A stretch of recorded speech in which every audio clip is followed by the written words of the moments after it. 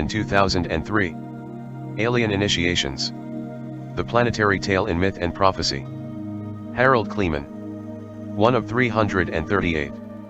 Alien Initiations. Harald Kleemann 2003. Contents. 3.1 Journey to the Center of Time. 7.2 The Dweller on the Threshold. 47.3 The Trail of the Serpent. 74.4 Alien Initiations. 119.5 Underworld Journeys. 161.6 The Vortex of Hyperspace. 195.7 Telosigarda. 229.8 Black Hole Source Rise. 268.9 Infinite Regress and the Lake of Fire. 301 Guide to Sources. 336. 2 of 338. Alien Initiations. Harald Kleemann 2003. When the ingress of purported alien intelligence first registered on the cultural radar of modern times, it was naively conjectured that humanity was entering an era of extraterrestrial liaison in the mundane or conventional sense.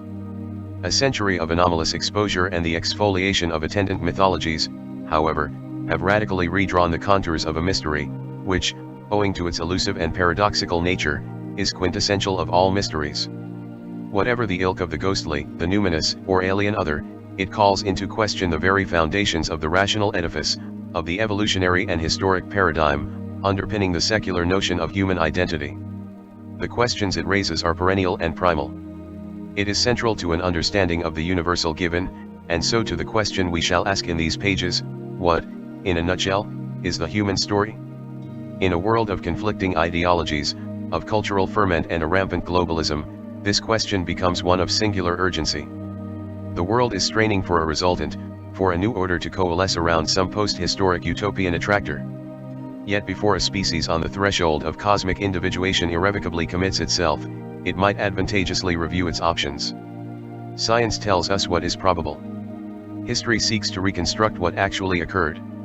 We need a prophetic science to inquire concerning the desirable. Earth, alone in the known universe, has been the focus of a singular experiment. On one small planet, life arose to consciously engage the question of meaning. And though but a speck in immensity, the pale blue dot of the astronomers, it is the cauldron and spiritual cradle, the focus of engagement with the moral, aesthetic, and intellectual universe entire. The bewildering variety of biological and cultural forms testifies of the intensity of engagement. 3 of 338. Alien Initiations. Harald Kleemann 2003. Amidst this variety, is there a common or underlying theme? Is the human odyssey informed in some sense of an overarching cosmic or cultural script, an archetypal or universal given, grounded in ultimate verity? To address this question we shall have recourse to the only possible source, the universal body of myths from the ancient to the contemporary, to search the human nature, its origins, and destiny. Myth is here defined as the concentrated utterance of the human genius, not in the deprecatory sense as a tale untrue. The mythology of an age is simply the story, the account which a people provides of itself. It is the paradigm or worldview in current vogue. In mythology, thus and on the contrary, all things are true: unicorns and dragons, angels and devils, vampires and witches, aliens and avatars have, in sundry times and diverse places, disport their corporeal presence across the landscape of human imagination. From an arbitrarily abstracted point of view, therefore, it is not inconceivable that this present age appears equally wondrous in its conceptions and preoccupations. What then are the basic options? At the generic or paradigm level they are surprisingly few. There is the Dharma myth, according to which not a dust particle exists but what is fated for eventual Buddhahood. There is the myth of the serpent gods and their minions, who came from the stars and to the stars they return. There is the myth of the crucified Savior, of a fallen and redeemed humanity. And there is the scientific myth of evolution as cosmic accident. Modern science, to be fair, is the youngest of the disciplines, having begun only in recent decades to address questions of teleology or universal purpose of intelligent design and the role of consciousness. The scientific. 4 of 338. Alien Initiations. Harald Kleemann 2003. Worldview is thus undergoing modification, some would say, revolution in the elaboration of a new, arguably more value-oriented, paradigm. Yet science as an institution has tended to be isolationist, viewing itself as sole arbiter of the real, and distancing itself from the more intuitive take of the ancients. Why, in a scientific age, refer back to the archaic and protean? Chiefly, one might venture, because the ancient mystery traditions have a surprising way of vindicating themselves, and because science has so far failed to engage the question of meaning. Existentially confronting the abyss of mind, the modern psyche is as bereft of gnosis or certainty as that of its most primitive proto-human ancestors, perhaps even more so. My aim is to establish a context wherein the ancient mysteries, the archaic worldview of magic and mysticism, the prophetic traditions of revealed religion can be approached on the plane of meaning. To this end, it is generally conceded, the scholarly approach is insufficient. It is necessary to enter the interior world of the relevant myths, bringing to bear the visionary gifts of poet and bard. In the venerable tradition of the storyteller, therefore, what follows is an interpretive reading of the relevant myths. And while the narrator may be faithful to his sources, he may betray bias, even if only inadvertently, through subtle nuance or inflection of speech. This is inevitable, and so the human story is of necessity slightly recast in each successive telling. While that story is in part a tragic and terrible one, I emphasize what I take as axiomatic, that it is inherently a meaningful story. I accept, on the testimony of the greater mythological canon, that humanity is constituted to enter the inner sanctums of the citadel of truth, to engage the cosmic mystery, to validate in itself the very concept of meaning. One might summarize this by saying that the human odyssey has a spiritual charter or foundation. Cognate is my further premise that universal myth, as utterance of the inherent genius, really does reflect something of the veritable canon of the 5 of 338. Alien Initiations, Harald Kleemann, 2003. Object as of the quest. 4. Apart from the book of nature itself, humanity has only its tale, symbolic constructs of various kinds, and here is the paradox, that the word should both structure and describe the human experience. Yet such is the godlike prerogative bestowed by language, that the generation of meaning often seems more like a creative process than one of discovery. The danger herein is that ill-conceived myth should turn into self-fulfilling prophecy, and the most dangerous myths are unquestionable tied to the archetypes of the religious imagination. Yet it is a nonsense to suggest that these could be simply set aside in favor, say, of a rational model. It seems indicated rather that humanity explore the atavistic, the protean, and archetypal roots of its condition, both to exorcise its demons and attain to maturity as a species. This involves a reading of what we may call the human script, or as I shall refer to it, the grand mythological opus. Whether the record bears traces of higher intelligence, perhaps even the pronouncements of God, or merely reflects the gropings of emergent sentience, it is the mysterious book of 7 seals, the magical mirror wherein humanity might behold its authentic face. The quest, I reiterate, is a dangerous one, the ever-present possibility being that narcissistic contemplation occlude creative engagement. Yet it is a path which humanity must pursue. True progress may consist not in wresting from nature its final secret, but in the flowering of the imagination. Lest, therefore, in the fervent hour of the historical endgame, we rush into premature closure, let us consult the oracles. H. K. Sydney, 2004. 6 of 338. Alien Initiations, Harald Kleemann, 2003. Journey to the Center of Time. We create your own reality. Hiriraha, the controllers. The assignation, the eyes are closed, and in the darkness the limpid gaze sinks into the unbounded void. There is silence too. Not the silence that is the absence of sound, but the emergent awareness of that space, the space of audition, composed of myriad interlacing waves which mostly cancel each other, but leave a residue of high singing, which the ancients ascribed to the voices of angels. Closer now to the ultrasonic terrain, there appear gashes, deep ravines whence arises a whirlpool of voices, of all voices, it would seem, a raging maelstrom in the pull of a near cataract. So also is the darkness light, its sparkling atoms the shards of an interior sun like its skyward cousin, too bright for mortal eyes. But you hold your center, the noise recedes, and the majestic orb fills the view. After light years and millions of years, the naked singularity bursts and there is place again, and time, all seems normal. And there are people here, illustrious ones, their conversation is wonderful. Mutual recognition also is instant. They may be the ancestors or companions of old, but you know they are the ones you always wanted to see.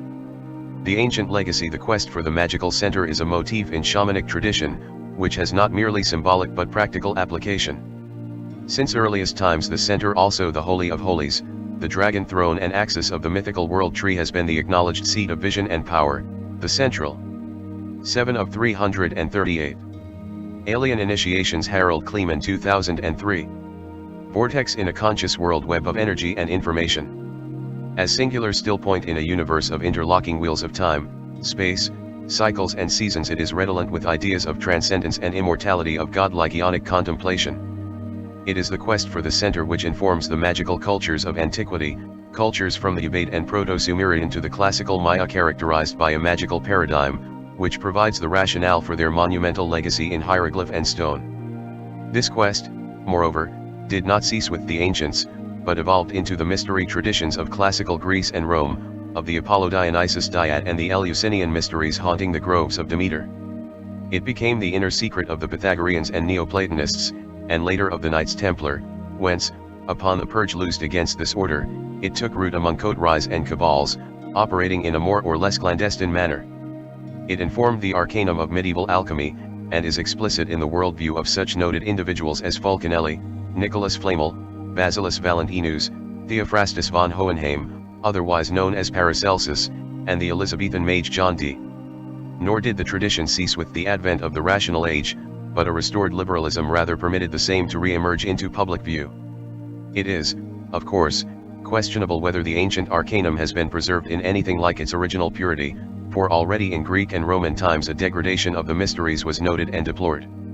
It is significant that scholars of the classical age, such as Pliny and Herodotus, viewed Elder Egypt with astonishment and awe, having sat as children at the feet of its hierophants, for it argues the descent of knowledge from a primal source, in diametric opposition to the modern creed of linear progress. While occult tradition asserts that the mysteries are preserved intact, namely in a certain rarefied sanctuary of the Gnosis, this would appear to be remote even from the secret fraternities which constitute its outer courts. Traditions cognate further. 8 of 338. Alien Initiations. Harald Kleemann 2003. Assert that, after cycles of obscuration, the light of the Gnosis would again occupy a worldly throne, as it did in Baalbek and the Yucatan, in Pre-Shang China, and the empires of the Merovingians and Celts. The theme of universal restoration is enshrined in the iconic phrase, "I shall return," variously said to have been uttered by figures as diverse as Mithras, Osiris, Quetzalcoatl, and Christ. A cyclic cosmology is combined therein with observable facts of nature. A seed matures and falls into the ground, seemingly to perish, after a period of subterranean activity, bursting forth with renewed life, undergoing various stages of metamorphoses, until it manifests again something like the original seed. The seed which falls is the seed which rises, as the biblical injunction has it, "Let every seed bring forth after its own kind," where the prophetic charge is applicable to the cultural as to the natural domain. Simplistic though the notion may seem, it constitutes the essential key to historical process. The modern myth of progress, therefore, can and must be subsumed within a cyclic scenario, broadly based on fall and redemption, its principal theme being the restoration of a storied golden age or paradisiacal state from which humanity has fallen. Having thus propitiously parted with conventional wisdom, let us consider the mystery of an ancient Arcadia or primeval dream time, an age in which gods walked the earth and had intercourse both sexual and intellectual with the human race. The problem is that this fabled period was considered of remote antiquity even by the ancients. This, combined with the fantastic nature of relevant accounts, is deemed sufficient license by most archaeologists to simply dismiss the idea as the poetic invention of a pre-scientific era, a necessary conclusion indeed, given the orthodox model of history. Yet it is evident that the ancients themselves viewed their mythical genealogies as faithful if ceremonial component is seamlessly interwoven with decidedly historical records. 9 of 338. Alien Initiations. Harald Kleemann 2003. Archaeologists had to make certain rather arbitrary distinctions regarding the veracity of their sources to make them fit the conventional model. Nowhere is this more evident than in the king lists of ancient Egypt, extant in the temple of Seti I in Abydos and the register of Manetho, a Heliopolitan priest of the 3rd century BC. These records maintain that legendary kings ruled over vast empires prior to the alleged inception of the dynastic period in 3100 BC under Menes. This period of attributed divine rulership was followed by a dynasty of demigods, the Hor-Shem-Su or Ancient history. Time scales, similarly at variance with orthodox chronologies, are found in the cuneiform inscriptions of Mesopotamia, among such world Maya, the Yuga-Eons of Vedic conception, and the 7 root races of Theosophy, whereof the present Aryan race is likewise the 5th. The mysterious agenda of the ancient and magical cultures can thus be explained as the quest for the primeval legacy, the bequest of a period in which the waters of the abyss receded and humanity was offered gifts of civilization. While the acknowledged cultures of antiquity thus harbor a non-trivial secret, it is evident that these, in turn, were captive to yet more ancient arcana, of which they were the partial inheritors. From these alleged primeval sources hails what is called the authentic or mystery tradition. This tradition, so the 8 destiny. For by definition myths so essential to the human script, that it is a rare emancipation which transcends them. Such emancipation has, in recent times, been claimed for science and the rational worldview. Far from having defeated the purported demons of superstition, however, the scientific paradigm simply ignored the intuitive / 10 of 338. Alien Initiations Harald Kleemann 2003. Imaginal realm, and limited the universe of discourse to what it could explain on its own reductionist terms. That the ghosts of the numinous that undefined realm between spirit and nature were not laid to rest is evident in their persistent resurfacing in fads, fashions and fallacies of every kind. The modern era is proof indeed that technology is no guarantor of wisdom of humane and enlightened practice. Witness but the resurgence of fascism and the ready acceptance of pseudo-scientific phantasmagoria in pre-war Germany, the very heart of settled old world civilization. Science, clearly, is as insignificant against the atavisms of the human psyche as it is against the cataclysms of nature. Recognition of this selective blindness should lay to rest the often implicit assertion that science has either debunked or eclipsed the ancient mystery traditions. Not denial, but confrontation and existential dialogue with the subjective phenomenology of human experience is required for true emancipation from ideological thraldom and other forms of demonic obsession. Under the aegis of the ancient mysteries, such confrontation and dialogue was contemplated under the rubric of initiation. The restorative quest initiation, of old the subject of allegory, is discernibly the central theme of that literary genre in which a heroic journey is equated with the visionary or redemptive quest. From the Epic of Gilgamesh to the Romance of the Grail. From fairy tales and fables to the creations of Hollywood, the theme has been kept alive in the collective imagination, transmitted through the ages without necessarily being understood, to form what may be regarded as the primary motif of the human story. While its local and historic variants may be diverse in outward guise, its elements have remained consistent. A calamity of some kind has befallen the 11 of 338. Alien Initiations Harald Kleemann 2003. Realm, and an individual is appointed oft-times by Oracle to redress the situation. In the course of his quest, the chosen hero faces ordeals, tests of strength and courage, or skill, and purity of purpose and the like, which passing, he comes to face a final challenge. An ultimate stronghold or shrine remains to be taken, some inner sanctum, magically guarded, its portal only discernible to one with special sight. It may be a labyrinth, signifying the subconscious underworld, wherein lurks a minotaur or dragon which must be slain before the end of the passage is reached, and that end may well be death. Having overcome, the hero finds treasure and is gains admittance to the company of the gods. His deeds restore the health of the kingdom, and in recognition he is given the king's daughter to wife, which is the redeemed virgin of the world. Depending on the sophistication of the tale, the perils faced may be rendered as inner rather than outer, and the victory as essentially over the self. Psychological or spiritual transformation, death and rebirth may be the actual focus, as the hero proceeds from portal to portal. He will draw on his armory of magical powers, on spirits and potencies whose nature it is to aid in the quest, and by whom the forces of evil are eventually quelled.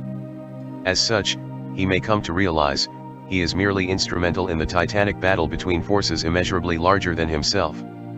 Yet in the apotheosis, when identities are revealed, he recognizes who he is, and his deeds as pivotal in a contest of cosmic extent. In a particularly subtle twist, the nature and purpose of the quest may need to be entirely forgotten and a kind of innocence attained, before the end is reached, as it were, by inspiration or grace. The thematic elaborations are vast and nigh infinitely detailed, coextensive as they are with the magical or subjective cosmos of human sensibility.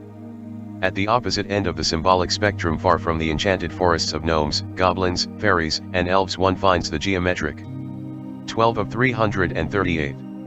Alien Initiations Harald Kleemann 2003. Simplicity of the quest for the center of a circle or sphere. This sublime conception derives from observation in both the natural and spiritual realms, especially when illuminated by certain contemplative techniques. A relaxed gaze in taught the integrity of the etheric aura, the electromagnetic field in its visual manifestation. The universe, of course, has many centers, local attractor vortices structuring information, from atomic nuclei to the gravitational centers of stars, the whole suggestive of hierarchy and an underlying order. With respect to the galaxy, the largest discrete entity of cosmological organization hitherto observed, it may be noted that humanity, far from dwelling at the energetic core, is situated far out on the periphery, some 26,000 light-years from the center, orbiting the same, by what has been called a cosmic coincidence, in a 26,000-year cycle. Is it possible that the perspective in consciousness, which describes this scenario, is similarly removed from its spiritual core? As for the magical center, it is traditionally both within the sentient vortex and simultaneously beyond the stars.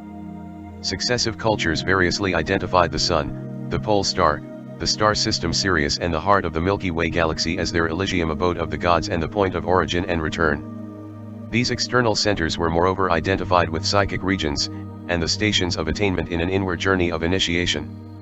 Maya scholar John Major Jenkins, in this connection, documented the gradual shift in Mesoamerican cosmology from a polar to a galactic orientation, from the ostensible point around which the heavens revolve, to the gravitational center, though visually perhaps less self-evident, of the local universe.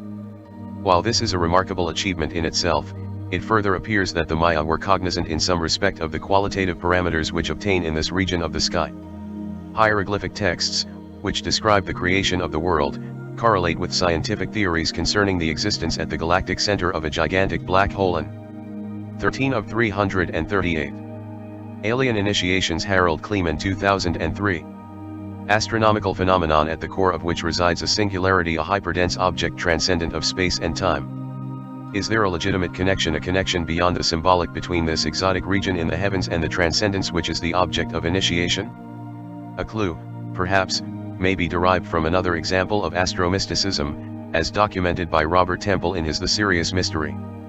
The work concerns certain oral traditions preserved among the shaman priests of the Dogon, a tribe in Upper Mali, regarding another hyperdense stellar object, namely Sirius B, the invisible companion of Sirius A, and central point of reference in the relevant mythos and cult.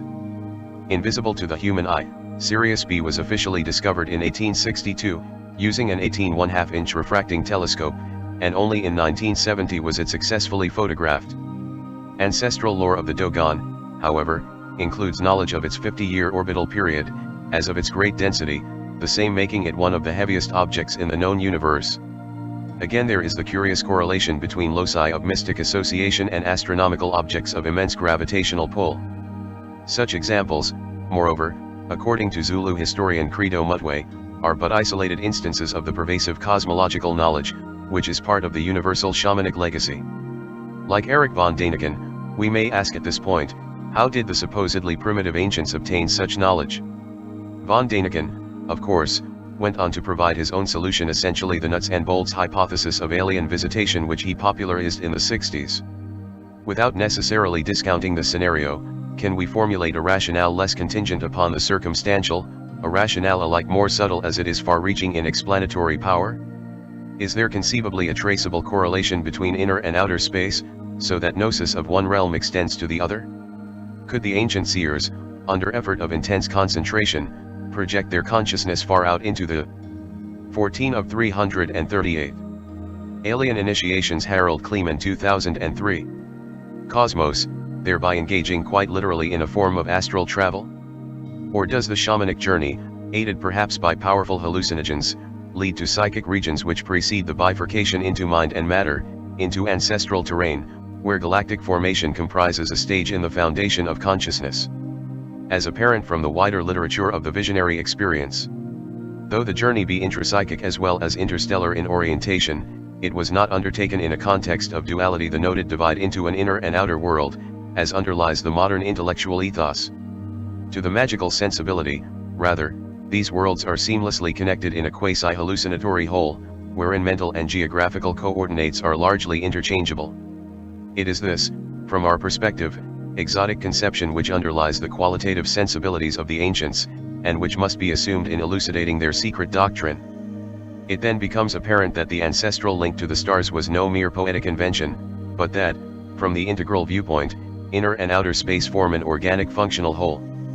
When this view is mapped back onto objective or Cartesian space, we behold the galaxy as cosmic brain. Its individual neurons, the stars, communicating via the medium of light, as well as instantaneously, via the superluminal hyperspatial continuum which is the subject of contemporary physics.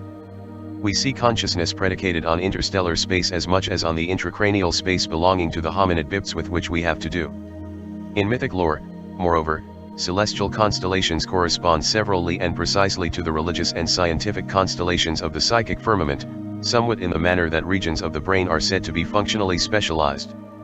It is this implicit unity which provides a meaningful rationale for the ancient obsession with astronomy, and the traditional links between certain cults and cultures and specific regions of the sky.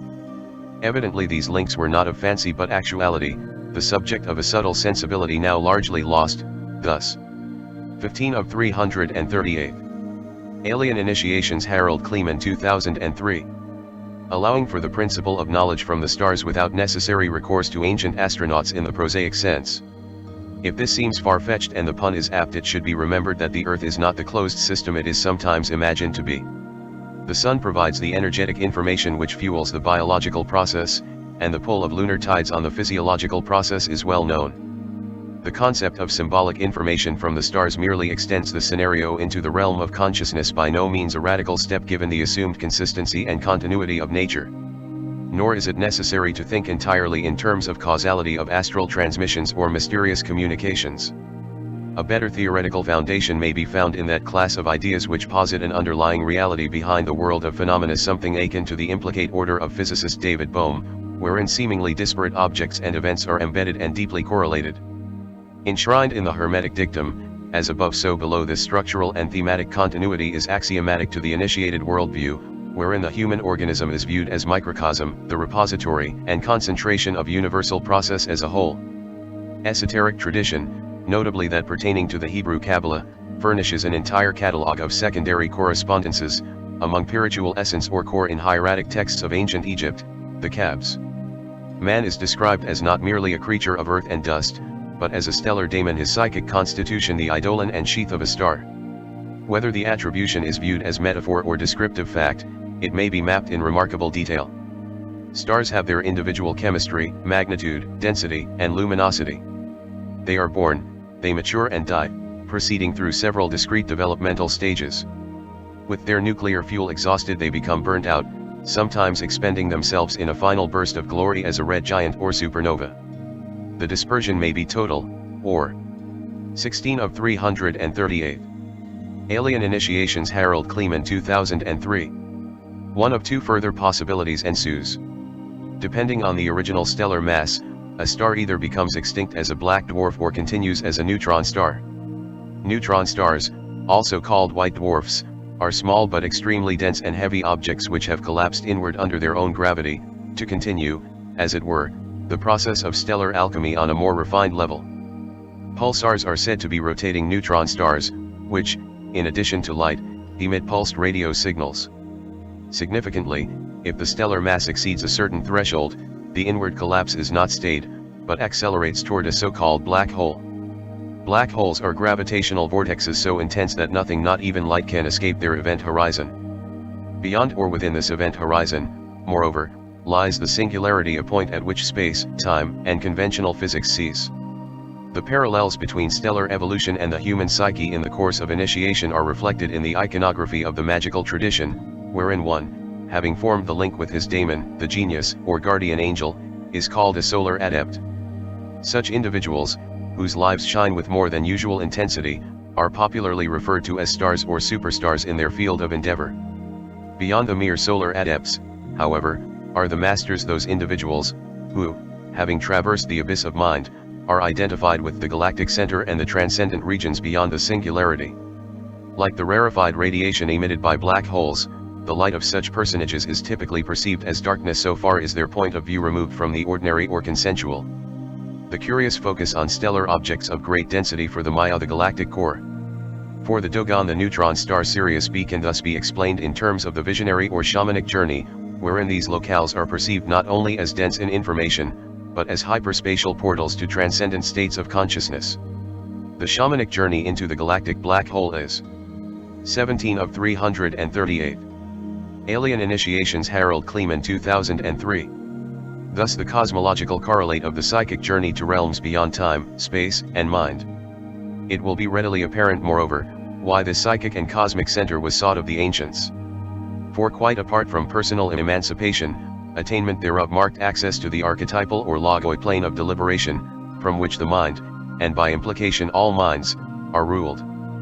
Whosoever commands that place also rules the heavens of archetypal Orion and the Pleiades. The really interesting question here is how all of this started. How did Homo erectus, a forest forager, suddenly turn into Homo sapiens, a cosmic philosopher and builder of cities? After anatomically modern humans had been on Earth for some 100,000 years, why and how the sudden emergence of high sophistication a mere 5,000 to 6,000 years ago?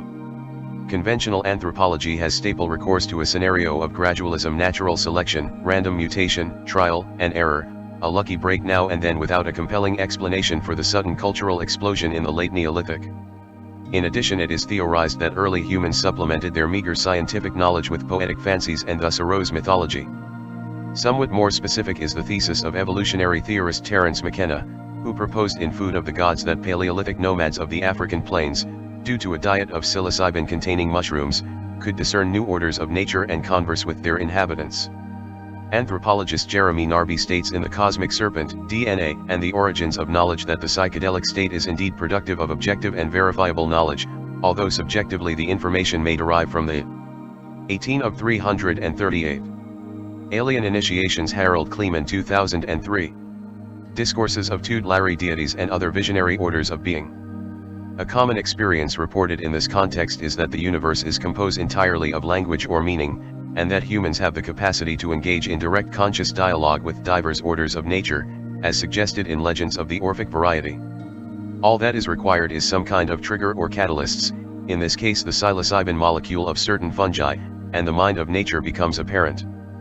Thus attuned to universal intelligence, which conceptually evolved into the angelic hierarchies of occult terminology, early humanity had many mentors. What after all is the universal dream time, but that visionary state in which the meaning of things becomes apparent? Yet between tribal shamanism and ancient city-states lies a step of magnitude. Why was it suddenly deemed necessary, in certain specific regions of the Earth, to build temples for eternity, and to chart astrological motion on a galactic scale? Are the attributes of civilization, statecraft, religion, human sacrifice, and genetic engineering somehow indicated in nature, so that any intelligent but spiritually primitive ape will eventually acquire them? Is the cultural history of the human race, in its appalling splendor, predicated entirely upon the lines of natural evolution? Of course it is, answer all those for whom this is the only available option. But the record tells a different story. Mythology asserts that superior races came from the stars, or manifested by some other exotic means, and taught civilization. Universal traditions to this effect, be it remembered, reflect the testimony of the recipients, and there is no a priori reason to doubt their veracity, especially seeing that the cloud of witnesses is so great. It would indeed be a strange case of false humility for the ancients to acknowledge higher intervention, if only human ingenuity was involved. It can more reasonably be assumed that the pragmatic ancients recorded what they perceived as the facts of their endowment. 19 of 338. Alien Initiations. Harald Kleemann, 2003. The mythological record speaks of a mysterious race or races, whose emissaries appeared in various guises, and who possessed arts and sciences which appeared magical to primitive humanity. These creatures were consequently revered as gods, even though they interbred with humans and exacted various other forms of service. The great ancient city-states from Angkor Wat to the Yucatan grew up as cult centers for their worship and the promulgation of their agenda. Around their strongholds they established the religious and secular institutions by which humanity would be governed, providing for perpetual dynasties of priests and kings on the principle of divinely invested bloodlines, and mysteriously vanished from the historical record. In their place they left vague ancestral memories, and a mysterious tradition which later civilizations sought to restore, a tradition of lost glories of vanquished empires overthrown in a series of global cataclysms. Who were these antediluvian gods? What was their appearance and nature? Where did they come from? And what of their ontological status? In what sense are they to be considered real? Answer: humanoid reptilians, inexorable and of dubious benevolence, hailing from Rigel Orion and Alpha Draconis, and of a constitution that extends from the physical to the astral/etheric. Such at least is the summation of the contemporary view, which also accords to a high degree with the universal mythological opus. Despite a prohibition, which, according to Credo Mutwe, these beings imposed on the depiction of their form, it is the serpent motif which is most commonly associated with the stellar gnosis and its emissaries among early humanity. While the beings thus depicted appeared benevolent in many ways, especially toward their acolytes, whom they raised to plateaus of cosmic contemplation, they were also feared in that they evinced a ruthless and totalitarian streak, a policy of any means to serve their ends. As to their reality apart from the merely symbolic, this question is complicated by the qualitative methods of classification employed by the 20 of 338. Alien Initiations. Harald Kleemann, 2003. Ancients, wherein physical measurement and numinous apprehension shared a common ontological space. Instead of yielding to simplistic answers, the phenomenon, like its modern counterpart in the alien/UFO experience, rather reopens the ontological debate: what is reality, what criteria define it? Yet irrespective of rationale, the ancients' gods were to leave one of the most enduring legacies, insofar as the serpent lore of world mythology and religious tradition constitutes but a trace of their intervention in the racial memory. Theirs is the secret of primeval fascination.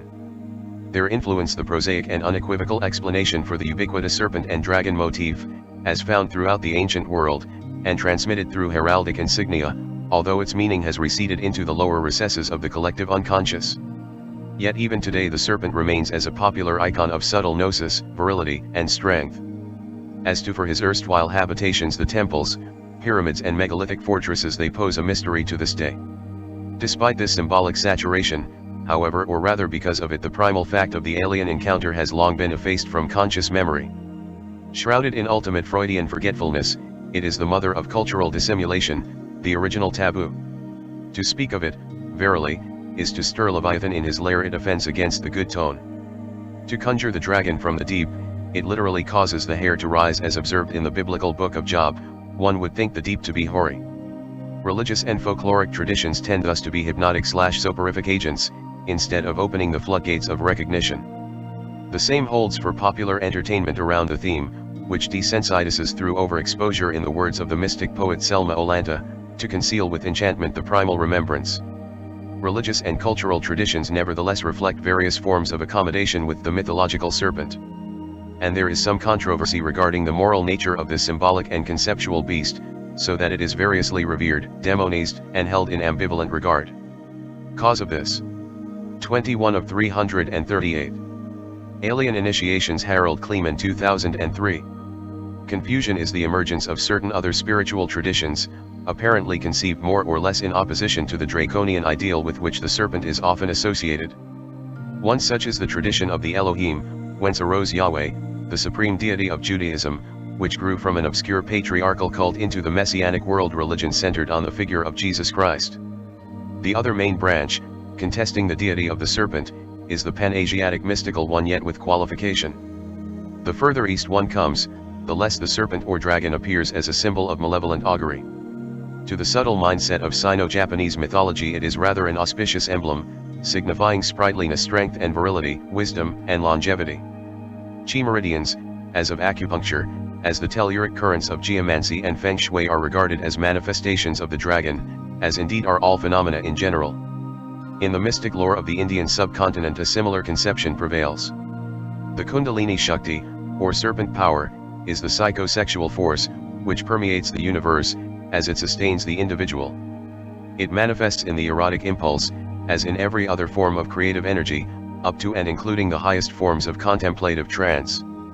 Shiva, the prince of yogis, adepts of the yoga path, is portrayed as dancing upon a serpent, denoting mastery of the conditions of mind, space, and time. A variant of this theme may be observed in the Abhyam icon of the Tantric schools, wherein Shiva is seated, phallus erect, while the Shakti, personified as a lithe and curvaceous goddess, squats astride his lap, the whole being emblematic of cosmic union and the interplay between the forces of immanence and transcendence.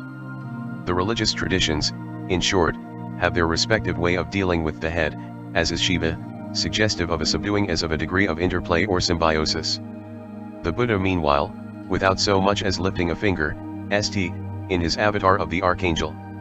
22 of 338. Alien Initiations. Harald Kleemann, 2003. Michael, who makes war with the dragon, casting him out of heaven. Whereas in most traditions the serpent or dragon is subdued in some way, usually through subtlety and craft, in the Judeo-Christian tradition the conflict rendered as a fight to the death. In the biblical Genesis, Yahweh Elohim is quoted addressing the serpent, "I will put enmity between thee and the woman, and between thy seed and her seed, it shall crush thy head, and thou shalt bruise his heel." The tension specifically between these two traditions predates even the inception of the patriarchal and prophetic lineages recorded in the body of Hebrew scriptures. For in the aforesaid Job, its oldest book, it is written, "Canst thou bind the sweet influences of Pleiades, or loose the bands of Orion?" While seemingly cryptic, this text accords with the conception of a celestial source of, or correlate to, the conflicting religious and ideological currents which contend for the allegiance of humanity. Although not further qualified, the Pleiades are cited as a haven of benevolent emanation, while the question pertaining to Orion concerns oppression, loose the bands meaning undo the oppression. It is worthy of note that Orion, in contemporary stellar lore, is associated with the draconian/reptilian type of reported alien intruders. Yet the notion of cosmic conflict predates even the writers of the Old Testament, along with its apocryphal and pseudepigraphic accretions, for the theme is elaborated in the oldest religious texts extant, those of Sumer and Egypt. The idea of cosmic conflict is reflected within the various traditions under the symbol of the so-called contending hero twins Horus and Set in ancient Egypt, Enki and Enlil in Sumeria, Quetzalcoatl and Tezcatlipoca in the Americas. While in the Bible it is reiterated in personages such as Abel and Cain, Jacob and Esau, David and Saul, Jesus and Judas, Christ and Antichrist. The story of this conflict is made complex by the fact that there exist, at least, two accounts of the related events, and two interpretations of any account, reflecting the spiritual polarization of the two sides involved. As an analytical 23 of 338. Alien Initiations, Harald Kleemann 2003. Perspective. This may seem unnecessarily complex, but, as shall be apparent as we trace the relevant histories, the respective themes are consistent, even predictable. They both illuminate historical process, and allow for a considerable degree of prophetic prognostication. In another sense, of course, all this will seem appallingly simplistic, in that everything is reduced, as it were, to black and white, two contending fronts of religious ideology. The object is not to deny the complexity of historical process, but to distill its archetypal and irreducible elements for scrutiny. The ideological contest, moreover, is not without profound human consequence. For it decides what ideas shall claim human allegiance and rule planet Earth. It determines what the human story shall be. World ages and visionary tides. The ancients, as noted, had their complex and exotic notions of what transpired at the dawn of history. Their story, however, was supplanted with the rise of Christianity, followed in turn by a rational age, in which gnosis or direct insight was replaced by the calculation of probabilities.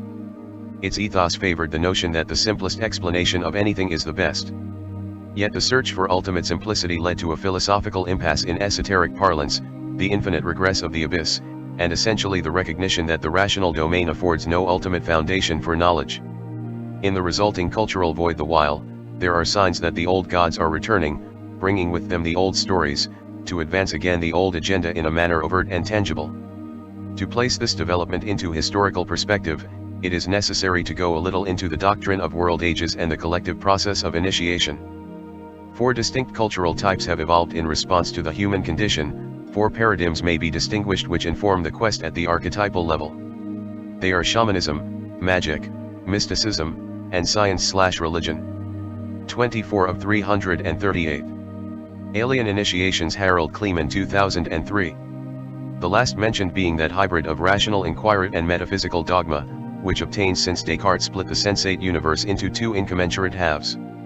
Shamanism, the earliest paradigm or world system, is characterized by an ecstatic unity of consciousness which precedes the subject-object distinction, and the direct apprehension of the voices of nature.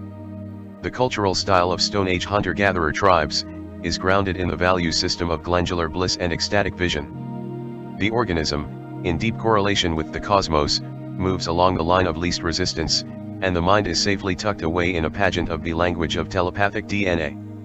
These cultures are intrinsically perennial. They might have remained entranced while the earth remained inhabitable, had they not been rudely disturbed by men with beards and guns.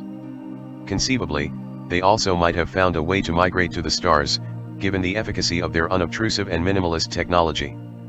This is followed by the sudden emergence of the more manipulative approach, which characterizes the great ancient cultures of the magical paradigm. Magical here denotes a technology deriving from the aforesaid serpent cults, involving an acoustic and telluric sciences, applied to anything from cyclopean building projects to astral journeying in the Empyrean. The magical worldview remains grounded in holistic monism, the doctrine of the unity of all experiential realms. Yet a cognitive shift of focusing of sorts the sense of absolute self, conceived as above or apart from nature. This is also the Gnostic eye, as symbolized by the Egyptian eye of Horus. It signals the advent of incarnate gods.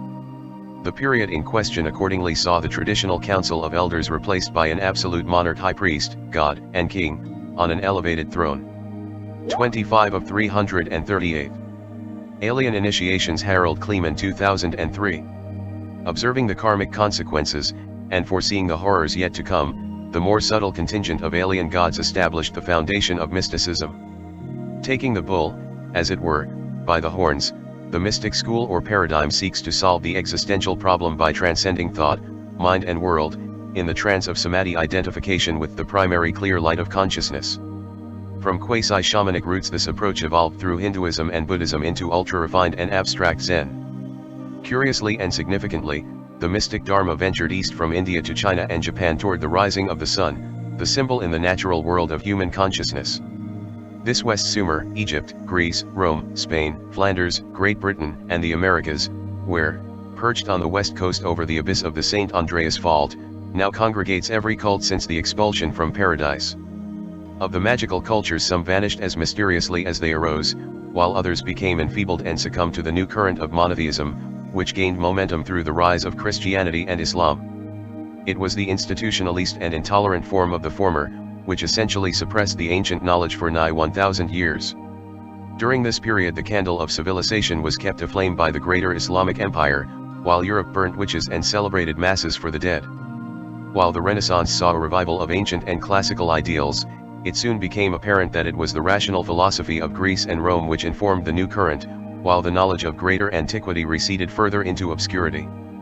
A number of factors contributed to a decisive break with the more ancient tradition, among them the burning of the Alexandrian library, and the persecution and exiling of scholars by Christian and barbarian thugs. Although the Catholic hierarchy embraced Aristotelian metaphysics, the emerging Inquisition looked with disfavor on the attempt of 26 of 338. Alien Initiations. Harald Kleemann, 2003. Giordano Bruno to revive the worship of the Egyptian Osiris, with the result that Bruno was imprisoned and burnt at the stake. While the emerging natural sciences were likewise the target of persecution, a compromise was eventually struck whereby the natural world was conceded to secular science, while metaphysics remained the province of the Church.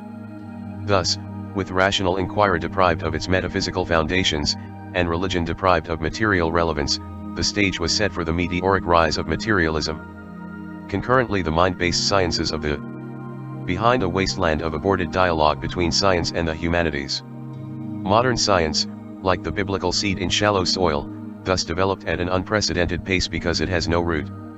It is difficult to arrive at a different prognosis, for, despite great technological success, no prior age has been so profligate in its contempt for wisdom, so obscene in its hubris, so prodigal in its orgies of global destruction. As the most short-lived, hitherto, of cultural styles, the scientific worldview has not only failed as a sustainable paradigm, but the seeds of its demise are already in evidence.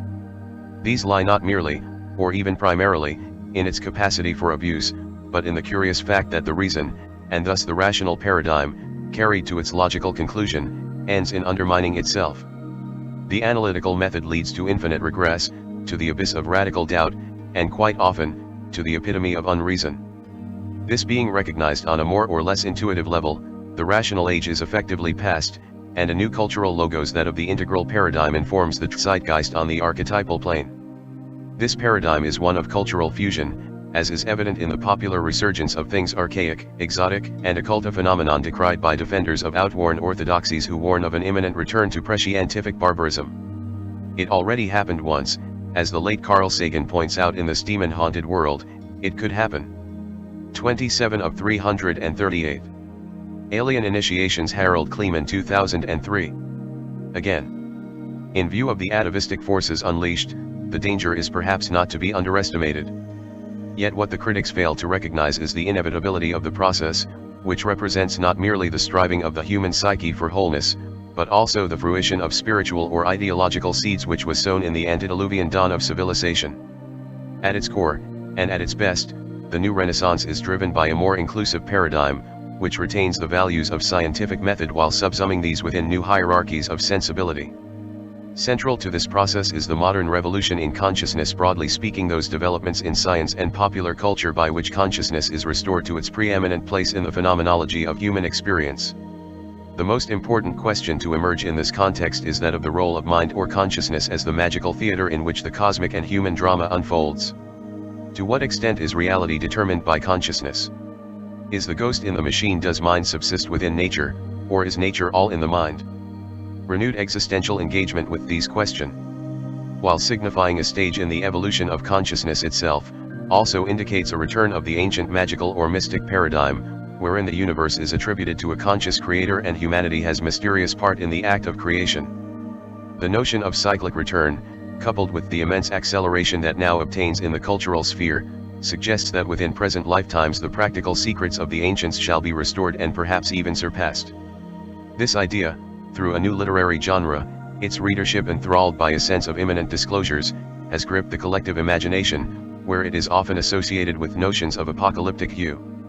At the same time, a new breed of scientists/philosophers is emerging, able to reconcile the demands of academia with the arcane traditions of archaic wisdom in rigorous synthesis. Personages such as Terence McKenna, Jack Sarfatti, and Rupert Sheldrake, who, although 28 of 338 alien initiations, Harald Kleemann 2003, hardly household names, have been all the more influential in real terms through their respective engagement with the spiritual logos of the age.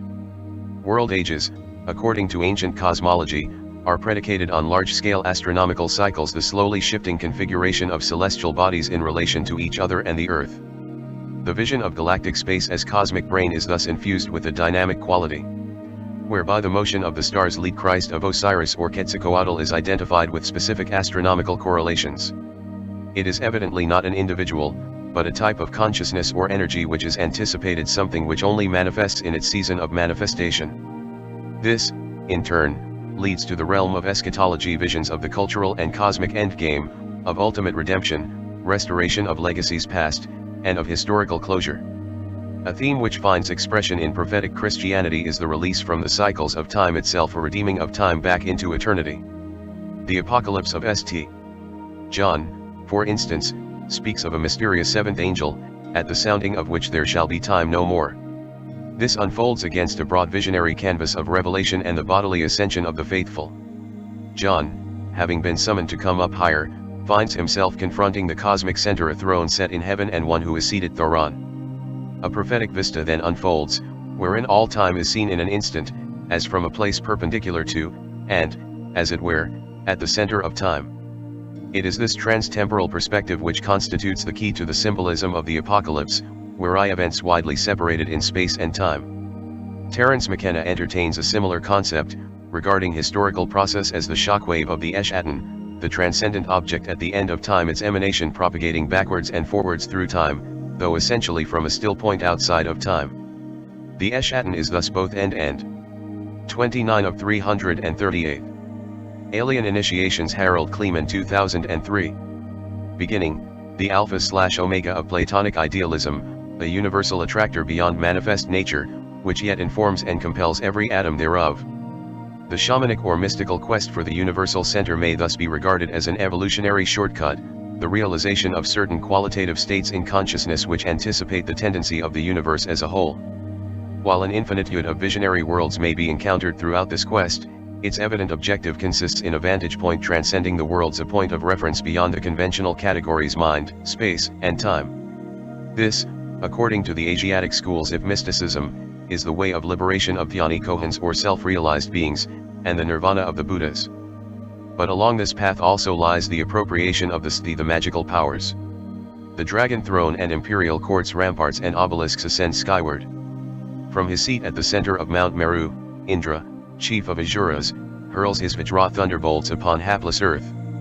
Gods are transported in aerial vehicles of bliss. What is recorded is also borne out by the archaeological evidence, namely that the magical attainments of ancient priest-kings could translate into material forces of the most formidable kind. Stated another way, In exchange for allegiance, the ancient gods imparted the essence of an exotic technology, which to observers, contemporaneous as well as present, bears the hallmarks of magic.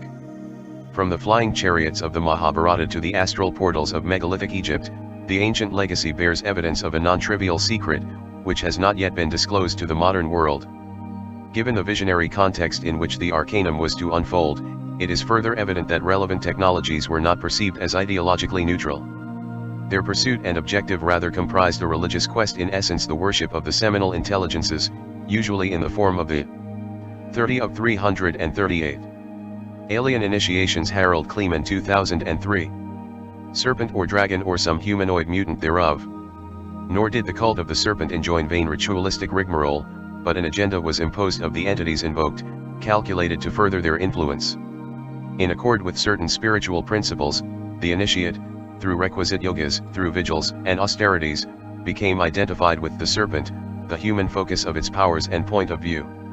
The long-term objective was a complete psycho-spiritual transformation, which, given sufficient time, would also manifest in physical and physiological change. According to the Apocalypse, the dragon arises from the bottomless pit, and offers his seat and authority to the beast which rises out of the earth. It is necessary here to remove the emotional drapery with which biblical language has become contaminated. The beast refers to the spiritual hybrid, implicit in the astral/etheric union with the serpent, while the bottomless pit is the infinite regress of the mind, to which reference was made. The dragon throne is thus poised in the illimitable ethers of the abyss, which is the mind, and as such it is identified therewith.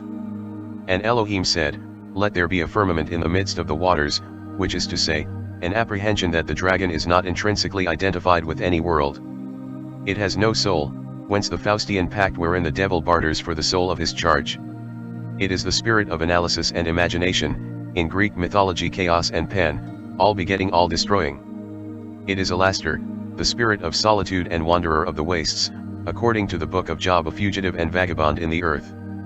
Its moral emancipation is absolute, it is beyond good and evil, innocent play. It is void of conscience and of a canon of meaning. It is mind itself, the divine Pymander of Hermes Trismegistus, the hypercube of all possibility. 31 of 338. Alien Initiations. Harald Kleemann, 2003.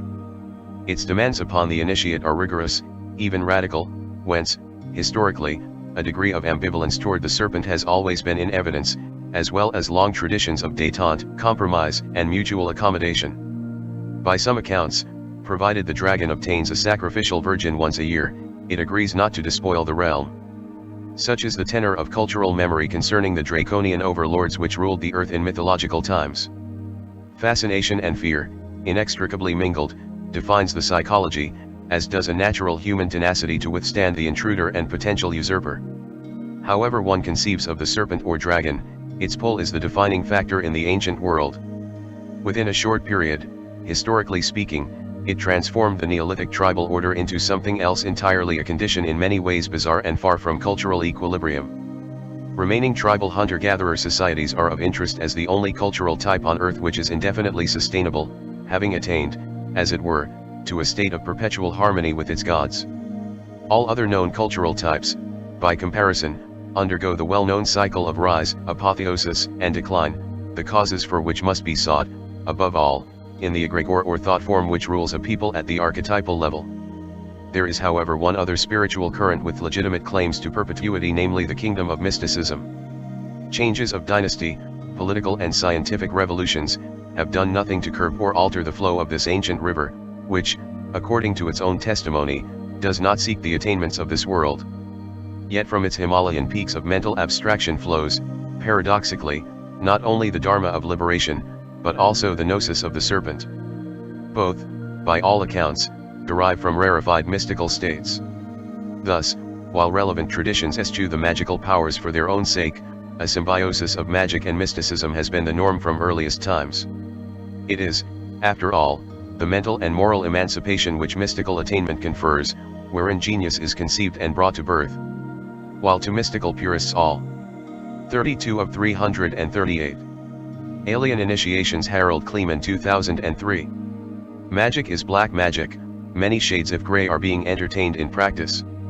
The temptation of knowledge proved too great to withstand, thereby, in the jargon of the East, giving rise to karma, the law of cause and effect, and hence to samsara, the cycle of birth and death as of the rise and fall of empires. From samadhi, or mystical attainment, derive the sthiti, the magical powers, the varieties of which are legion. Indeed, all archaic cultures possess attainments of a quasi-paranormal or anomalous nature, as perceived from the modern Western point of view, deriving as they do from a different paradigm and cognitive stance. This paradigm may be described as yogic, the Vedic science of yoga comprising a living tradition, broadly representative of the ancient wisdom. Two principles inform this science, which distinguish it from the Cartesian worldview of the West. Solipsism, the idea that the self is the center of the universe, and vitalism, the notion of Shakti, Qing or Qi in the Chinese system, a universal energy permeating the cosmos, and manifest in phenomena such geomagnetism, bioelectricity, and quantum electrodynamics. The practical secret of yoga and tantra is that this energy interacts with, structures and informs, the human organism, so that it can be engaged directly on a conscious level. The laboratory of the science is the human body, its data the subjective phenomena of soma, senses, and psyche. While the term subjective has an invalidating ring to the modern ear, it should be noted that subjective impressions are really the primary data of experience, and that all phenomena are in this sense subjective. The so-called objective, by comparison, is merely an inference. A thing is usually deemed objectively real if its presence is correlated by the consensus. A further misconception is that the subjective realm is necessarily vague and imprecise. This is simply the result of centuries of cultural neglect of this domain, and the absence of a vigorous/rigorous language pertinent thereto. The observations of the ancients, on the contrary, were minute and precise, served by a precise technical language, developed and refined over the course of millennia. 33 of 338. Alien Initiations. Harald Kleemann, 2003. Hitch involves a conceptual distancing from the object observed. The archaic paradigm apprehends the universe, as it were, from within. The yogic sciences are grounded in the embodied point of view, in the experience of the present moment, wherein space and time coalesce in the conscious experience that is the self in the world. From this perspective, the external world, instead of being viewed as other, constitutes an extension or garment of the self. In magical parlance, the aura, or magical mirror of the soul. The idea is that whatever is conceived in mind, that also is perceived in nature. As within so without, to paraphrase the aforesaid Hermetic axiom. Conceptual constructs are perceptual categories, the metaphysics being reminiscent of theological doctrines regarding the logos as creative word. Tersely expressed, the world is mind, and it is composed of language. Whereas yoga is commonly understood to refer to an intrapersonal practice, disciplines such as feng shui and geomancy extends its principles to the local and planetary environment. Astrology is the discipline applied to the cosmic whole. Permutations of a singular and universal energy are said to inform and structure the dynamic interplay of these various domains, an energy variously referred to as prana, chi, manas, tellur, vril, kundalini, and shakti, depending on context and cultural reference. In popular parlance, the concept is echoed in buzzwords such as vibes, spark, duende, a Spanish term, applicable to the art of flamenco, and ela. Divergent local styles of cultivation have arisen with respect to this energy. For emphasis, one might compare the ecstatic cult of Shango and the voodoo drum with the contemplative precision of a Cambodian temple dancer, her manicured fingers minutely molding the astral light. The polarization here apparent distinguishes cultural style as respectively grounded in an orgiastic/cathartic or meditative/contemplative model. Both, however, have as their 34 of 338. Alien Initiations. Harald Kleemann, 2003. Object: the ecstasy of transcendence over the inertia, the limitations, and ubiquitous pain of bodily existence. Underlying the respective cultural archetypes are certain fundamental differences of temperament or disposition, which are reflected in theosophical doctrines regarding 7 consecutive root races. According to the relevant lore, which concerns spiritual as much as physiological archetypes, stereotypes for the cynically minded, the Aryan model of quiescent focus descended from the Arctic regions subsequent to the Lemurian and Atlantean model. The Aryan disposition thus equates with the Nordic and the Lemurian with the equatorial temperament, while the Atlantean, as the tempered middle, corresponds to the Mediterranean type. Simplistic and suggestive of racial ideology though the scheme may appear, it announces the principle that a factor beside environmental adaptation underlies the pathways of cultural evolution. Something best described as an inherent and specific genius. which variously characterizes the 3 or 4 racial types nowadays recognized by anthropologists, namely the Caucasoid, Mongoloid, and the Negroid, with the puzzling and mysterious Australoid completing the quaternary. The root causes being what they may, profoundly different styles of cultivation evolved, despite the universality of outlook vis-a-vis the energetic principle, generically identified as the great or cosmic serpent. While a universal paradigm thus underlies the multiform expressions of the magical genius, their variety is bewildering. Barely a refinement or type of emancipation that has not been contemplated someplace at some time. Many concern the conquering of the elements, among them the widespread practice of walking barefoot over glowing coals, and its converse, the Tibetan tummo, the tantric art of maintaining bodily heat at sub-zero temperatures. According to explorer Alexandra David Neal, adepts of the latter were wont to demonstrate their prowess by sitting naked on a frozen lake, passing the night wrapping themselves in dripping sheets, and drying them with the blast of their interior. 35 of 338. Alien Initiations. Harald Kleemann, 2003. Furnace. Another well-known form of specialized cultivation concerns the martial arts, as developed in the contemplative traditions of Taoism and Zen. The central objective of the yogic path, however, is to create a firm physiological basis for the practice of meditation, essentially the stilling of mind and body, whereby consciousness is purified and honed into a precision instrument. While the ultimate mystic intent is transcendence of conditioned phenomena. In the jargon of Tibet, the recognition of the clear light of the void, the gaze may also be turned upon the so-called secondary light, the realm of subtle experience, and it is here that the arts and sciences are born. Yogic and Taoist anatomy, with its system of chakras, nadis, and chi meridians, the energetic structure of the subtle or etheric body, comprises one of the enduring artifacts deriving from this mode of inquiry. While refinement of the sensory and discriminating faculties is involved, the higher states of yogic apperception evidently interface directly with the holographic and hyperspatial intelligence of nature, the Akasha, or psychic ether of Vedic tradition. The Akashic records, so-called, thus comprise the memory of nature, the trace, or impression in the supersensory medium of every event in the history of the cosmos. The implicit omniscience of the soul is contemplated in the Delphic injunction, "Man, know thyself," although by classical times the oracles had already fallen from the supreme summits of the art. They eventually became partial, even whimsical and context-dependent in their expertise. Over time, of course, the entire magico-mystical mindset and its attainments receded into cultural oblivion, henceforth to be viewed as mythic phantasmagoria. In contrast with the mind-manifested universe of the Eastern schools, Western theism with its extraneous deity, led to an externalization of the spiritual hierarchy, and its projection outward upon the numinous other. To the religious and scientific positivist alike, the spirits, the laws of nature, as it were, are out there. This rationalization soon led to unequaled metaphysical confusion, as manifest in the dark superstitions of the coming age. Fallen alike. 36 of 338. Alien Initiations. Harald Kleemann, 2003.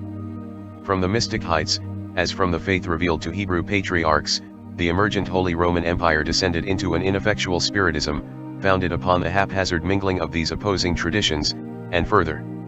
Tales of the northern barbarians, Teutons, Goths, Vandals, and Huns. The resulting confusion of the planes according to the magical worldview, the bane of spiritual culture, led to chronic intellectual and cultural paralysis, as attested by the 1,000-year hiatus that fell upon Europe after the decline of pagan Rome. A confusion of the planes, the idea that relics may be possessed of healing virtue, that ritual equates with divine communion, that provincial demons cause eclipses, such are among the more glaring examples. As a result, the arc of gnosis in this age recedes from human control, while creed and contrivance are accepted as revelations of the divine and natural order. For this Aristotle, beloved of Roman theologians, is partly to blame, notably his penchant for saying whatever sounded good in his ears, with the sublime idea that the facts would, or should, somehow accommodate themselves the utterance of the philosophic logos. He was, in this way, a product of his age, during which the mystic gnosis gave way to empirical science, retaining the habits of the former, while lacking its disciplines and insights. With the old standard vanished and the new not yet developed, the capacity for deception is henceforth endless. An identical situation indeed arises concerning the ostensible faith.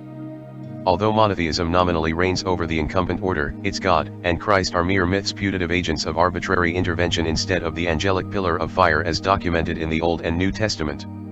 Dogma substitutes for prophetic utterance, sacramentalism for virtue. Of gnosis and faith thus equally deprived, humanity falls prey to delusion on a scale hitherto unprecedented. The result is radical estrangement from the natural order, followed by its execration and persecution. Spirit and flesh are perceived as 37 of 338. Alien initiations. Harald Kleemann, 2003. Mutually antagonistic, the mortification of the body the requisite of spiritual grace. The priesthood specifically is forbidden marriage, indeed any form of natural sexual expression. Yet, without tantric cultivation, as the moderns are aware, abstinence is merely repression, leading to morbidity and the pastimes documented in Baron von Kraft, Psychopathia Sexualis. It is therefore evident that the ecclesiastical enterprise, which dominated Europe through the Middle Ages, was, from the spiritual standpoint, a monumental failure.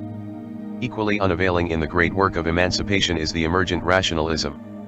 If it were otherwise, a few friendly explanations ought to suffice to solve all problems of the human condition forever, and the essential charter of the UN and similar bodies would be vindicated.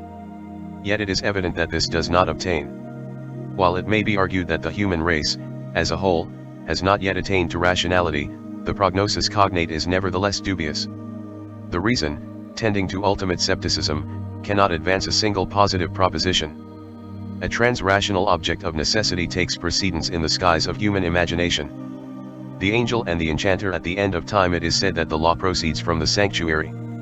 What this means is that an inmost seed or archetype informs the mind, the human soul, and structures the sensible universe. Ideally this is the archangelic logos, the intelligence of nature, which, though mediated through cultural forms, disposes a people toward its authentic nature and destiny. In an age, however, which mindset necessarily informed of something. Here the spiritual polarities, reflected in mythic and religious lore, are reduced to the notional conflict between the original and authentic versus the contrived, the insinuating, the subversive and evil. Yet the practical question which can only be 38 of 338. Alien initiations. Harald Kleemann, 2003. Settled by reference to an accepted canon, and is thus a matter of controversy between conflicting traditions. While the Church ostensibly aligns itself with Christ Michael against the adversary and accuser of the brethren, Lucifer/Satan, among the descendants of the serpent it is the Church and its Christ which are cast as the oppressor. And, as if this were not enough, religious waters are further muddied by the fact that signs and symbols mislead. Demons wear angelic masks, and saints the pointed caps of heretics. Both said traditions are moreover possessed of verity, insofar as no cultural type could subsist without some sort of grounding in the intrinsic canon of nature. All phenomena, all ideas share a common ontological ground and exist by universal laws of manifestation. The alien or other is thus never quite totally other, for if it were, there would be no ontological continuum to connect them. Diverse cultures or species would fail to recognize each other, and dialogue would be impossible. Yet overwhelmingly a common sensibility outweighs all cultural and biological variation. Yet there is the occurrence of mutation, the capacity for indefinite elaboration and accretion in the realm of intellect, and in this connection it was said of the fiend that his name is legion or manifold. Here again the archetypal tempter is identified as mind itself, for it is the refeeing powers of the mind wherein things assume the semblance of the actual. For did not the Victorian mage Aleister Crowley, invoking the 10th ether of the Enochian universe, encounter Corenson, the mind personified as demon of dispersion and polymorphous dragon of the abyss? This shape-shifting demon, without intrinsic form, is the formative agent in the conceptual and perceptual domain. He is aptly termed enchanter, in that the greater portion of humanity is profoundly convinced of the actuality of what it beholds. An historic example of the capacity for spiritual deception is found in the age alluded to, the Middle or Dark Ages of ecclesiastic reign, in which the Christ of the New Testament is deposed by another, which came to rule in his 39 of 338. Alien initiations. Harald Kleemann, 2003. Name. Yet insofar as the anointed, the Christ, of the Elohim embodies the human charter, humanity is deposed from its spiritual throne, even as it was the human or humane ideal which suffered through this age. The subtle nature of the spiritual deception lies in that the demon styles himself in the image of the angel in every respect. You shall be as gods was the Gnostic promise of the serpent in Eden. You are gods, spoke the angel through the psalmist, the statement later corroborated by no lesser personage than Christ himself. The failure to distinguish between these two statements is the ultimate reason why humanity is ground between the millstones of ideology. It was the lure of the Gnostic promise, which allowed a usurper to take the spiritual throne, wrapped in the etheric cloak of the serpent, see chapter 3. Archenchanter and cosmic conjurer, he is that which mortal man implicitly worships, the genius at the fount of intellect. Yet beyond intellect, so the mystic treatises concur, lies the primal intuition. Had humanity been able to abide in the higher principle in the head of the serpent, so to speak, instead of the tail, intellect might have been a useful servant, instead of the poor master that it is. The modern age retains this inheritance of subversion. A millennial post-historic paradise should have naturally followed the modern era, wherein the process of analysis and deconstruction reached its logical conclusion, and the from time to eternity lay potentially within its grasp. The transition, however, was subverted, and, instead of sailing forth into a contemplative eternity, the world remains trapped in the postmodern hell of perpetual reiteration. Indeed, the very notion of a secular society implies that humanity is disbarred from any sanctuary of gnosis, and cast forever into the outer courts of measurement and reason. Apologists of the scientific paradigm, of course, consider this an advance from the mythopoeic sensibility, or more crudely put, from the superstitions of the past. Their stance is typically based on an assumption of cultural superiority, aided by a degree of historical myopia. 40 of 338. Alien Initiations, Harald Kleemann, 2003. Wherein the emancipations of modernity are principally viewed against the relief of the relatively recent and universally execrated Dark Ages.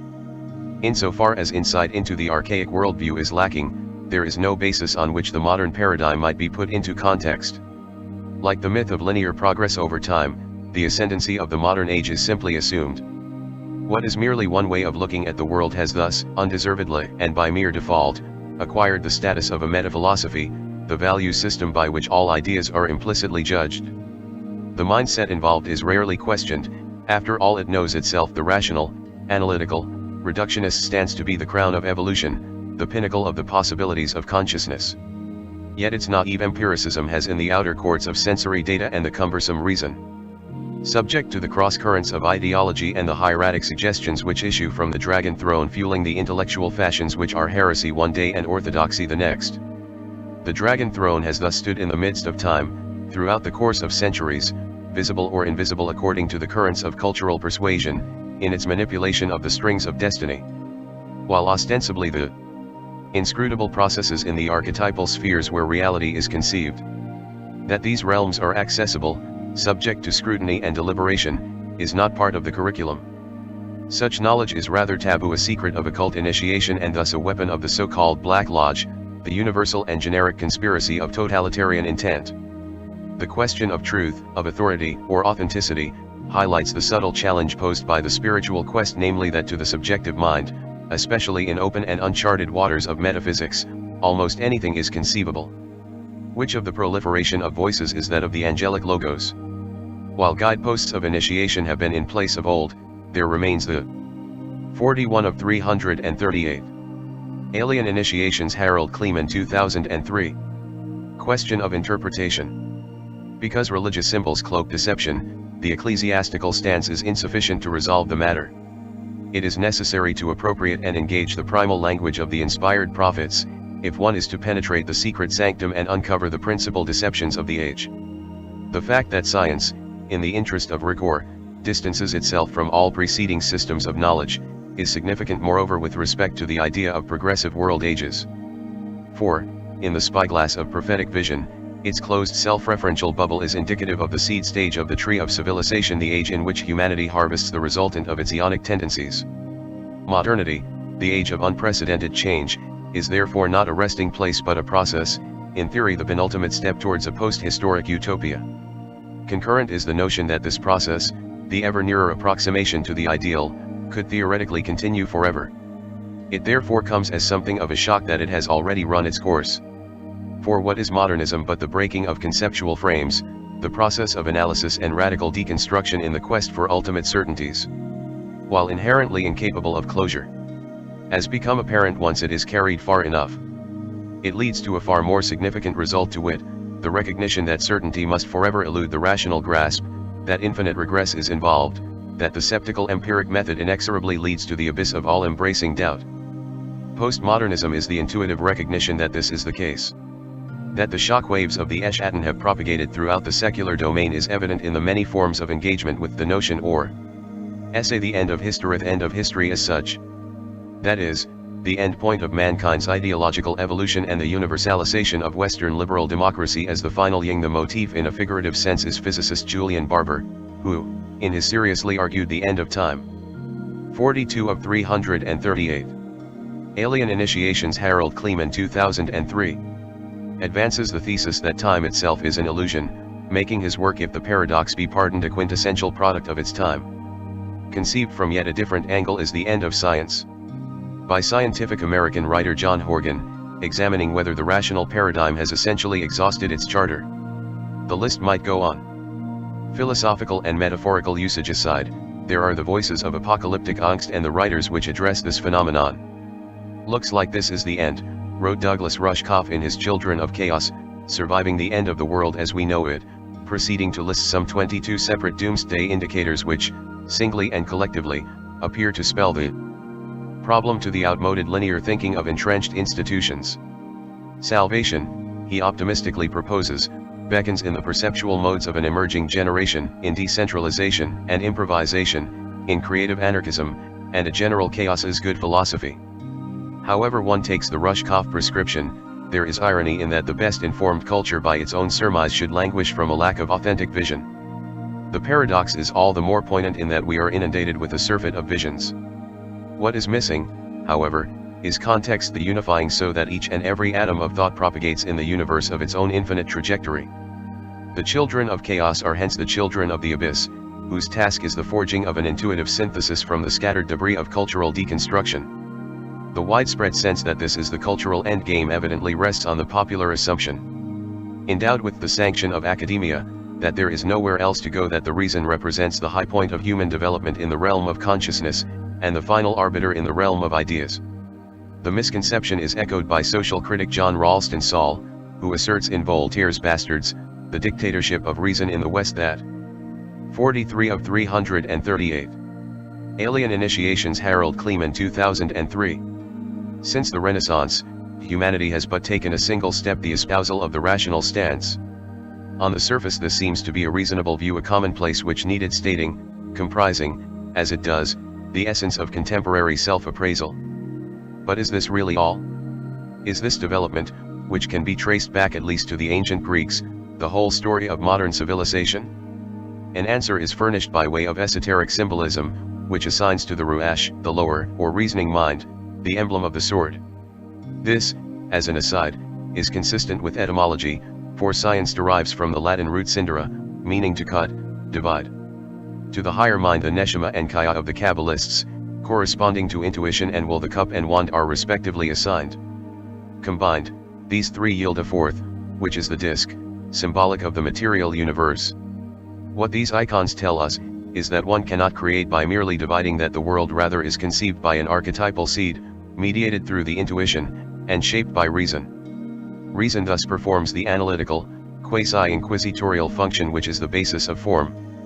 Stated another way, it is impossible to build a system of knowledge on entirely septical lines. Every system capable of generating positive claims has recourse to a set of core beliefs, which are intuitive, implicit, and thus of the nature of faith. Initiation, in this context, involves the laying bare of the chain of transrational antecedents, which compose the situation as one finds it.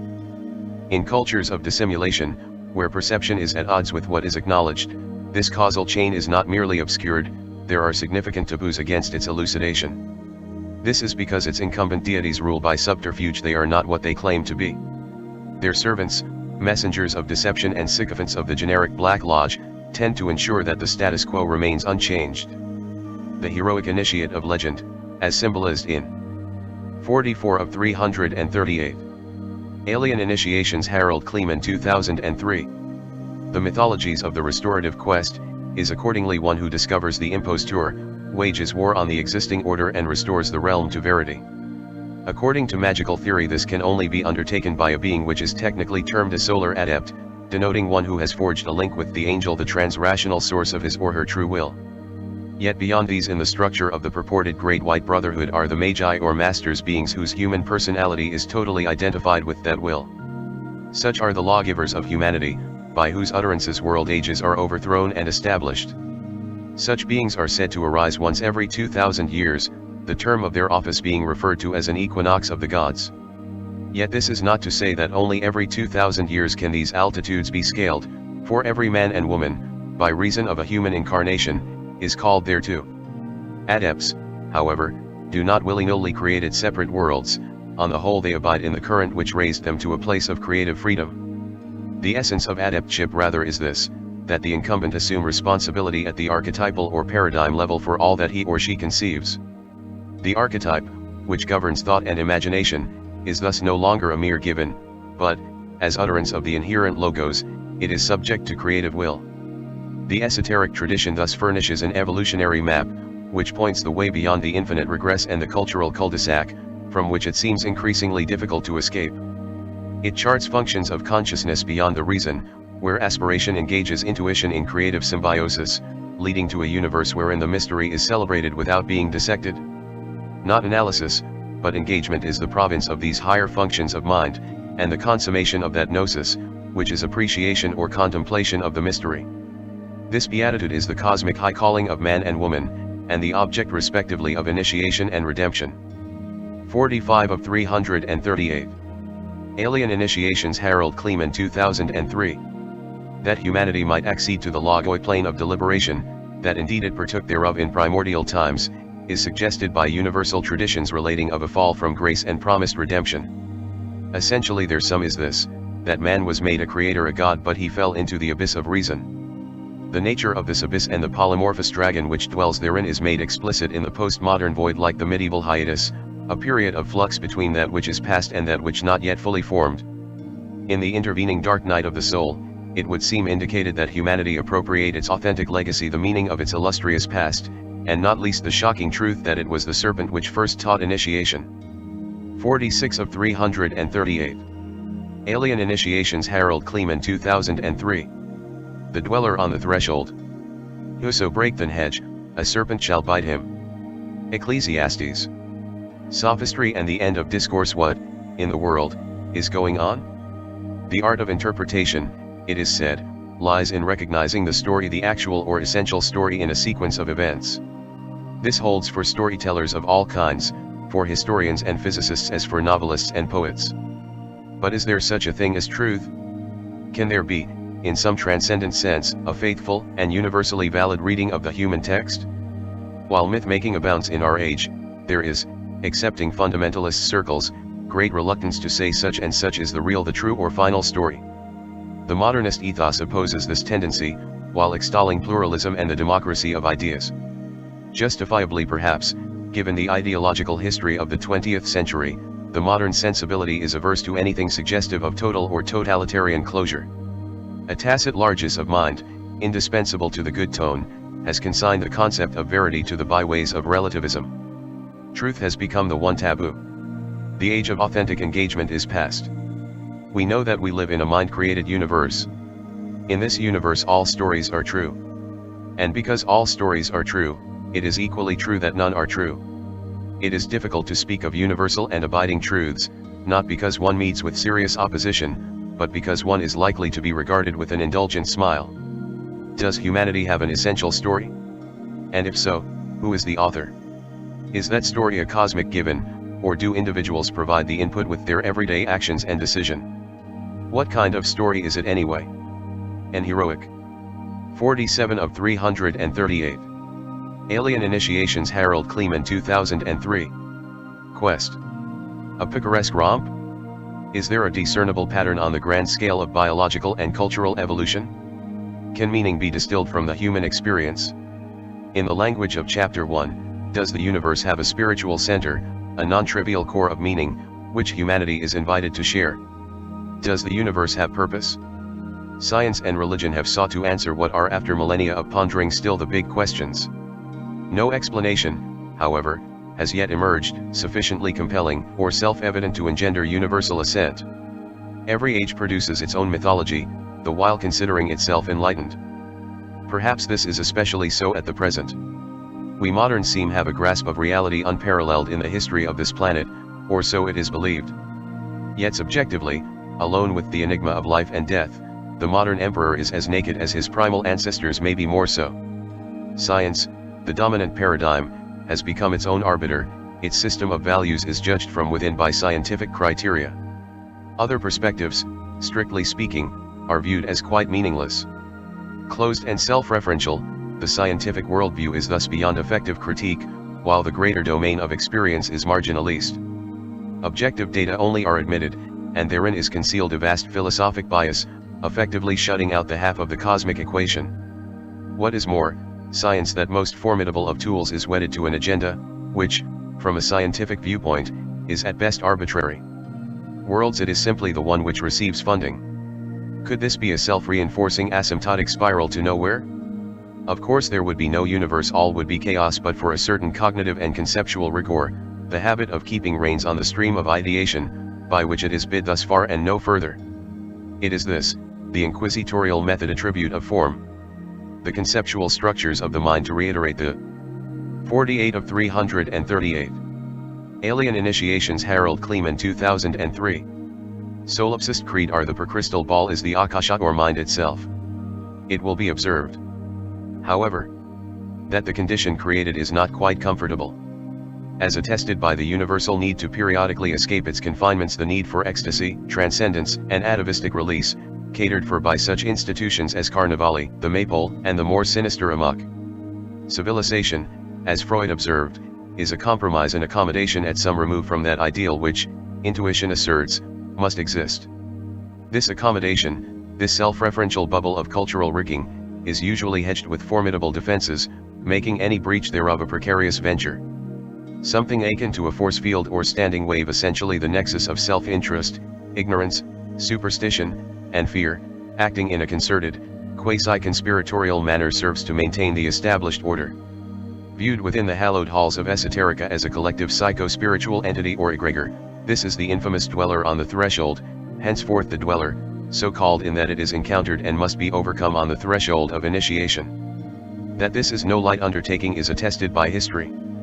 Exile, imprisonment, insanity, and death are among the perils suffered by the pioneers of humanity which hurled themselves against the dweller.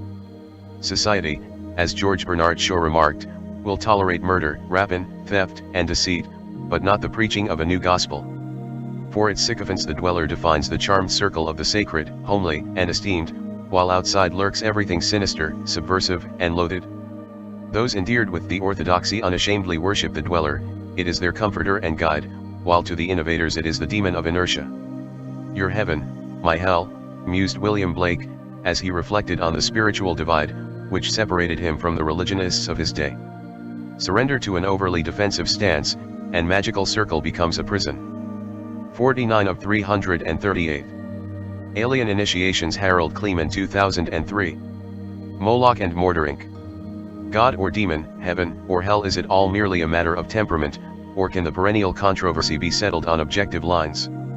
Confronting this question, one modern adept proposed that a cultural standard should be judged demonic if its pursuit involves the institution of human sacrifice as a regular fixture.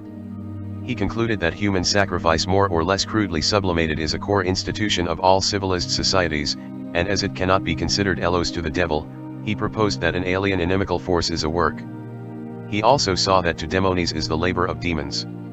The dweller, it would seem, makes war not merely on its perceived enemies, it regularly kills some of its bravest and best by sending them into war or addicting them to harmful practices. It should further be noted that the mysterious dweller is not primarily a dwelling, is the individual psyche, where it guards the threshold of the conceivable. This emphasizes the essential task of initiation, the slaying of the inner demon and the release of the creative will. It is not the indiscriminate breaking of the taboo which makes for emancipation, but the exercise of its animating genius.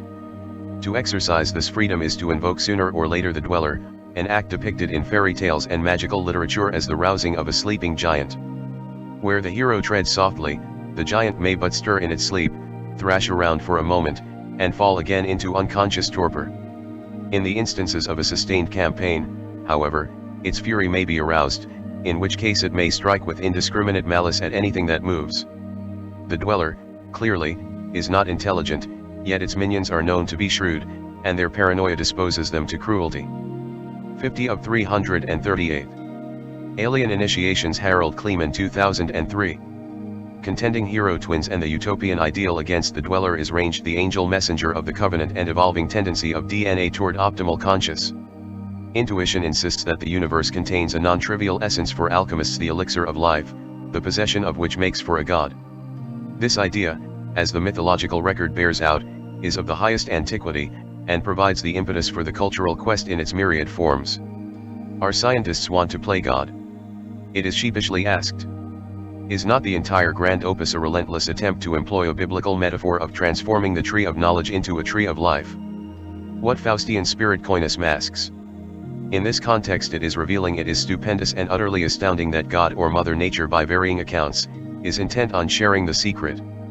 Indeed, as some might say, the fact of being alive and conscious as a human being should in itself prompt some sort of kindred recognition, quite apart from the extensive and universal traditions which attest the same.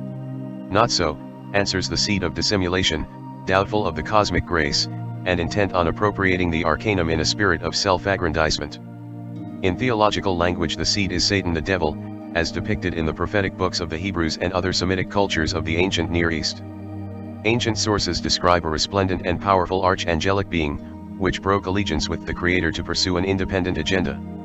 Considered psychologically, it may be defined as intellect severed from the intuitive principle, again a notion echoing legends of the primordial fall. Thus conceived, it is the unit of reflective self-aware consciousness, which, in its cosmic isolation and the foreknowledge of its doom, is desperate to wrest from the Most High the reins of Godhead. Yet historically this wresting hardly appears as a concerted effort. It is characterized rather by internal division and dissent, manifesting a labyrinth of 51 of 338. Alien Initiations. Harald Kleemann, 2003. Diverse and often mutually antagonistic cults, coteries, conclaves, and cabals, some sitting on arsenals of doomsday weapons, others conversing with trees in a cumulative effort to leave no stone in the universe unturned, if by any means the Grail might be bagged. That this spiritual seed became the architect of civilization, there can be little doubt. Cult and culture thus represent success of the demon in imposing its worship. Cultic or ideological war arises in that all demons aspire in their way to absolute Godhead, and generally make themselves out to be more important than they are. This explains why it mattered to the ancients which god was God, and why, in certain quarters, it still matters. Yet if Satan be divided against Satan, how shall his kingdom stand? Above the fray, in the skies of Platonic idealism, hovers the mirage, the utopian vision of a unified humanity of one world, one people, and one confession. But even this lofty ideal becomes a source of contention as soon as there is serious debate as to how it could be realized. There are, in addition, serious reservations concerning the concept itself. A one-world government, a new world order, these phrases have in recent times taken on a sinister ring. The legitimate fear is that the solution might be less than organic and less than human, the ugly contrivance of a fascist superstate. Has the totalitarian spirit been banished from planet Earth? Have all relevant ambitions mysteriously abated? Are they now less than universal in scope? Between ongoing warfare and a solution by force and fiat, is there no other option? Significantly, already in the ancient world a negative reaction was noted to the monolithic proposition, as exemplified in the legend of Babel. According HT ensure cohesion and perpetuity Galvanista people of the Mesopotamian Shinar. Whether the Tower of Babel is historically actual or a generic icon, it illustrates the principle of unity contrived, the co-opting of a people into totalitarian service. It was proposed that the tower should reach the heavens and make for its builders a 52 of 338. Alien Initiations. Harald Kleemann, 2003. Literally a Shem, by some accounts a stargate or hyperspatial device after the magical legacy of antediluvian renown. A broader meaning, however, derives from the simple concept of a name magically, the idea of legitimation, of representation before the gods. In the language of the deep, it denotes the making of a god. This agenda was opposed by Yahweh, that mysterious deity which haunts the Old Testament, with the result which the builders saw to avoid their language became confused and they were scattered across the face of the earth. As an example of contending spiritual currents, this tale allows us to qualify some with the positions respecting angel and the dweller. The former tends to be laissez-faire and of a largesse relaxed, for want of a better word. In the words of Lao Tse, it, the way, does not coerce and it exacts no dues. The latter, it would appear, has an agenda, an axe to grind, and a score to settle. Invariably it demands sacrifice. Contemporary usage reflects an analogous sense of polarity: the libertarian principle against arbitrary legislation, individual freedom against conformity, and so on. It is understood that the former tends to consciousness, responsibility, and an expansion of sensibility, the latter to amnesia, addiction, and robotic iteration. Yet both derive from the urgency of the quest. In critical times, the recognition that utopia is not merely an option, it becomes imperative as a planetary culture masters the forces of nature, and conflict might lead to mutually assured destruction. To ancient Sumerians, these ideological currents shared a common origin in the avatars Enki and Enlil, offspring of Anu, the godhead of the Sumerian cult and source of the relevant pantheon. Both, in a sense, served the same agenda. Yet the former took a sympathetic view of humanity, seeking to ease the human burden, to raise human consciousness, and, according to certain myths, bestowing the act of procreation. The latter, in contrast, preferred to keep humanity in ignorance and bondage, pursuant of a 53 of 338. Alien Initiations. Harald Kleemann, 2003. Policy of Crude Exploitation. The discrepant point of view is apparent, relative to the Judaic tradition, when it is recognized that reactionary Enlil is Yahweh and Enki, the liberator, the primordial serpent. Not surprisingly, the warlike and bilious Yahweh is subject to similar bad press within the halls of New Age rational humanism. The conflict is echoed in the Promethean venture of stealing the fire of the gods for the benefit of humanity, an act which is recorded as not going unpunished. What perspective lies behind this tale, which finds Prometheus chained to a rock throughout the ages, an eagle devouring his liver? Does it describe the punitive reaction of the dweller to an altruistic deed? Does is bound to a cross of perpetual suffering? Or did the sagely oracles of old simply have a penchant for posing hieratic riddles, a psychic forge of initiation, morally ambivalent, wherein the candidate can only advance by making self-defining choices? It might be imagined that evil is merely destructive, that, if the devil exists, his principal purpose would be the destruction of the human race, that nuclear holocaust, say, would be pleasing to this entity. On reflection, this is seen to be an error. A spiritual entity or essence, to be enthroned to manifest at all, requires a material basis. No discarnate intelligence thus intends the destruction of planet Earth or of the human race, save the most desperate and demoralized imps of hell. The averse or infernal hierarchy is, on the contrary and of necessity, concerned to advance the human cause, although with general disregard for individual lives in the particular. In one sense, humanity is but a pawn of its cosmic ambition, expendable individually and in great numbers, as long as the agenda remains on course. Yet in another sense, humanity is the ultimate grail, possessing what is unique in the known universe, a spiritual soul in the image of the Creator. To take possession of this temple, to inhabit that throne in 54 of 338. Alien Initiations. Harald Kleemann, 2003.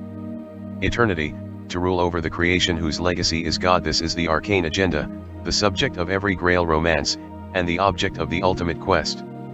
This perspective dissolves the superficial rhetoric of good versus evil as applied to the sensate realm, with all the outworn controversies over right versus left, progressive versus conservative, which have been handed down for human distraction. Truth and error, even in the absolute sense, are mingled in adulterous liaison, for the lie, in isolation, cannot stand. There is, after all, but one universe, one transpersonal plenum as the ineluctable context of discourse, for that the dissenting hierarchy is not a creative order. Separated from the logos, it can only manipulate, modify, and mutate, in the making of a hybrid universe which is, in the manner of hybrids, sterile. The same subsists by partaking of the universal life as does a foreign growth on a host organism. Such is the relationship of nature and culture, in chivalric romance the war between the rose and the cross. A sort of finer temper is required in the war of the spirits, which is fought not with carnal weapons but with phenomenological insight. Colin. Of deception, and with basilisk eye subject the same to scrutiny. What awaits the seer is the perhaps startling revelation that the rulers of the darkness of this world have no interest in the political and religious controversies which divide humanity. Their beatitude, which may be described as aesthetic in kind, is beyond ordinary comprehension and more than a little shocking to the average psyche, lulled, as it is, by the secular myth.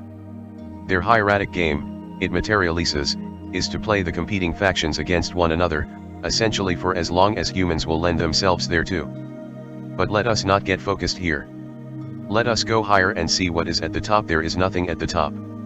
The building is a conflagration, its pinnacle an ever-receding, contended, point in esoteric jargon, the false singularity of the 55 of 338.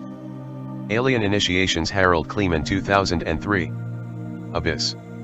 Satan, and for this matter, any spirit, or self-conscious aggregate, is thus not an entity in the classical sense, but the epiphenomenon of a process. One may compare contemporary systems theories of consciousness as espoused in D. Gödel, Escher, Bach, and the works of Ilya Prigogine. Our God is a devouring fire.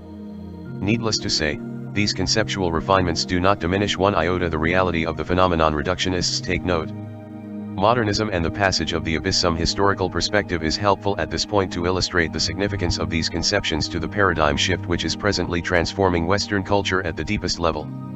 This will render explicit the concept of the modern, as of the vague and uncertain postmodern, through a glimpse of deep structure in the psychological currents involved.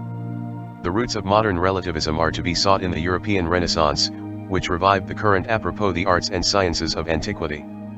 This revival signaled the end of a dark age of religious oppression under the medieval church, and once again placed the humanist ideal before the spiritual eyes of Europe.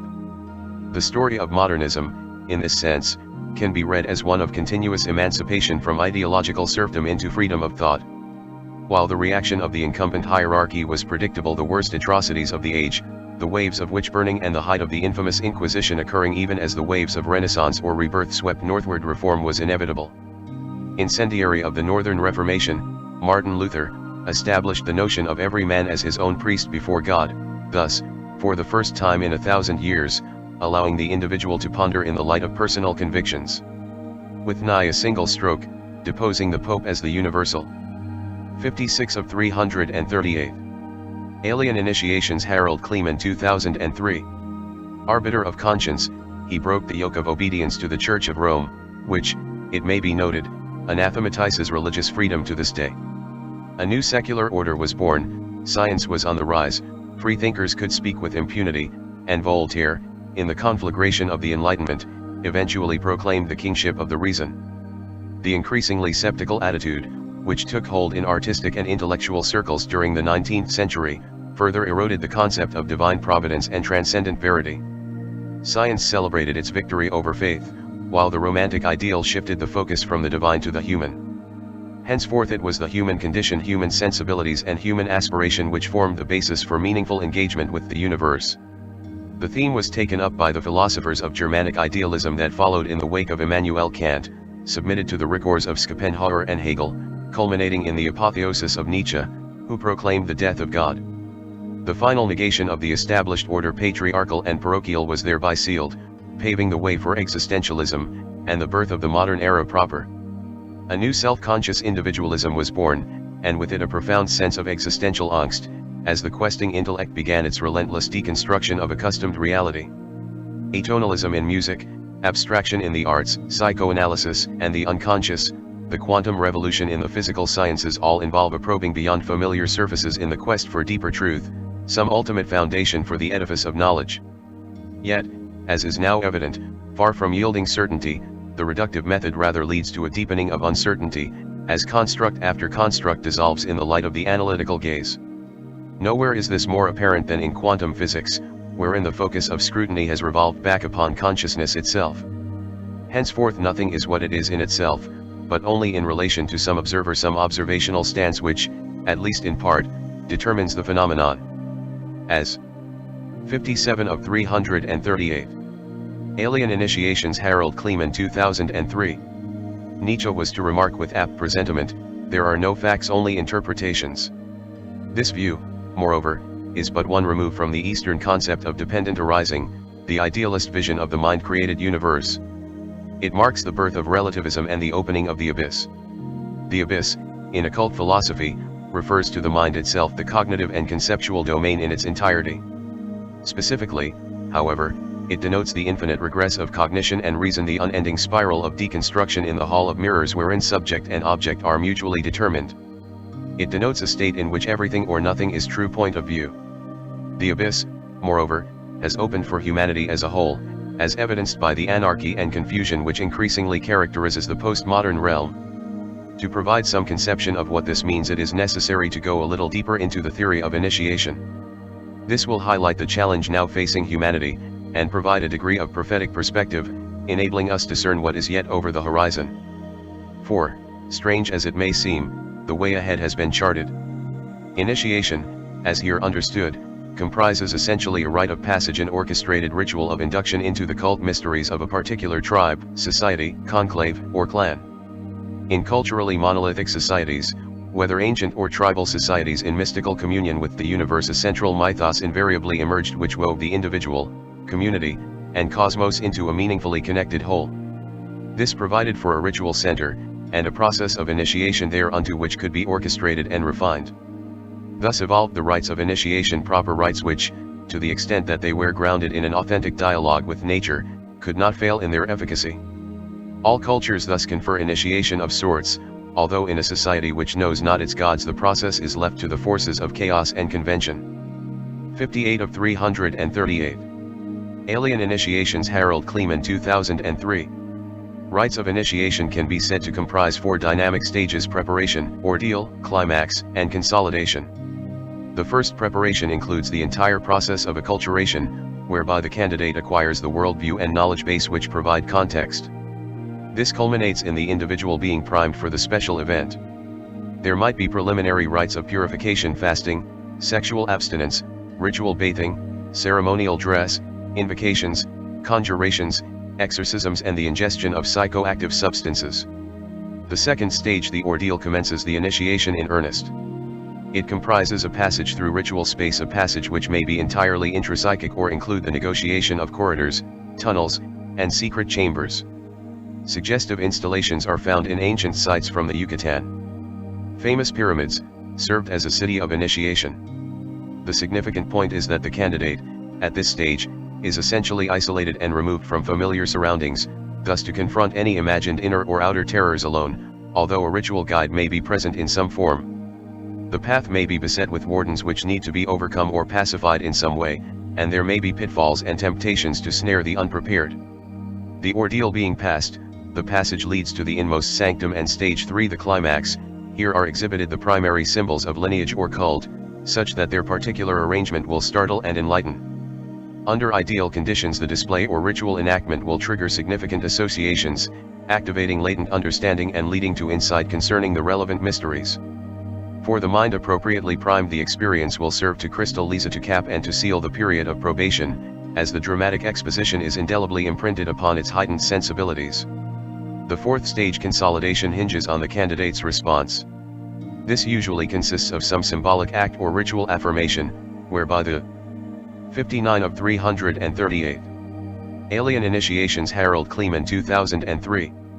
Nature of the attainment in proclaimed. Where the rites are highly stylized, this response may be merely formal, while possibly still rich in meaning. Under certain auspicious circumstances, however, or where spontaneity is part of the established order, the response may involve some original act, unexpected and extempore, an upwelling of creative genius whereby the nature of the newly incumbent priesthood is announced. To telescope the entire process, there is an indeterminate period of preparation, an intense period of psychic suspension, and a climax wherein the latent unconscious gestalt takes form in consciousness. This is followed by whatever response, both immediate and long-term, which may result. Harvard psychologist Timothy Leary, in this connection, spoke of imprinting, a psychological process which, beyond mere conditioning, denotes the deepest form of cognitive and behavioral organization that is yet culturally acquired. The moment of psychic imprinting has been called the primal scene. It is the essential aha experience, the moment of epiphany, beatific or infernal. A pattern falls into place with the recognition, it is like this, and a psychic orientation is consolidated, usually for life. A number of points here emerge. The mythological opus of human antiquity embodies valid insight into the deep structure of natural process, reflected in the subsequent superstructure of initiating cultures. A parallel exists between the archetypal patterns of ritual initiation, and the apparently more random process of acculturation and innovation whereby a society defines itself. The agents of initiation, which in a secular society are not necessarily recognized as such, are in a position to exercise clandestine influence, possible all the more decisive. Insofar as the initiating entity appears as something numinous, it seems poised somewhere between the agencies of nature and culture, in a process transpersonal yet consciously directed. 60 of 338. Alien Initiations Harald Kleemann 2003. On the basis of the model, moreover, it is possible to accurately pinpoint where in the cosmic scheme humanity is presently situated. It is now in the corridors of the abyss, the void of psychic suspension, immediately prior to the final disclosure. To appreciate this fact and examine the implications, we need only review what is known concerning the abyss, as reflected in the literature of magic and mysticism. It should first be noted that we are not referring to anything intrinsically calamitous, as if present developments were something irregular or untoward. The period in question rather constitutes the necessary final stage in the development of intellect before the emergence of a superior faculty, the enlightened intuition. The process is subject to subversion, however, where the resultant is a kind of downward transcendence, in that disease of intuition which is called superstition. As it is, the final goal is not disclosed until the climax, at which point the outcome is essentially irreversible. This blindness is compounded in the abyss, as the accustomed light of reason, having undermined its axiomatic foundations, becomes a will-o'-the-wisp, flitting whither it wills, proving what it wants to prove. Such, at least, is the observation where intellectually rigor prevails.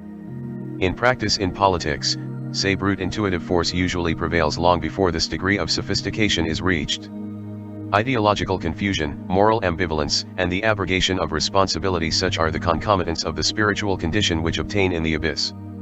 It is for this reason that traditional systems of initiation enjoin a rigid moral code, thereby to maintain a consistent standard of behavior, albeit arbitrarily and by sheer dint of habit, at a time when the entire rationale for such behavior would dissolve. The provision is a safeguard against the candidate going spectacularly insane. For in the abyss no effort, intellectual or moral, is in any wise possible. There is neither compass nor 61 of 338. Alien Initiations Harald Kleemann 2003. Whether there is frantic activity or aimless coasting, the net resultant is the same. Once the abyss has opened for an individual or a culture, the final destination is irrevocable. This fact is illustrated in the neophyte ritual of the Golden Dawn, wherein the candidate is led to his fate blindfolded and bound, and, strangely, it is another which speaks for him. Here then it is appropriate to ask, who or what speaks for humanity? What will be the resultant of the period of flux, to which we refer with the uncertain designation, postmodern? What beatific or infernal vision will be loosed upon the intoxicated gaze of worshippers of this age? At what shrine will humanity worship? It is clear that present tensions call for a resultant, a new order, as it were, to settle once and for all the contentions and controversies that divide the global community. From an evolutionary perspective, a resolution appears similarly impermanent monads of increasing complexity. The dynamics of chaos, which apply to cultural as to natural systems, inexorably drive our local biosphere toward a concerted pattern around some attractor. Relevant developments are unfolding in a spectacular manner. Some are political and economic, involving current trends toward a despotic globalism. Another class involves growing awareness in the realm of individuation, spiritual empowerment, and the mystic apprehension concerning the authentic possibilities of human nature. Owing to these considerations, there is a perception in our time that a major breakthrough in consciousness is both necessary and imminent. This has further generated expectations and speculative scenarios of the apocalyptic kind, where apocalypse is to be understood in its literal sense of a grand unveiling of disclose or revelation. The appropriate idea is of a process of manifestation, whereby the hidden tendencies and tributaries of collective human destiny come to a visible head. The question is, what kind of head? 62 of 338. Alien Initiations Harald Kleemann 2003. Post-historic nightmare dreaming. The prophetic chorus is unequivocal on this point. The resultant, the generic New World Order, is of the nature of contrivance, the agenda of its implementation being referred to as the cosmic conspiracy. A wide historic sweep is invoked in this class of ideas, which has generated an entire new literary genre. The common prognostication is of an impending totalitarian theocracy, a global corporate superstate after the model of ancient Babylon. Implicit is the subjugation and servitude of the human race at the behest of draconian entities, variously styled as astral, extraterrestrial, or demonic. Insofar as this sounds sufficiently exotic by the standards of conventional trivia, it is easily and peremptorily dismissed. Stripped of the sensational and glitter, however, it will be seen as nothing more than the fruition of a perennial type in the collective mind. That type is totalitarian as it is conspiratorial, and it is that which principally makes for history. History is a conspiracy, as the new revisionism iterates, its motive force the deliberations of secret societies. Most commonly named in this connection are such relatively obscure organizations as the Trilateral Commission, the Bilderberger Group, and the Council for Foreign Relations.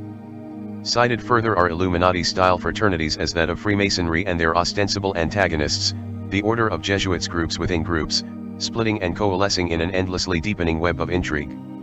Although the conspiracy is a fact of the human condition, less certain are the minutiae of its structure, and it is here that the exfoliation of contending theories rather detracts from their substance.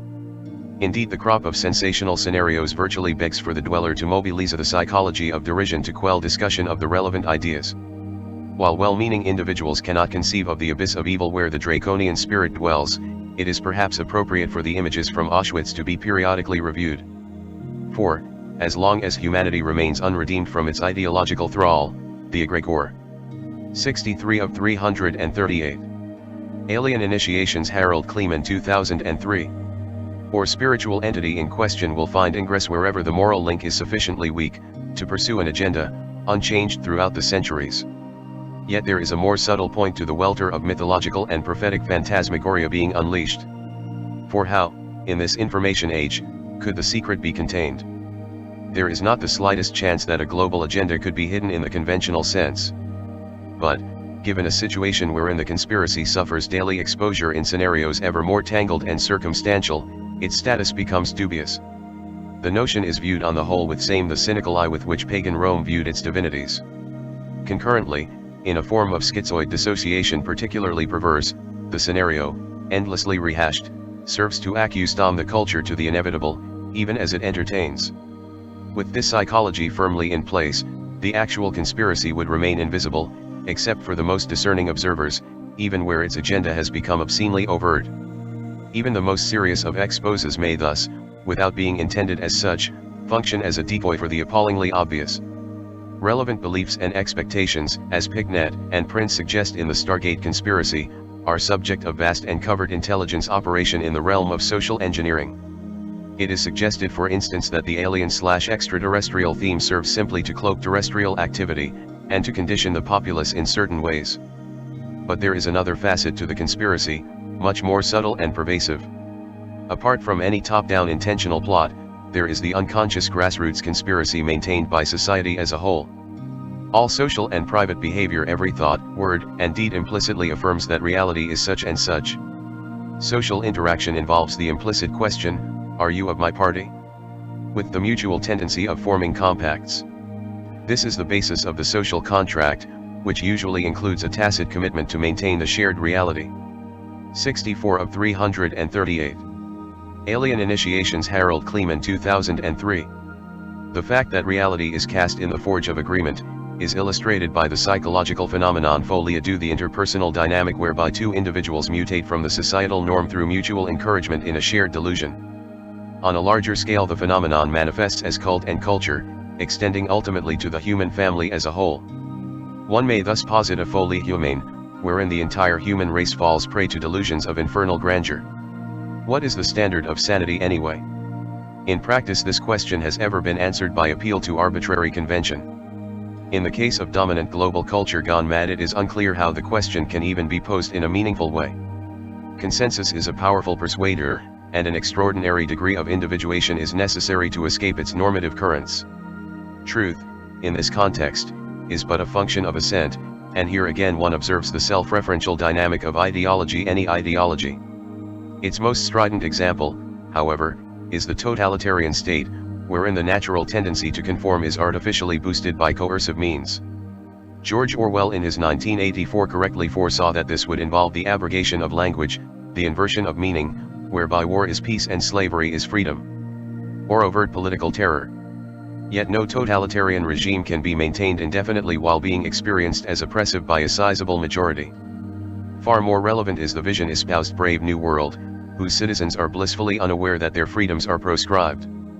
It is Huxley, therefore, who placed before the modern gaze the eidolon of the perfected totalitarian superstate, a utopia of sorts, and the mystery reduced to the rational ideal.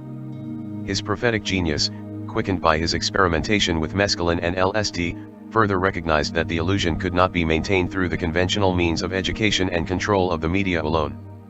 it is necessary to exercise direct control over the chemistry of the brain. Any totalitarian. 65 of 338. Alien initiations. Harald Kleemann, 2003. Conspiracy is thus certain to involve the massive deployment of mind-altering technologies, electronic, chemical and psychic. Once the dweller, the agent of conformity, is internalized, it becomes a psychic sensor, the aggregate of cognitive and conceptual habits which determine the bounds of the conceivable. As this sensor operates on an unconscious and pre-rational level, its editing of reality occurs unobserved. In sentient hierarchies where the dweller outweighs the angel, the tendency is toward fundamentalism, the inability to progress beyond a notional cognitive stance. The mysterious open-endedness of consciousness, however, allows in principle for the transcendence of any cognitive position, and thus for infinite creative potential. Position is thus one of idolatrous fixation on a particular construct, leading to the abrogation of creative and redemptive potential. It is fixation, in fact, on some particular hell, as Sartre made explicit in his No Exit, being any closed self-referential unit of consciousness.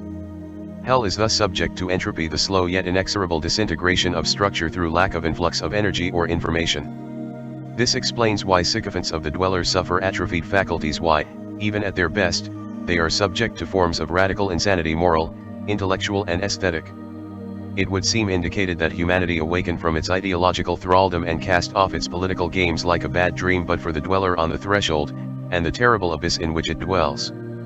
A twilight world as adumbrated heretofore, a post-historic utopia should have naturally followed that phase in history denoted as modern. The implication, insofar as this did not materialize, is that the 20th century underwent wholesale subversion at the behest of forces covered a clandestine third force in global.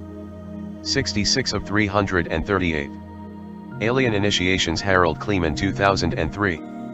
Affairs is posited in this connection, essentially a nationless economic and technological entity, apart from and above the traditional axes of political alignment. Yet a substantial part of the subversion was purely scientific, key technologies were being suppressed for covert development. Indeed, one need not look into the fringe for substantiation. The mainstream affords abundant coverage, although history courses tend to ignore the pertinent facts. The unrivaled genius of electricity in the early parts of the 20th century was Nikola Tesla. Virtually the entire world of electronics, even to alternating current, which powers the modern machine, is founded on discoveries patented in his name. Yet his legacy has been extensively edited from the historical record, and textbooks laud instead the contributions of Edison and Marconi. There is, to be sure, something more than just a little paranormal. Added the eccentricities of a hypersensitive and reclusive mystic. Tesla, for instance, never married. His legend has become larger than life. It is as if the ancient gods once again had a hand in human affairs, disseminating a higher knowledge, and it is pertinent that Tesla claimed to have intercepted radio signals from an alien source. While the US government impounded his papers following his death, sufficient fragments have come to light, and the reasonable surmise is that the Tesla universe effectively begins where that of conventional science leaves off. Besides exotic communications technologies documented, there is speculation of awesome weapons applications, of the so-called Tesla death ray and a telluric device capable of disintegrating the planet. In addition, of course, there is the famous Tesla coil, acknowledged among cognoscenti as the prototype of magnetic field as a source of energy, unlimited and essentially cost-free in its generation. However, his backer, Westinghouse, withdrew essential funding. 67 of 338. Alien initiations. Harald Kleemann, 2003. When he learned in effect that all he would be able to sell was antennas. The suggestion is that Tesla was a man of humanitarian principle, who would not lend his genius to exclusive interests, and it is likely for this reason that he died impoverished and neglected. It would be strange enough if the Tesla story was an isolated incident, given the human penchant for celebrating its heroes. Yet many are the lives on record, evincing an essentially identical pattern of genius and neglect. Nikola Tesla raised Wardenclyffe Tower before he was abandoned by his backers. Wilhelm Reich, before his death in a federal prison, treated cancers with success and brought rain to the Arizona desert. Immanuel Velikovsky, whose theories are now increasingly vindicated, proposed a catastrophic scenario of natural history, with the result that the scientific community mounted a boycott to suppress his views. Raymond R. Rive constructed the universal engine, a device surpassing the scanning electron microscope. Yet what it revealed was offensive to the medical establishment. Gaston Naessens brought the field of molecular/vibrational medicine into the scientific domain, with the result that he was systematically hounded by the wardens of the same orthodoxy. These documented cases barely constitute the tip of the iceberg. Further disclosures, both of neglect and outright persecution, are periodically brought to light, as researchers respond to an evident hunger among the readership to learn if the history of science is selectively silent. There is a similar failure to account for the ideological aberrations which plagued the 20th century. Without a sense of deep structure in the historical process, it would seem that incendiary manifestos like Mein Kampf and Das Kapital somehow arose ex nihilo from the lone wolf activities of ideologues like Hitler and Marx. By contrast, the archetypal or inner plane perspectives here developed enable one to place these developments within currents, ultimately traceable to ancient world. Modern developments are after the nature of atavistic resurgence. 68 of 338. Alien Initiations. Harald Kleemann, 2003. The principle of polarization, which defines the two-pronged nature of the beast, is discernible throughout history, in the ancient world at Material East as Sumer and Egypt, through classical times as Greece and Rome, in the Middle Ages in the Orthodox and Roman factions of the Church. With transition to a secular model, creed metamorphosed into ideology as the outward guise of an essentially unchanged archetype. Insofar as researchers have elaborated on the Jesuit and Masonic directives underlying the formation of the Communist and Nazi parties, the externalist antagonisms may be traced to the tangled roots of the Illuminati myth. Following centuries of enforced cultural blindness, a secular orthodoxy has emerged, which is estranged from its mythological core as from its empirical roots in the wider experience of humankind. Cognitive norms are sanctioned, which bear little semblance to that experience. In consequence, the modern world, as if by some form of ontological vengeance, is subject to realities beyond its understanding and control, notably the range of putative paranormal phenomena, flying discs, alien abductions, mutant hybrids, in short, the exotic and bizarre phantasmagoria of X-Files fame. There is then only this impropriety to be noted, that the phantasms have portents. One thing is beyond dispute: the phenomenon is real. Indeed, we can go further in our claims. After decades of pertinent research by qualified investigators, it is clear that the paranormal is in fact the norm. But more of this later. Concerning the dweller, we are faced with the equally remarkable fact that the cultural bubble of denial can be maintained on such a broad and concerted front. A large chunk of reality is successfully being edited out of the cultural process. In this untenable situation, it seems indicated that something, the symptoms of an ontology too narrow to encompass human experience. It may further be noted, and it is surely no accident, that the present situation mirrors that apropos the 69 of 338. Alien Initiations. Harald Kleemann, 2003. Ancient gods, in that the brush with the ghostly alien other has given rise to cultism and a thriving mythology. Needless to say, the mindset of denial also has its cults, institutionalist forms of the dweller, such as XICO, the Committee for the Scientific Investigation of Claims of the Paranormal. Perhaps the most vociferous of its kind, this conclave of professed skeptics, through its journal The Skeptical Inquirer, regularly attacks such ideas as here espoused, ideas disposed toward a more inclusive paradigm. Much has been written about this organization, capably and succinctly debunking its pretense of scientific objectivity. Its method of inquiry, wrote Robert Anton Wilson, is to wage campaigns of vilification and intimidation. It peremptorily quell innovative theories before they can take hold. Marcello Truxai, originally invited to serve as its co-chairman, subsequently charged that its agenda is one of advocacy, not inquiry. Apart from the phenomenology of the paranormal, XICO also seeks to discredit archaic sciences such as herbalism and acupuncture, mystical techniques of empowerment such as yoga. Authentic legacy. The widespread consensus: XICO is the paradigm police. What, one wonders, could be behind an agenda so unspecific, so obviously contrived? How can it persist without having its pretensions and unethical methods exposed? Why, speaking more broadly, does God allow imposture and inquisition to blight and torture his creation? Why the shroud of spiritual darkness? While it is charged that an elitist cause is being served, pursuant of an oligarchic model of social organization, this, of itself, does not account for the conspiracy in its exotic foliage, nor the depth of taboo which besets the human psyche. Paradoxically, the inquisitorial function is conceived as a protective one. For where the dweller is enthroned mystery of dark mysteries, it is the 70 of 338. Alien Initiations. Harald Kleemann, 2003.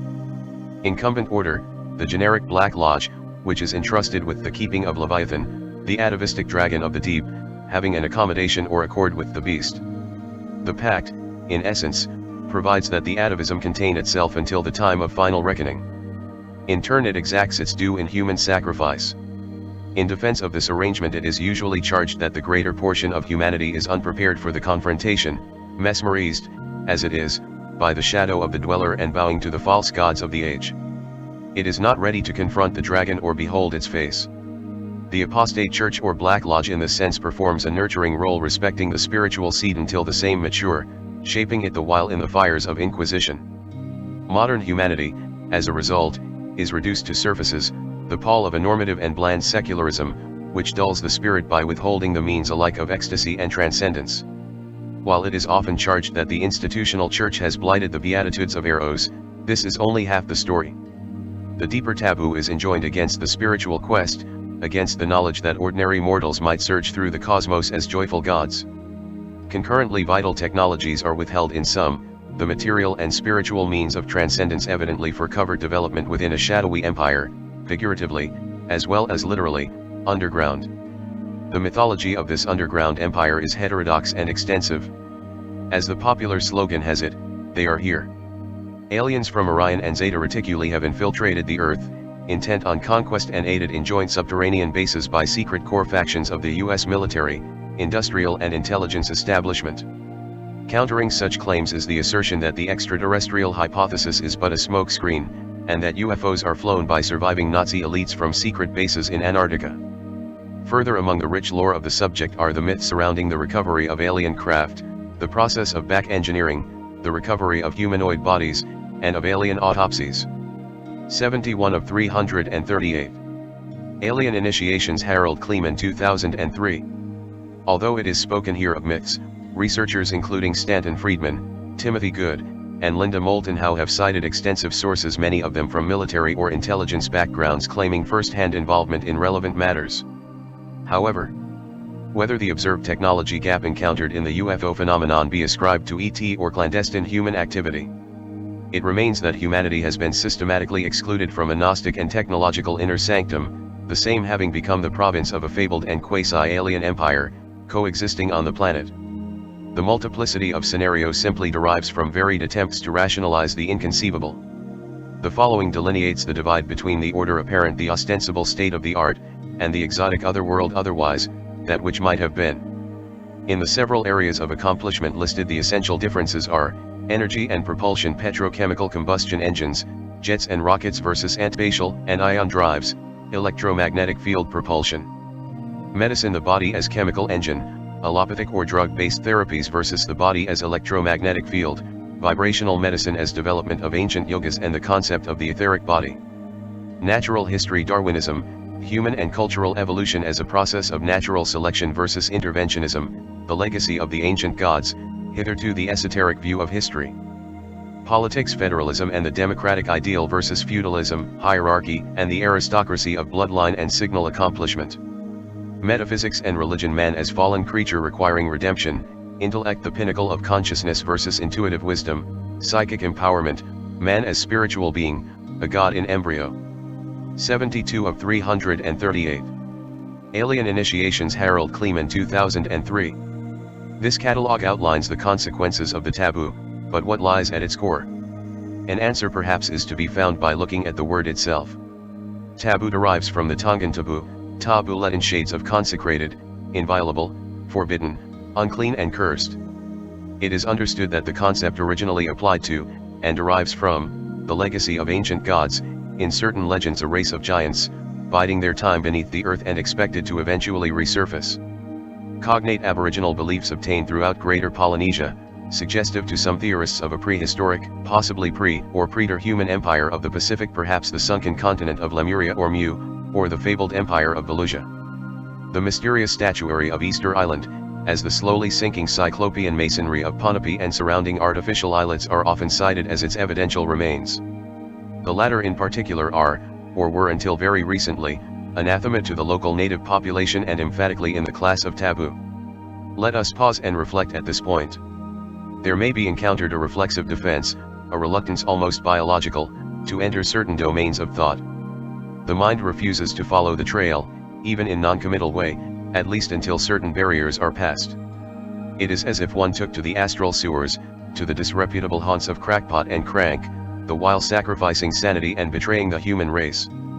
On the other hand, does not this reaction bear the unmistakable signature of the dweller? What secret does the dweller hide? What is the original and intrinsic taboo? 73 of 338. Alien Initiations. Harald Kleemann, 2003. The Trail of the Serpent. Mother, what army is this? They come from the east. They go to the west. From Ragoxi, ancient Hungarian chant. A perennial legacy. Classical Maya and other sources treat of several cycles of advanced civilization in high antiquity, obliterated in turn by a series of cataclysms and world catastrophes. The five sons of the Maya, the Kalpas, and Yugas of the Vedas, the root races of Theosophy, each in their respective way, point to a widespread recognition that the past is illustrious. The universal myths of a golden age, a legacy of intercourse between humans and gods, similarly indicate a primeval mystery, one long obscured but now re-emerging into cultural awareness. The problem in establishing a precise chronology, an objective record of historical sequence, is that myth and legend condenses its truths. An archetypal figure such as Osiris or Quetzalcoatl may refer to an individual, a state of consciousness with its associated body of teachings, an astronomical configuration which mediates a particular gnosis, and a cult or lineage which perpetuates the same. A case in point is dynastic Egypt, where successive pharaohs identified with the god King Horus and aspired to the legacy of Osiris, the primeval gnosis which covered the earth in the time of the first reckoning. The myth, as a matter of ideal, distills the essential story, while not necessarily precision of ancient astronomy, and the unsolved questions regarding human. 74 of 338. Alien Initiations. Harald Kleemann, 2003. Emergence. There are no grounds for the assumption that the oldest and original myths are not historical in purport. A significant difficulty arises, however, were it supposed that conflicting ancient chronologies purport to cover the same essential ground, that of the human odyssey since its mythic inception. To cite only the most glaring example, whereas the Vedas relate of cycles of millions of years, the Bible records mere thousands, even for the mythographer a huge discrepancy. As advanced however in chapter 1, there are at least two essential stories in the human record, two stories and two mythological genii, quite aside from the innumerable attempts at syncretism, which inform the human record. Darwinism moreover fails as an explanatory theory, except in the realm of minor adaptation of species to their environment. It fails to explain the discontinuous leaps in natural evolution, above all that greatest of anomalies, man. Similar discontinuities are to be noted in the realm of cultural evolution. Ancient city-states emerged full-fledged relatively suddenly between 5,000 and 6,000 years ago. Their highest achievements were often the earliest, with subsequent decline and massive expenditure of effort to equal former glories. In the archaeological as in the fossil record, the transitional forms are largely conspicuous by their absence. Academia has tended to ignore these glaring inconsistencies with the standard anthropological and historical model, advancing a contrived and irrational scenario, rather than admit to a mystery. As William Hart points out in The Genesis Race, a political motive is involved, and it will be apparent that the accepted model is broadly in tandem with biblical chronologies as pertain to the ancient world. Only with respect to prehistory do the orthodoxies in question differ as to the essential timescales involved. The notion of a highly advanced seed culture, however, predating acknowledged civilizations by tens of thousands of years, is strenuously resisted by both camps despite growing evidence in its favor. Maverick attempts to engage the mystery in a more open-minded frame of reference have occasioned 75 of 338. Alien Initiations. Harald Kleemann, 2003. Scathing, often irrational attacks from reactionary wardens of the orthodoxies in question. The psychology and politics of denial are perhaps better understood when we consider the thrust and scope of alternative theory. Serpent rising, a perennial theme, runs through the mythological record from religious, occult, and mystical texts to Victorian supernatural romance fiction and beyond. From the 19th century onward it gained renewed impetus as attempts were made outside esoteric orders to link the relevant myths with history. Their purport in essence is this: humanity is not alone, nor is it the first intelligent species on the planet. It was preceded, and shares the planetary environment with, at least one non-human species which, like the human, has evolved several distinct racial types. This non-human race is identified with the generic mythological serpent. According to literary tradition, the scions of this lineage are referred to as legacy. In cognate lore, is termed the authentic tradition. The human line, by way of distinction, and in keeping with Judeo-Christian sources, is usually called the Adamic race. Associated with this biological and cultural dyad are two diverse world mythologies, two religious traditions, two cosmic tales, which respectively purport to be the veritas of planetary history. The elder gods gave rise to what may be called the universal or pan-Babylonian tradition. Associated with Aryan origins in the Caucasus regions, the relevant body of Gnostic lore is worldwide in its dispersal, yet said to have been concentrated in the ancient Babylon of Nimrod and Semiramis. Other noted centers pertaining to this legacy include those of dynastic China, the Vedic civilizations of the Indus Valley, and cultures in the Americas, from the pre-Inca and Toltec to the classical Maya and Aztec. 76 of 338. Alien Initiations. Harald Kleemann, 2003. The later Yahwist or Judeo-Christian tradition derives from Semitic sources, and centers on the divinity of Yahweh, the God of the Old Testament, who metamorphosed into Yeshua, the Jesus Christ of the New Testament. Originally associated with Judaism, this legacy today is likewise dispersed. The tension between these respective traditions is primal.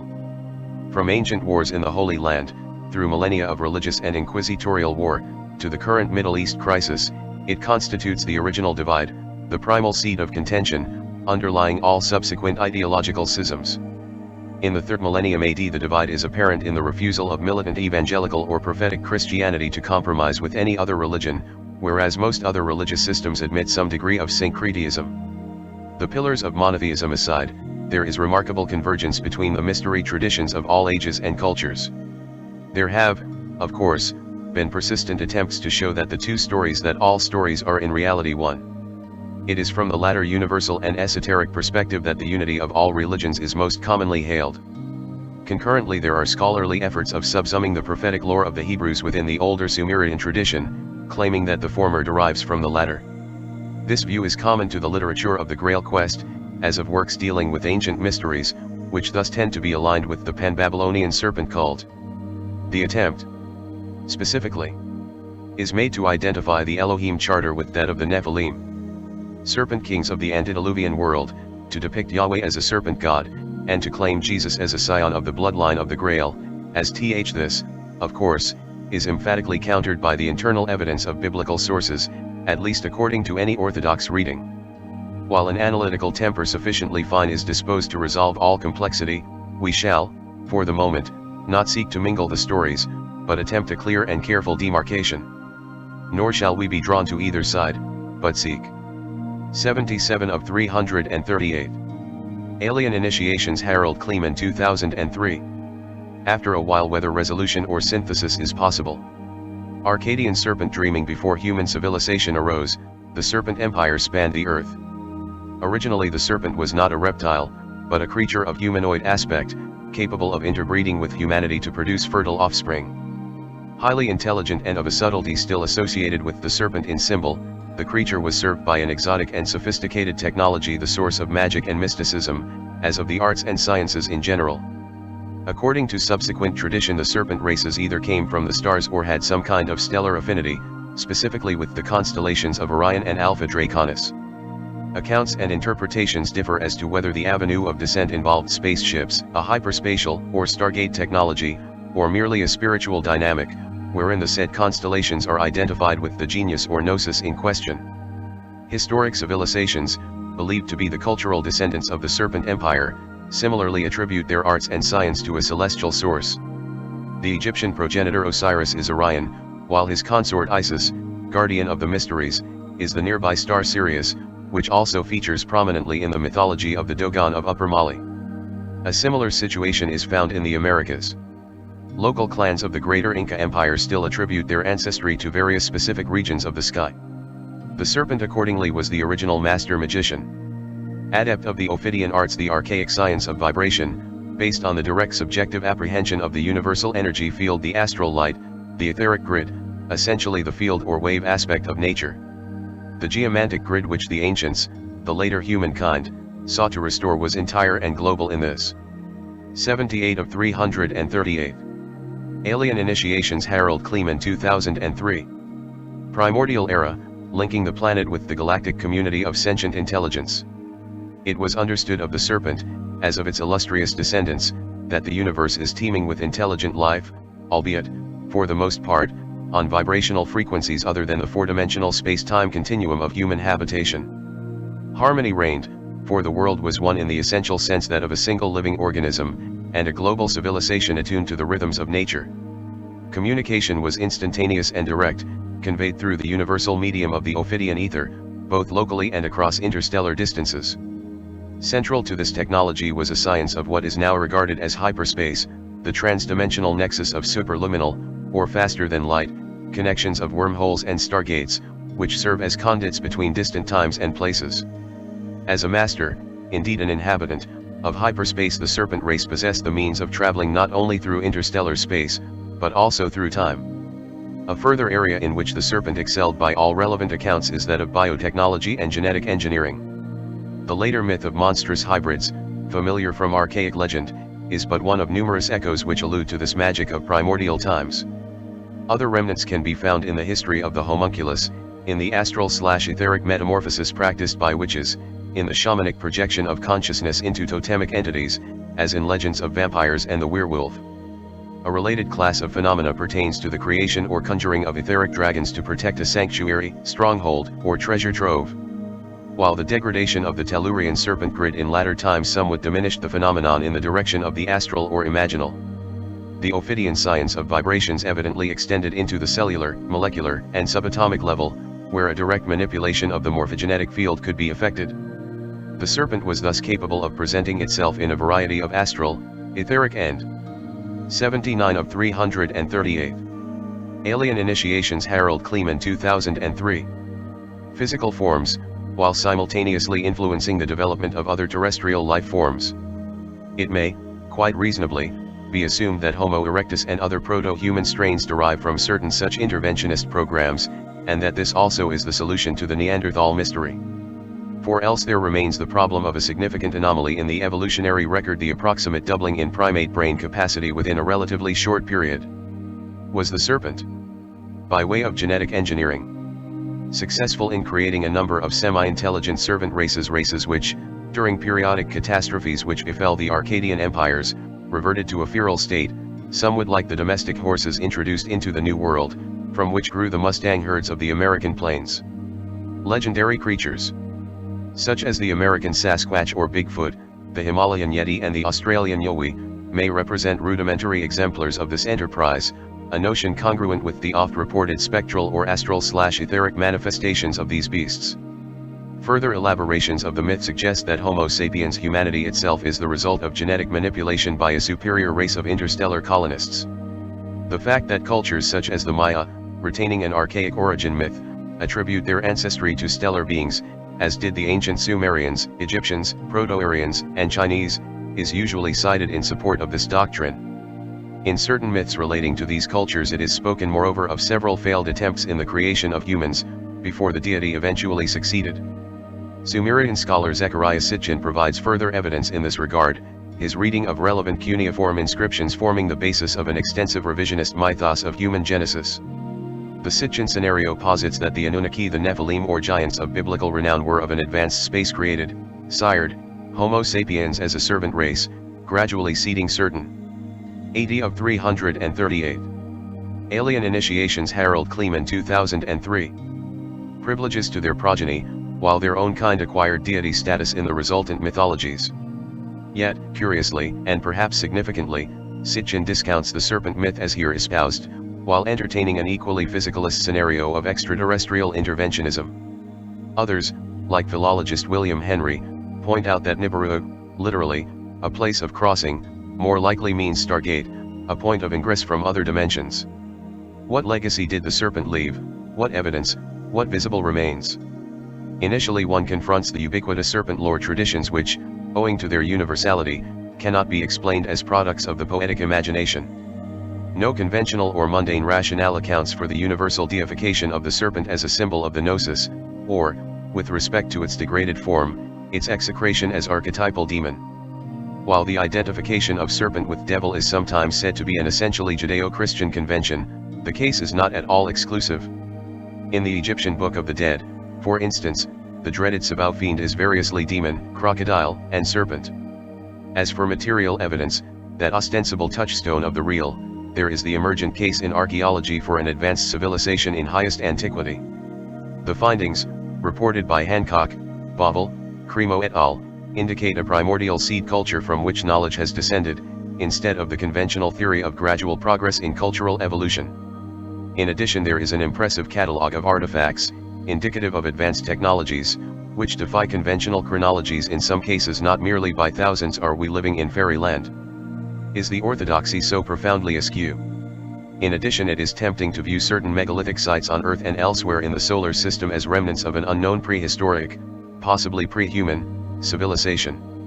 Records indicate that some were considered ancient even by the ancients of earliest recorded history. Most ancient sites, such as Giza in Egypt and Cuzco in the Andes, show successive layers of 81 of 338. Alien initiations. Harald Kleemann 2003. Construction, the oldest of which typically involves a type of irregular masonry of huge oddly shaped boulders, fitted with the precision of a jigsaw puzzle. It is difficult to conceive how humans, by any known means, could have built in that fashion. Indeed, why anyone would, unless the means existed to impart to the stones temporary plasticity, allowing for the blocks to be shaped in situ. Further marvels, such as the 1,200-ton foundation stones of the Temple of Jupiter at Baalbek, and the geoglyphs of Nazca, executed so as to be visible only from the air, indicate a technology anachronous as it is mysterious. As for the Cydonia controversy, involving apparent artificial structures on the surface of Mars, we evident refusal to settle the question in the usual way by having a closer look. Humans are thus left to speculate concerning what looks uncannily like the remains of a cyclopean city, complete with humanoid sphinx staring into space. Yet these constitute but one of the foci of the growing discipline of extraterrestrial archaeology, which, combined with the anomalous terrestrial record, present an overwhelming case. The Adamic revolution undisturbed in its Arcadian idol, the serpent might have persisted indefinitely. It was the creation of man which upset the tranquility of heaven and earth, in the manner that a working of magic art upsets the established status quo. Our perspective now shifts to the biblical account and the prophetic tradition at its core. Prophecy, it should be noted in this regard, denotes not merely a foretelling of future events, but rather an exposition, as from a transcendent source, concerning the temporal sphere entire, as well as the realm of eternity. Inspiration or divine revelation is the dynamic by which the prophetic utterance is regarded as the veritable logos or word of God. 82 of 338. Alien initiations. Harald Kleemann 2003. To make creatures of flesh and blood in the image of God, an innocent who would partake of the powers of eternal life, a clod of earth as heir of creation, while the most illustrious of angels are, let us face it, but glorified. Archangelic prefect of the heavenly court and most illustrious of created beings. Perfect in wisdom and beauty, wrote the prophet Jeremiah, his understanding only surpassed by that of the Creator. Yet, according to the Hebrew sages, this being also had a fault, namely hubris or pride, which caused the brightest of angels to fall from his estate.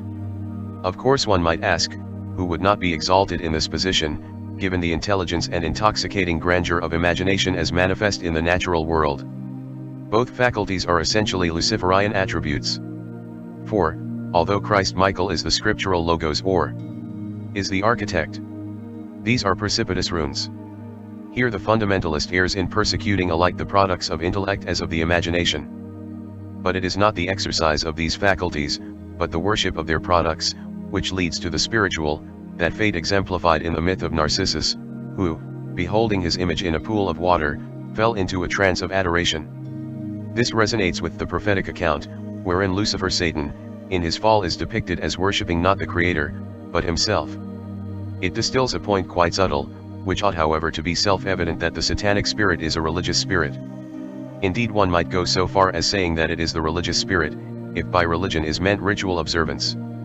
For it is Satan, the illustrious architect of the divine, who is the consummate enchanter and the master of ceremonies at every rite.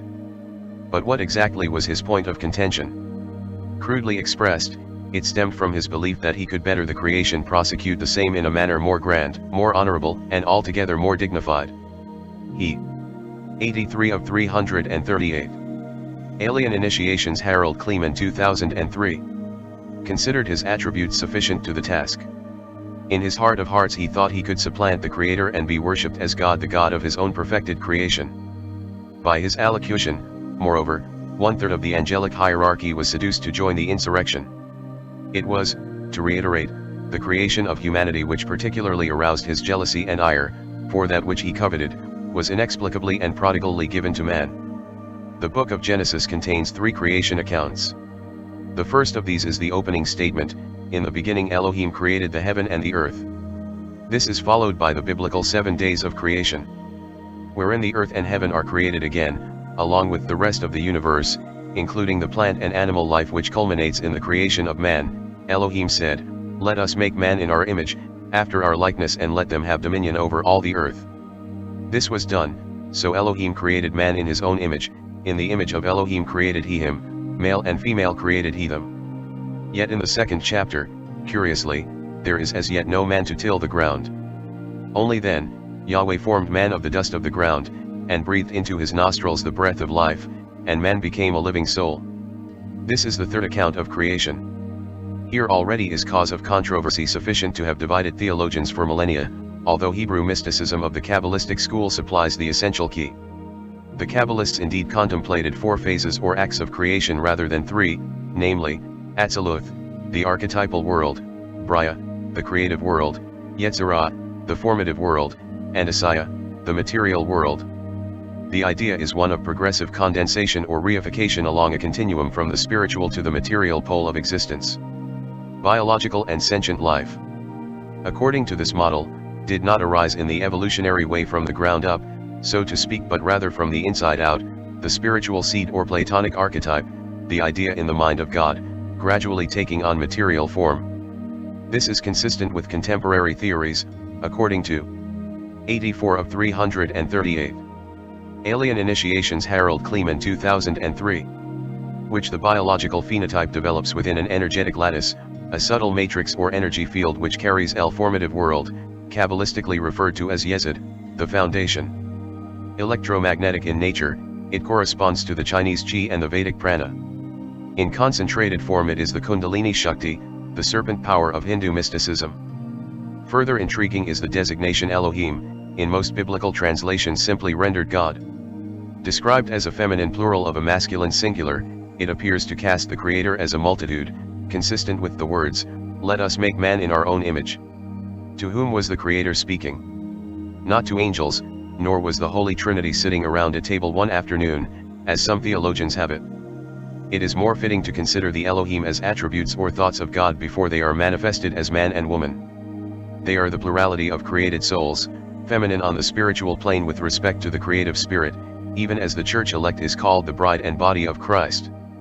St. John informs us that, "In the beginning was the Word being the thought expressed, and the Word was with God, and the Word was God." God and his attributes, his creation, are in this sense one and the same. And, "the Word was made flesh." While referring specifically to Christ, this equally expresses what is true of every woman and man. Our theme is subtly advanced in the second chapter, wherein a being named Yahweh Elohim, usually translated the Lord, forms a man, Adam, out of the dust of the earth, and the theophany or spiritual God form becomes a living soul in the intersection of spirit and matter. The woman, Eve, is not formed from another piece of earth, she is taken out of the man, in keeping with of a more general archetype, namely, that the church is taken out of Christ. Because of the subsequent fall from grace, the name of Yahweh is not revealed until the book of Exodus, where it is made known to the prophet Moses, lawgiver, an Old Testament type of Christ par excellence, as the I Am. 85 of 338. Alien Initiations Harald Kleemann 2003. Before the fall, the human pair lived an idyllic existence, communing with the Elohim, and having access to something called the Tree of Life. They were and not ashamed. From the first we now fast forward to the last book of the Bible, and the only book of the New Testament which is overtly prophetic. War in heaven and primordial fall. The Apocalypse or book of Revelation states, "There was war in heaven. Cast out, that old serpent, called the devil and Satan, and his angels with him." In wave after wave throughout the eons, the spirits of insurrection now descend to the earth. Like the creation of man, The materialization of the Luciferian hierarchy is gradual, a descent from rarefied ethers outward into the physical world. Its legacy is chronicled in the 7 successive root races of theosophical lore, as it is dimly reflected in the ravings of inspired fantasy writers like H.P. Lovecraft. The first 2 of these races, the Polarian and Hyperborean, are comprised of ethereal beings, whose extension into matter embraces only the astral and etheric planes, where resides the dream body and the body of sensation. As the designation Polarian suggests, it is through the polar axis that the angelic hordes spiral into the heart of the earth. Magnetic north, aligned in antediluvian times with the rotational axis, thus formed a vortex of ingress, as reflected in ancient doctrines regarding the polar heavens, specifically the constellation of Draco, as the origin of the gods.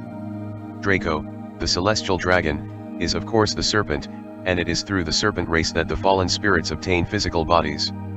This gives rise to the Lemurian and Atlantean cultures of the 3rd and 4th root race, the first to have left material traces. These are the hypothesized seed cultures whose advanced civilizations spanned the globe and provided the impetus for the astounding 86 of 338. Alien initiations. Harald, Kleemann, 2003. Early cultures of acknowledged history. They precede the Adamic race, of which it is spoken in Genesis, having, at the time of the appearance of man, suffered significant setbacks, as reflected in the legends of cataclysmic overthrow which befell the cultures of Lemuria and Atlantis. Hence the otherwise cryptic charge of the Elohim to fledgling humanity, be fruitful and multiply, and replenish the earth. It thus becomes evident that there is no intrinsic connection between biblical genealogy, with its 6,000-year history, and the Chronicles of the Serpent, which cover at least tens of thousands of years. According to this formulation, there is no evolutionary link between humanity and earlier, more primitive primate species. Indeed, the entire concept of evolution and speciation is made abrogate through the biblical principle by which every seed propagates always and only after its own kind. The creature which changed this pattern, introducing and mingled seed, is the serpent. It is written that Yahweh Elohim planted a garden eastward in Eden. There he placed the human pair he had made. There was a tree of life in the midst of the garden and a tree of the knowledge of good and evil, it being understood of the latter that its fruit was death. The serpent, however, when alone with the woman, preached to her a gospel which deviated on this point: Ye shall not surely die, for God doth know that in the day ye eat thereof, then your eyes shall be opened, and ye shall be as gods, knowing good and evil. As the New Testament writer Jude delicately put it, the woman was beguiled. She partook of the fruit and gave thereof to her husband, who, after his nature as the first Christ, partook of death knowingly, that the woman might be redeemed. What happened in Eden and what is the forbidden fruit? Evangelical Christianity, while pragmatic on most issues, is singularly silent on this point, letting symbols speak as they may. Esoteric and folklore traditions, by contrast, tend to be fully unambiguous. The fruit was sexual in 87 of 338. Alien initiations. Harald, Kleemann, 2003. Nature. Or, perhaps more accurately expressed, it was communicated by a sexual act. The primal scene, by this account, comprises sexual intercourse whereby initiation, as well as progeny, is passed from the serpent to Eve. The biblical firstborn, Cain, it thus emerges, is the product of an adulterous union. He is said to have been of the evil one, and his name does not appear in the genealogies of the Adamic line. While scriptures are oblique regarding the specific act, its essence may be inferred from textual clues of this kind. It constitutes one of the secret keys of the canon of scripture, for it identifies the had to be born of a virgin. Yet the blatant, one might say, glaringly obvious nature of the allusion has tended to blind humanity regarding this tale, as has the abhorrence for the medieval idea of equating sex with sin. Woman and serpent coy religiosity cannot stoop to so crude a notion. The ascetic ideal, however, misses the essential point. Sexuality, as adepts of the Karma Mitra are aware, is a vehicle of the gnosis. Orgasm crystallizes a worldview, and a fixation is acquired for life. The experience is surrounded with sanctions not because it is evil, but because it is understood to make a difference whether Zoe is initiated by a Parsifal or an ogre. The sexual mystery as disclosed in a coming of age alludes. Tale. The upshot is that the eyes of man and woman are opened, and they seek to cover their nakedness. Yahweh now pronounces judgment. The serpent is cursed above all cattle, henceforth to crawl on its belly. The woman is informed that she would increase in sorrow and conception, that she would travail in childbirth, that her desire would be to her husband, and that he sake the earth is cursed, to produce thistles and thorns and a livelihood in the sweat of his brow. Man is driven from the garden, and the tree of life is henceforth guarded by cherubim, having a flaming sword which turns in every. 88 of 338. Alien Initiations Harald Kleemann 2003. Direction. Enmity, moreover, is pronounced between the seed, the offspring of the woman, and the serpent. Given to Mary, Virgin Mother of Christ. While originally destined for Eve, the spiritual foundation for a messianic birth is now abrogate. The prophesied millennium of peace, similarly destined to be the seventh day of creation, is consequently delayed 6,000 years, during which that seed undergoes crucifixion, death, and resurrection. Illustrating the principle of types, this event is foreshadowed almost immediately, in that Cain slays his brother Abel, the son of Adam, over what may be called a religious controversy. This defines the essential relations between the two branches and launches a theme which persists throughout the sacred text. The Adamic lineage is now perpetuated by Seth, the next in line to open the matrix. Cain, seed of the serpent, the while goes out from the presence of God and marries into the dynasty of his fathers in the land of Nod. For Lucifer, now Satan, the outcome is mixed. There is the partial of fixing human attention upon the tree of knowledge. Humanity now being subject to death, its fate might be identified with that of fallen angels and the deposed serpent, and a common agenda forged to defeat the purpose of the Elohim. Yet in the bargain the tempter lost his earthly footing in the serpent race, as the latter gradually declined, becoming extinct in the deluge of the biblical flood. To give the initiated doctrine its due, it is the material form which disappeared from the earth, its astral and etheric envelope persisting to this day through the magic of which the serpent is adept. But the loss is compensated in the foothold gained through the hybrid Cain. Every attempt should and would henceforth be made to extend that footing, to win humanity. 89 of 338. Alien Initiations Harald Kleemann 2003. For the satanic agenda, and to fuse the astral/etheric theophany of the serpent with the human biological phenotype. From the primal act, as it transpired in Eden, it was later construed that the Nephilim or Anunnaki, the primeval serpent lords, are the creators and hence the legitimate gods of mankind. The Genesis account, however, emphasizes that it was the teaching of the serpent which resulted in clandestine union and inviolate logos or original word. It was the misconstruing of that word, which placed humanity outside the garden and on the wrong side of the cherubic sword. These divergent points of view also give dual meaning to the phrase Golden Age, and what might be meant by redemption or restoration, a return to the idol of Eden or the Arcadia of the serpent. Alchemists and master builders. And it came to pass, when men began to multiply on the face of the earth, and daughters were born unto them, that the sons of God saw the daughters of men that they were fair, and they took them wives of all which they chose. With these words of the 6th chapter Genesis, a controversy was unleashed which rages to this day. When applied to the fallen angels, they continue the theme sustained hitherto, the seed of the serpent mingling with the daughters of Eve. Yet the expression sons of God, Hebrew, Bani Ha Elohim, counters this notion. Rather, one now observes the obverse taking place, the sons of Adam in the lineage of Seth being attracted to the daughters of Cain, who, being of the hybrid line, were stunning exemplars of feminine allure. Their fascination is summed in the Sumerian witch Queen Lilith, the archetypal succubus, by whose sorceries men are reduced to psychological pulp. It was this circumstance, according to biblical authorities, which led to the widely recorded deluge, in which the greater portion of humanity is said to have perished. 90 of 338. Alien Initiations Harald Kleemann 2003. There were giants in the earth in those days, and also after that, when the sons of God came in unto the daughters of men, and they bare children to them, the same became mighty men which were of old, men of renown. Seemingly redundant, this verse indicates that giants, Hebrew, Nephilim, the fallen ones, existed both before and while the mingling of the races took place. Their offspring, after the nature of the serpent, is illustrious men of wisdom and great distinction, skilled in the myriad arts. In Sumerian mythology the Nephilim are called the Anunnaki, meaning, heaven come to earth, and the mythos surrounding these beings evolved the exegetical genre, according to which the human race was engineered by an advanced civilization from the stars. Because the cuneiform inscriptions of ancient Mesopotamia have been translated, an extraordinary legacy has come to light, which testifies of the unearthly origins of this acknowledged cradle of civilization, as perceived by contemporaneous chroniclers. It is perhaps something of a mystery why ancient Egypt has become the epic entree of popular fascination, while the more seminal Mesopotamia suffered comparative cultural neglect. Very likely the stories to emerge from a region, which is also the setting of biblical legend, were perceived to cut a little too closely to pious sensibilities.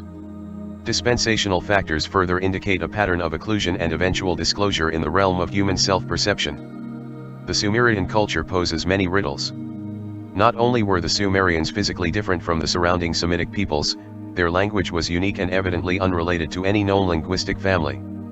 From the beginning, they possessed government, organized religion, a judicial system, and schools which taught astronomy, mathematics, medicine, and engineering. Above all, they were a literate people, having a history and mythology that some 5,000 years ago was already ancient. Like that of the Maya and other pre-Columbian civilizations, their cultural genius appeared as out of nowhere and vanished just as mysteriously. Insofar as entire libraries have been unearthed at 91 of 338. Alien Initiations. Harald Kleemann, 2003. The cities of Eridu, Nippur, Uruk, Nineveh, and Ur, comprising administrative records, as well as works of the literary and religious kind, we are afforded more than a glimpse of their remarkable cosmology. The creation myth Enuma Elish relates the conception of the world by the commingling of Apsu, the begetter, and Mummu Tiamat, she who bore them all, and the first showing of the gods. From the outset there is revulsion with the ways of the gods, and mutual tension arises between fallen angels and their earthly hosts. Described is the conflict and eventual détente, the uneasy truce, which of old defines relations between sorcerer and his familiars of the spirit world. The tasks imposed were too burdensome, and the Agigi, the servitors of the emergent order, wailed in distress. Only then, in response to this problem, the creation of humans is proposed, that they might bear cross of the work. In the Akkadian text Atrahasis the illustrious Enki is quoted saying, Ninhursag, the womb goddess, is with us. Let her create mortal man, so that he may bear the yoke, the work of Enlil. Let man bear the load of the gods. In Gilgamesh the theme is approached from a slightly different angle. Enkidu, the first human, uncivilized and savage in his habits, is befriended and tutored in cultural refinements by the magnanimous Gilgamesh. They travel and have a series of adventures, but the idyll is marred when Enkidu is killed. This propels the stricken Gilgamesh upon a quest in search of eternal life. He finds what he seeks in the form of a plant beneath the primordial waters, only to lose it again to a serpent or snake, which then sheds its skin. Interwoven with the epic is the tale of Utnapishtim, a type of the biblical Noah, and an inundation account, identical in its essentials with that of Genesis.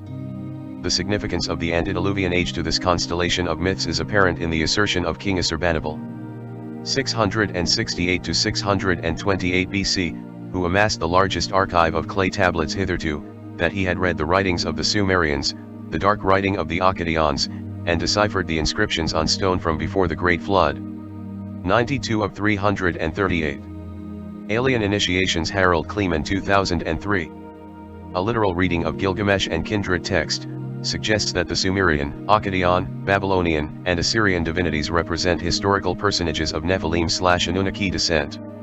What is less clear, owing to the qualitative language of the ancients, is whether the aerial, quasi-oceanic races, to which reference is made, appeared in UFOs or from subtle dimensions in hyperspace.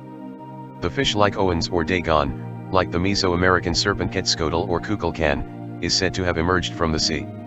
Did these creatures possess submarines, or were they dwellers of the ethers, the primordial waters below the firmament from whence they appeared in astral and etheric form? The controversy surrounds otherworldly visitations to this day, and present indications are that both interpretations may be essentially correct, that the distinction between the spiritual and material hypothesis need not be understood as categorical or exclusive.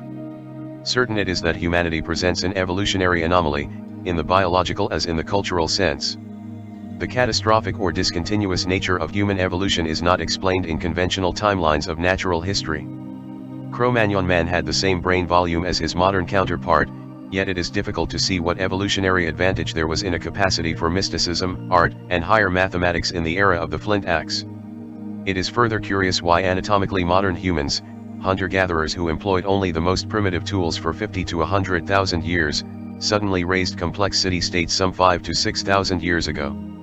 This post-Neolithic upsurge represents an evolutionary leap out of all proportion to the accepted patterns of gradualism. Of relevance also is the curious disparity of cultural development. Insofar as some societies on Earth have until recently retained a Stone Age culture, the question is not so much why these cultures did lag behind, but why in certain geographical areas humanity was suddenly promoted from hunter-gatherer to agrarian settler and megalithic temple builder. Only the interventionist theory in 93 of 338. Alien Initiations. Harald Kleemann, 2003. Some form is congruent with the historic facts, as it is with the general serpent idol as well as an antistimony of humankind.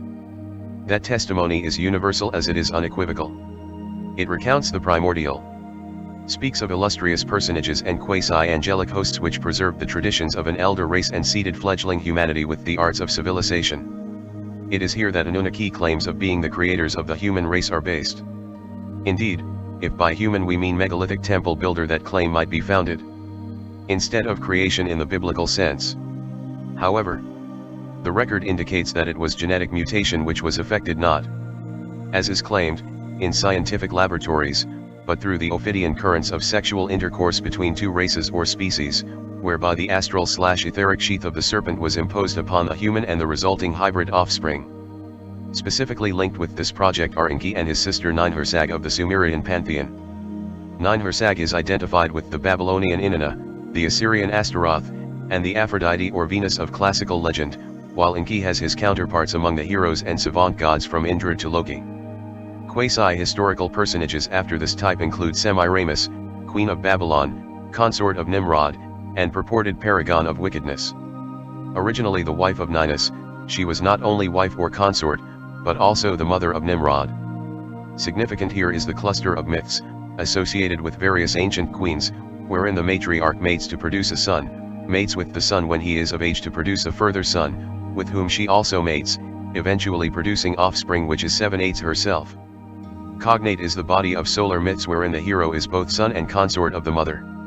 The theme is implicit in the universal image of mother and child, from the Egyptian Isis suckling the infant Horus to the Roman Virgin bearing the Savior, exemplifying cult traditions of woman as initiatrix and repository of the mysteries. 94 of 338. Alien Initiations. Harald Kleemann, 2003. Similarly extensive is the body of myths wherein a human female is impregnated by a non-human entity, subsequently giving birth to a male child who partakes of the divine nature and is typically destined for a redemptive quest. The themes are interlocking and complementary. A subtle continuum is moreover discernible, from the union of flesh and blood to the astral/etheric embrace of the ghostly incubus. The theme is resumed in the pseudepigraphic, i.e. falsely attributed, Book of Enoch, a work mentioned in the Dead Sea Scrolls and held in esteem by the Essenes, an unorthodox yet visionary, 1st century sect of the Hebrews. The text purports to have the mysterious patriarch relate his privileged views and dealings concerning a race of fallen angels, called Aaron, or the Watchers, who took wives from among humankind and taught forbidden knowledge. Its subtle and complex demonology indicates how the etheric or aerial Watchers were perceived by early humans. Among their characteristics, not surprisingly, are serpent features and superior cunning. The archdemon Belial, notably, is described as having the visage of a viper, while the subtle prince Azazel made known the metals of the earth and the art of working them. He taught the making of swords and breastplates, as of finery for the adornment of women. In addition he conferred the apothecary art, notably concerning the antimony of the alchemists, a white metal employed as an aid to longevity. To women Azazel taught the art of allure, of seduction, sexual pleasure, and subliminal vampirism in the service of their celestial lords. Other angels taught of the passage time, and of celestial bodies, the knowledge of the elements, of clouds as signs and portents, of geodesy and geomancy to harness the telluric forces of the ancient arcanum. Shemayaza meanwhile instructed in the magical arts in enchantments and root cuttings, the latter a reference to psychedelic or mind-altering potions. On the darker side, one Castillo taught of exorcisms, the casting of demon daggers, and of slaying the embryo in the womb. 95 of 338. Alien Initiations. Harald Kleemann, 2003. Selective but telling, the text relates of the manner then understood, by which humanity was lured from primordial innocence into the arcana of exoteric knowledge. It matters less at this point whether the angelic creatures were corporeal, as suggested by Colin Andrews in his From the Ashes of Angels, a landmark study of its kind, or the genii of stellar daimons. Significant is the perception that knowledge originated not with humanity, but from without. Given the scenario developed so far, a carnal as well as a subtle principle is involved in the transmission of the gnosis. That transmission is nowhere so evident as in ancient Egypt, with its unbroken 3,000-year history from pre-dynastic to classical Greek and Roman times. Genealogies list successions of rulers, predating accepted chronologies by millennia, and therefore regarded by Egyptologists as purely fictitious. They that mysterious Septepi, the first time haunted by the illustrious and resplendent Neteru, beings with the preternatural ability to materialize and dematerialize at will. This is followed by the Eon of the Harushemsuk, the initiates of Horus, who, according to 2nd century Egyptian historian Manetho, were the pre-dynastic rulers of Egypt. Texts of the Horus temple at Edfu refer to them as skilled workers in metals, metallurgy being a branch of alchemy, the generic legacy of proto-human intelligence deriving from the primordial serpent. Apropos the Sumerian Anunnaki and the biblical Nephilim. Egyptian history likewise cites 3 distinct eras, a primordial epoch of divinity, a transitional period of semi-divine angelic creatures which mingled their seed with human stock, and finally the age of humanity proper. Genesis, the book of the Elohim, likewise concurs that knowledge entered via the seed of the serpent, as it is the hybrid lineage of Cain which immediately distinguishes itself in the sciences and arts. The son of Cain, like the seventh from Adam, also called Enoch, is said to have built a city. Was he the Enoch of the Gnostic text? If so, the prophetic assertion that Enoch built the 96 of 338 Alien Initiations. Harald Kleemann 2003. Great Pyramid has biblical support, and the city mentioned in Genesis 4 is none other than the Giza necropolis. Cited further are Tubal-Cain, an instructor of every artificer in brass and iron, and Jubal, the progenitor of all who handle the lyre and harp. The Adamic line of Seth, by contrast, is shown to be less illustrious. All that is initially recorded concerning this branch is that they began to call upon the name of the Lord.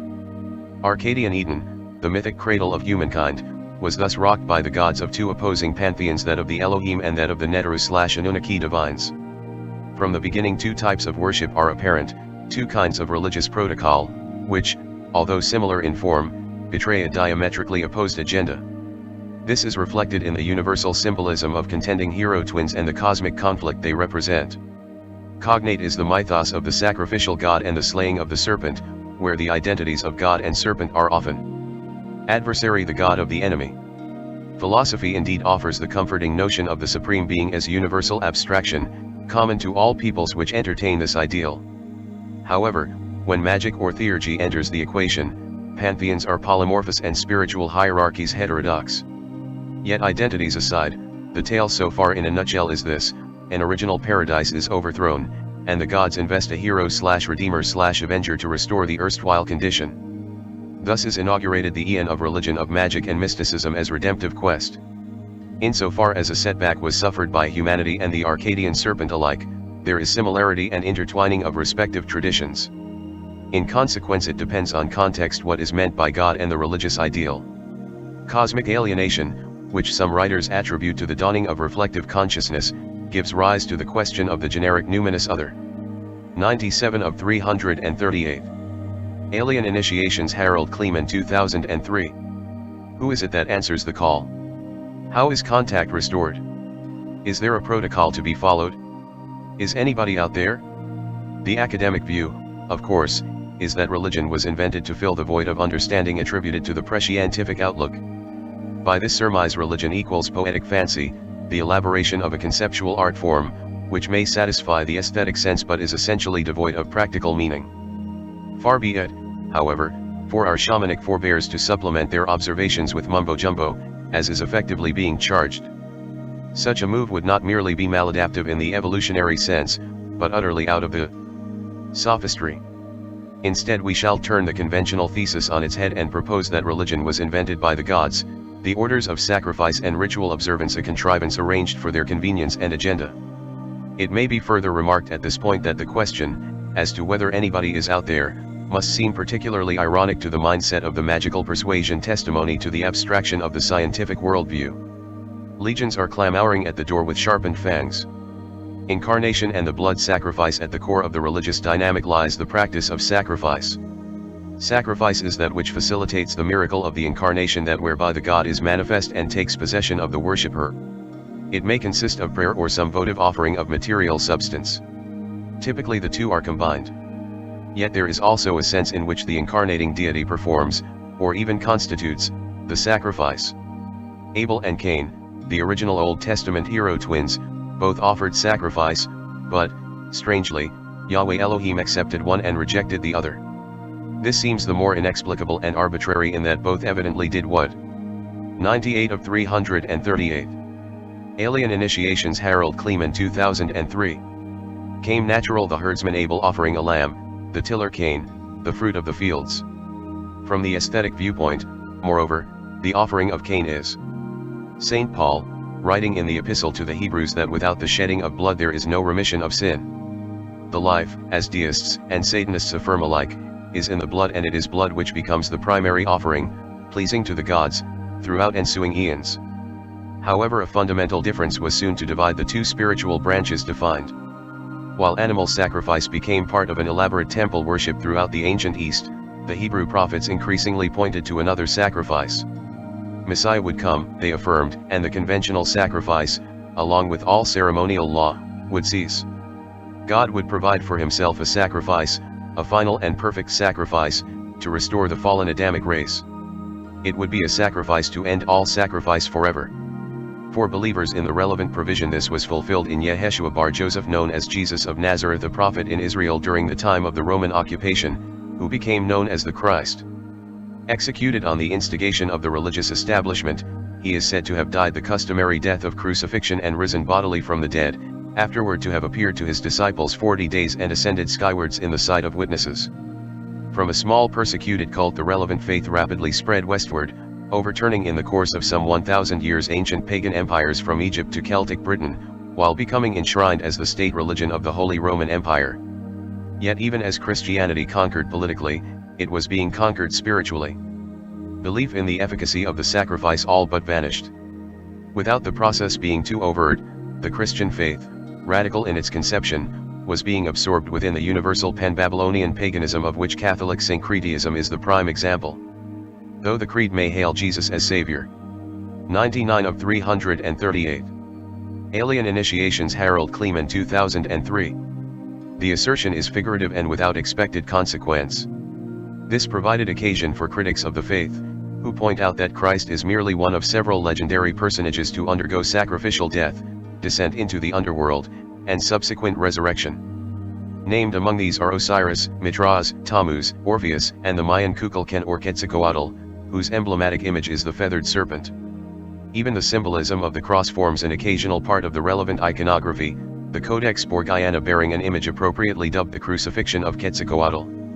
For Universalists there is an occult interpretation, namely that the quaternary or cross denotes the material world, as comprised in the four classical elements, the cardinal compass points, and so forth. Crucifixion is thus said to denote a universal process, the descent of consciousness into the cross of matter, whereby the material world is spiritualized and nature redeemed. Christ, it is argued, represents merely another symbolic variant of this universal theme, without the pivotal actuality asserted by Christians. Quite a different significance attaches to the blood sacrifice in the context of pagan polytheism, and again it is theories occult which illuminate the matter. Blood, so affirms the arcane tradition, forms a puissant basis, the basis par excellence of materialization for extra-dimensional entities. From the subtle effulgence of the biological substance, not the gross materia, the daimonic concrescence constructs an etheric body that may be sensible, under propitious circumstances, to one or more of the material senses. Hallucinogens may be employed to augment that basis on the subjective side, whether the intended result is a material manifestation or something more akin to a spiritual state. These two types of result are classed under the rubric of thaumaturgy and theurgy, or evocation and invocation. The former culminates in the creation of the homunculus, the artificial humanoid life form, such as the golem of Jewish lore and the alien greys of modern abduction accounts. Comparable to their distant cousin, the zombie of Haitian voodoo, they represent, however, a dead. 100 of 338. Alien Initiations Harald Kleemann 2003. And on the serpent trail, having utilitarian value as slave or drone, but unsuited to further the Gnostic endeavor. Like the phantoms of the blood sacrifice, they represent an intermediate stage, sterile physically and spiritually, in the daimonic quest for human incarnation. The latter, by contrast, refers to a summoning of the spirits into the supplicant, to the human incarnation of the divinity or higher intelligence, and thus conversely, the raising of humanity to the realms of Godhead. Although the magical arts later fell into dissolution in medieval times, already their status was dubious. The impressive legacy of the ancients suggests that they were possessed of something anomalous, some non-trivial secret which distinguishes their opus to this day. Yet they failed in their quest for perpetuity, with stagnation as the most evident cause. Cults, the modern as the ancient, are prone to become fixated upon their bag of tricks and thus doomed to endless and mindless iteration, even where the inutility of the right is evident. The demon in such a case, frustrated and at the end of its resources, will urge that more sacrifice is needed, more vigilance, greater austerity, more extreme measures, eventually leading to Holocaust and cultural cataclysm. It is not surprising therefore that it was human blood which came to be required by the time of the curse in Eden, whereupon the serpent declined as a biological gods, and that in ever greater amounts. Human sacrifice thus became an integral fixture of the serpent cult from species, eventually to be vanquished as such in the universal deluge. While the practice was known from ancient China to the Druids of the Western Isles, it reached frenzied heights in specific locales, among them the temples of the Mesopotamian Moloch and Baal and certain cult centers of Central America. It is in the Americas, moreover, that the serpent cult survived in its primordial splendor until relatively modern times, when it collided with the Marian cult of the Spanish conquistadors. 101 of 338. Alien initiations. Harald Kleemann 2003. Human sacrifice, as known among the Incas, the Maya, and Aztecs, extended from decorous bloodletting, from which not even royalty was exempt, to the ritual dismemberment of selected victims. Especially among the Aztecs the practice reached bizarre proportions. An estimated 20,000 human lives were sacrificed annually at the cult center of Tenochtitlan, now Mexico City, to the solar deity Huitzilopochtli. The victims were mostly captives of war, although Aztec warriors were also selected for what was held to constitute a high honor. At least the latter, it appears, embraced their fate voluntarily. According to contemporary witness, Friar Diego de Landa, victims were led, in a state of partial sedation, to ascend the pyramid of the sun, and held down spread-eagled upon the sacrificial altar. With a consecrated blade of obsidian the priest made an opening in their chest cavity, tore out the living heart, and held it aloft while still beating. The bodies were then decapitated and the heads impaled upon skull racks for display in the center of the city. Huitzilopochtli being identified with the newborn sun of the December solstice, it is theorized that the Aztecs superstitiously believed that the sun would not be rekindled if the sacrifices ceased. But it was the spiritual sun of Huitzilopochtli, the incarnate egregor of the serpent Gnosis, that was dependent on the offering of beating hearts. The priesthood was cognizant that the etheric basis of manifestation, and thus of mystic communion, would be removed with the ceasing of the sacrifice, even as the progression of heavenly bodies over vast eons contributed to the disintegration of the geomantic grid which sustained the elder magical consciousness. It is questionable whether the Spanish conquistadors under Hernando Cortés noted any symmetry between the Aztec cult and their own. The belief in their superiority as Christian warriors disallowed any such comparison. To them, at least officially, the natives were savage barbarians, a view which disposed them to justify their own subsequent orgies of blood as they set out methodically to exterminate the local population and destroy its culture. Yetta. 102 of 338. Alien initiations. Harald Kleemann 2003. Landa and other witnesses could not deny the evident nobility of the people they had come to destroy. Ritual excesses of the nature described, according to contemporary shaman seers, explain the otherwise inexplicably sudden abandonment of certain pre-Columbian cult centers even prior to the Spanish invasion. The populace, increasingly revolted against the requirements of their draconian overlords, preferring life in the jungles over an existence in the shadows of the pyramids of death, and thus great empires vanished as quickly as they arose. To prevent such escalation certain local deities became cautious and refined in their appetites, as extant mythological remnants attest. The tale of Cupid and Psyche, which first occurs in the Metamorphoses, also the Golden Ass, of Apuleius, relates of traditions wherein the dragon is content with the offering annually of a virgin, who is bound to a stake in the wilderness to be devoured by the beast or beasts, as the case may be. In return the dragon vows protection and prosperity for the kingdom. Such arrangements typically persist until a hero of the dragon slayer type revokes the status quo and presents the reins of power to a more benevolent deity.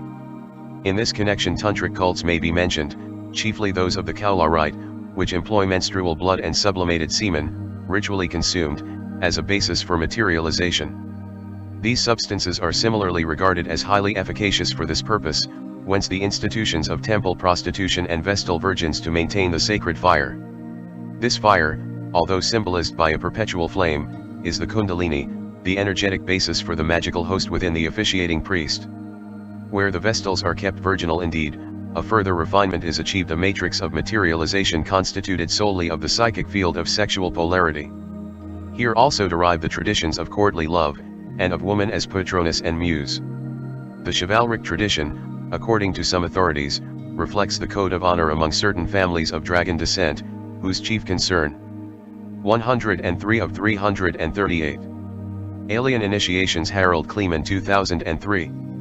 Is for the purity of the bloodline and the tradition. Theirs, accordingly, is the GA and untarnished serpent idol are the ethereal fairy and elven kingdoms, the Cid of Celtic lore, which, like the mystic Isle of Avalon, inhabit a realm somewhat between this world and the next. Mention might also be made of the lesser propitiatory offerings, such as the meal offerings and the rum and cigars beloved of the lower, the possessing spirits of the voodoo trance. Their generic kind is likewise universal, and exacted to this day with fierce exactitude among remaining centers of the relevant cults.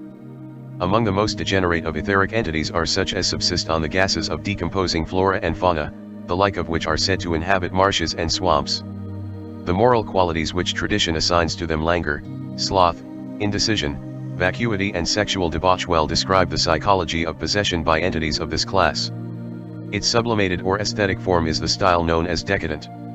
Accepting the premise that blood and similar substances provide a material base for the manifestation of numinous entities, one may rationally account for their universality in magical rites of the primitive kind. The more evolved of the fallen races, the while adepts of a more subtle gnosis have requirements more refined, among them incense, sounds and symbols, mantras, sigils and hieroglyphs. The most subtle and spiritually adept, however, like the angelic intelligences, require no external aid, but interface with the human nervous system directly. Thought the system of chakras, psychic vortices of the subtle body as recognized in Oriental schools of mysticism. To this end the yogas and tantras were given techniques of psycho-spiritual development to attune the human organism to higher frequencies of cosmic intelligence. Where these flourished, namely in India. 104 of 338. Alien Initiations. Harald Kleemann 2003. Central Asia and the Far East, they supplanted in large measure the magical practices of primitive fetish cults, occasionally with syncretic accommodation as found in Tibetan Buddhism. Of Padmasambhava, the legendary sage, who introduced Buddhism to Tibet in the 8th century, it is said that he first subdued and converted the pantheon of local gods and demons, binding them to service of the Buddhist Dharma. This suggests that spiritual evolution is in principle possible, and we may delineate for purposes of the argument a categorical distinction between magic and mysticism. Magic is thus defined as the art and science of conjuring the gods to sensible appearance. Mysticism is the art and science of raising the Judaism, Christianity, and Islam. The difference, for practical purposes, is that the former demand experimental rigor and testable results, while the latter, at least in their institutional forms, tended to be content with dogma and piety. The quest for the one, the consequence of emergent monotheism, was a receding of the magical gnosis and its replacement by something altogether more tenuous, perhaps more far-reaching and profound in essence, yet also more easily subverted by spirits of imposture. The new current, which swept the ancient world from around the year 1, crystallized around the concept of a sole transcendent God, above and beyond the pantheon of magical familiars, yet manifest in human form in the person of Christ, the incarnate God King of the Hebrews. Now here was something new. Was not this the grail of the magical gnosis, as it was the fulfillment and culmination of Hebrew prophecy? The moral and aesthetic appeal of the idea can be ascribed at least in part to the dissolution of the Tellurian matrix and the waning of the magical ideal. As such, 105 of 338. Alien Initiations. Harald Kleemann 2003. This development could be regarded a mere religious reform, as unsuccessfully attempted in Egypt over 1,000 years earlier by the mystic King Akhenaten. Yet it was evidently more than that. The messianic tradition in Hebrew lore may be traced to the veritable books of Eden, to Genesis and its apocryphal kin, which speak of a fall and promised redemption. The covenant, first announced in the primordial garden, was subsequently confirmed in the patriarch Abram, who, upon hearing a voice which referred to itself as the Most High God, left his native Chaldean city of Ur to set out on a fantastic pilgrimage in what is now Palestine. The voice was, could see, and he no less, though aged and yet without offspring, would become a father of nations with whom the God of heaven would establish his covenant. Upon asking for further confirmation, he was given the seal of circumcision. Among circumstances beyond the usual, the promise was eventually fulfilled in the birth of Isaac, of whom came Jacob, which is Israel. According to tradition, the cries of his 12 wives, as they travailed in childbirth, to inherit. Among them is Levi, which was given the office of priesthood, and Judah, the lineage whereof is David, who was made king, and Yeshua, or Jesus, who is called the Lion of the tribe of Judah. Like Abraham afore, Israel was delivered of a magical land, in this case Egypt, and set out in search of a promised land. During the Exodus, as recorded in the book so named, Israel, through prophetic mediation of its lawgiver Moses, received the Ark of the Covenant and a ritual law. The Ark was a portable structure, where dwelt the presence of Yahweh in a pillar of fire, also called the Angel of the Covenant. This was kept from the profane by the same fiery cherubim which guarded the tree of life in Eden. None could enter. 106 of 338. Alien Initiations. Harald Kleemann, 2003. Ceremonial Observance. The angel further issued the charge that Israel must under all circumstances remain magically separate from the religious traditions of surrounding cultures. Although the Ark has vanished from history, it has become, like the legendary Grail, the object of a quest, in part for spiritual illumination, in part as an exotic exemplar of ancient technology. Indeed, the Exodus bears all the indicators of a profoundly mystic or magical enclave, moving in spheres beyond ordinary space-time boundaries. The pillar of fire, which is the angle of the covenant, was a sentient being of preternatural foresight and sagacity.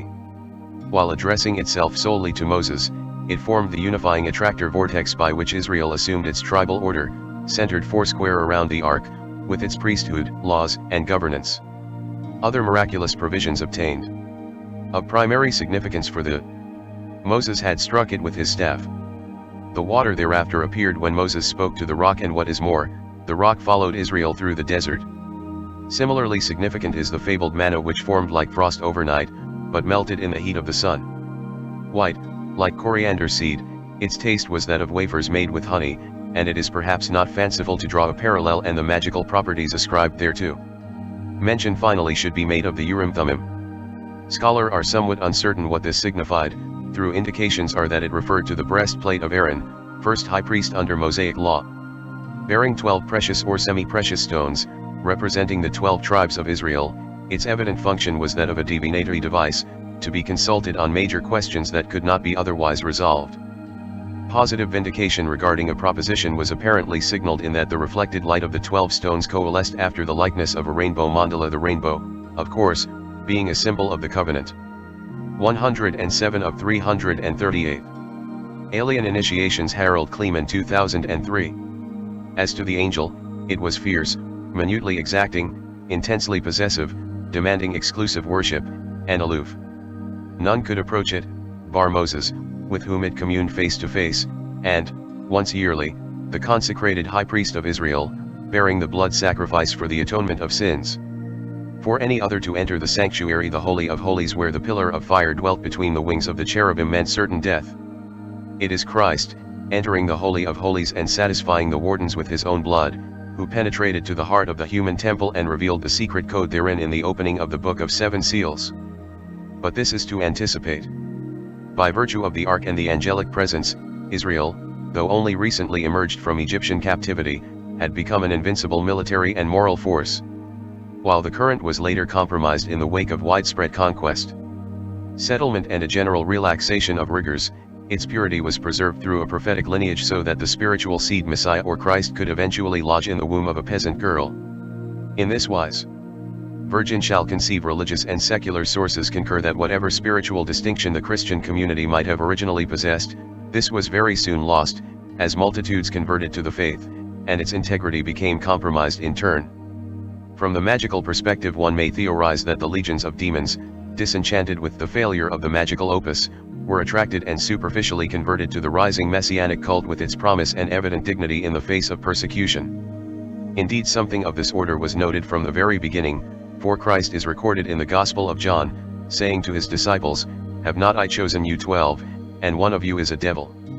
The Apostle Paul also prophesied that the church, though Christian in name, would be usurped from within and become its antithesis, the veritable synagogue of 108 of 338. Alien Initiations. Harald Kleemann, 2003. Satan. Indeed, Western civilization subsequently became so weakened under the influence of the apostate faith, that it almost succumbed to the waves of military onslaught soon to emanate from the greater pan-Islamic empire. Islam, like the Judeo-Christian tradition, derives its lineage from Abraham. The patriarch, it may be recalled, was childless, although married almost a lifetime to his half-sister Sarai, later Sarah. This woman reasoned that, since she was past the age of childbearing, the divine promise might be fulfilled through a surrogate wife, for which role she chose her maid Hagar. She, as mistress, could later adopt the resulting child. Abraham assented and Hagar gave birth to Ishmael. Even the Most High God concurred, although he was emphatic that this was not the promised son. When, in the upshot, Sarai found herself despised of her maid, and took her complaint to God, Yahweh once more appears in his unyielding and inexorable mode. For he answered, "Cast out the bondwoman and her seed, for he shall not be heir with the seed of the freeborn." But, as the scriptures further state, in Isaac shall his seed be called, excluded from the covenant. Ishmael, the legendary ancestor of nomadic tribes from the Arabian Peninsula to the Western Sahara, hence became a man of tenacity, of great endurance and subtlety of spirit, characteristics which served to forge a thriving culture among the most inhospitable regions on earth, the empire of Islam. As to the promised son, he was to appear by means wondrous. Observing perhaps the success of emergent Christianity, which in less than 100 years subverted the Roman Empire, the genius of Ishmaelite blood best urged itself along similar lines to likewise embrace the monotheistic ideal. Thus around 500 AD, by relevant account, the merchant and visionary seeker Mohammed retired to a cave, where he received from the archangel Gabriel the revelation which became the Quran, uniting previously divided and 109 of 338. Alien Initiations. Harald Kleemann, 2003. Warring desert tribes under the name of Allah.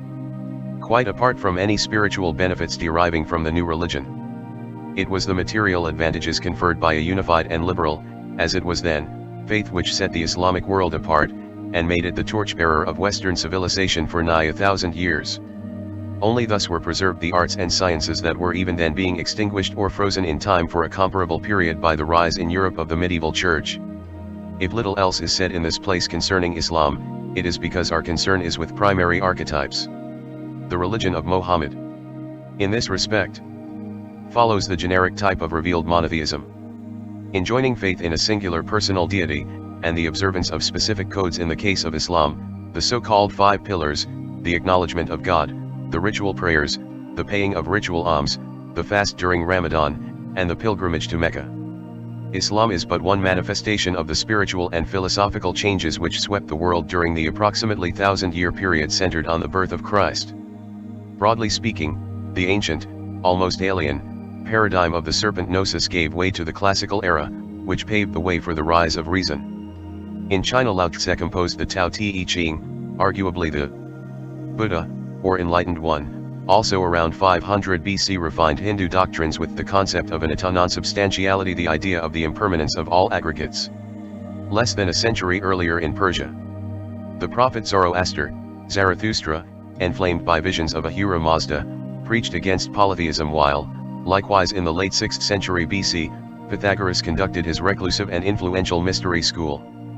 Dynastic Egypt fell first under Greek, then Roman influence, as the ancient world wound to a close, effectively ending an unbroken religious tradition of over 3,000 years.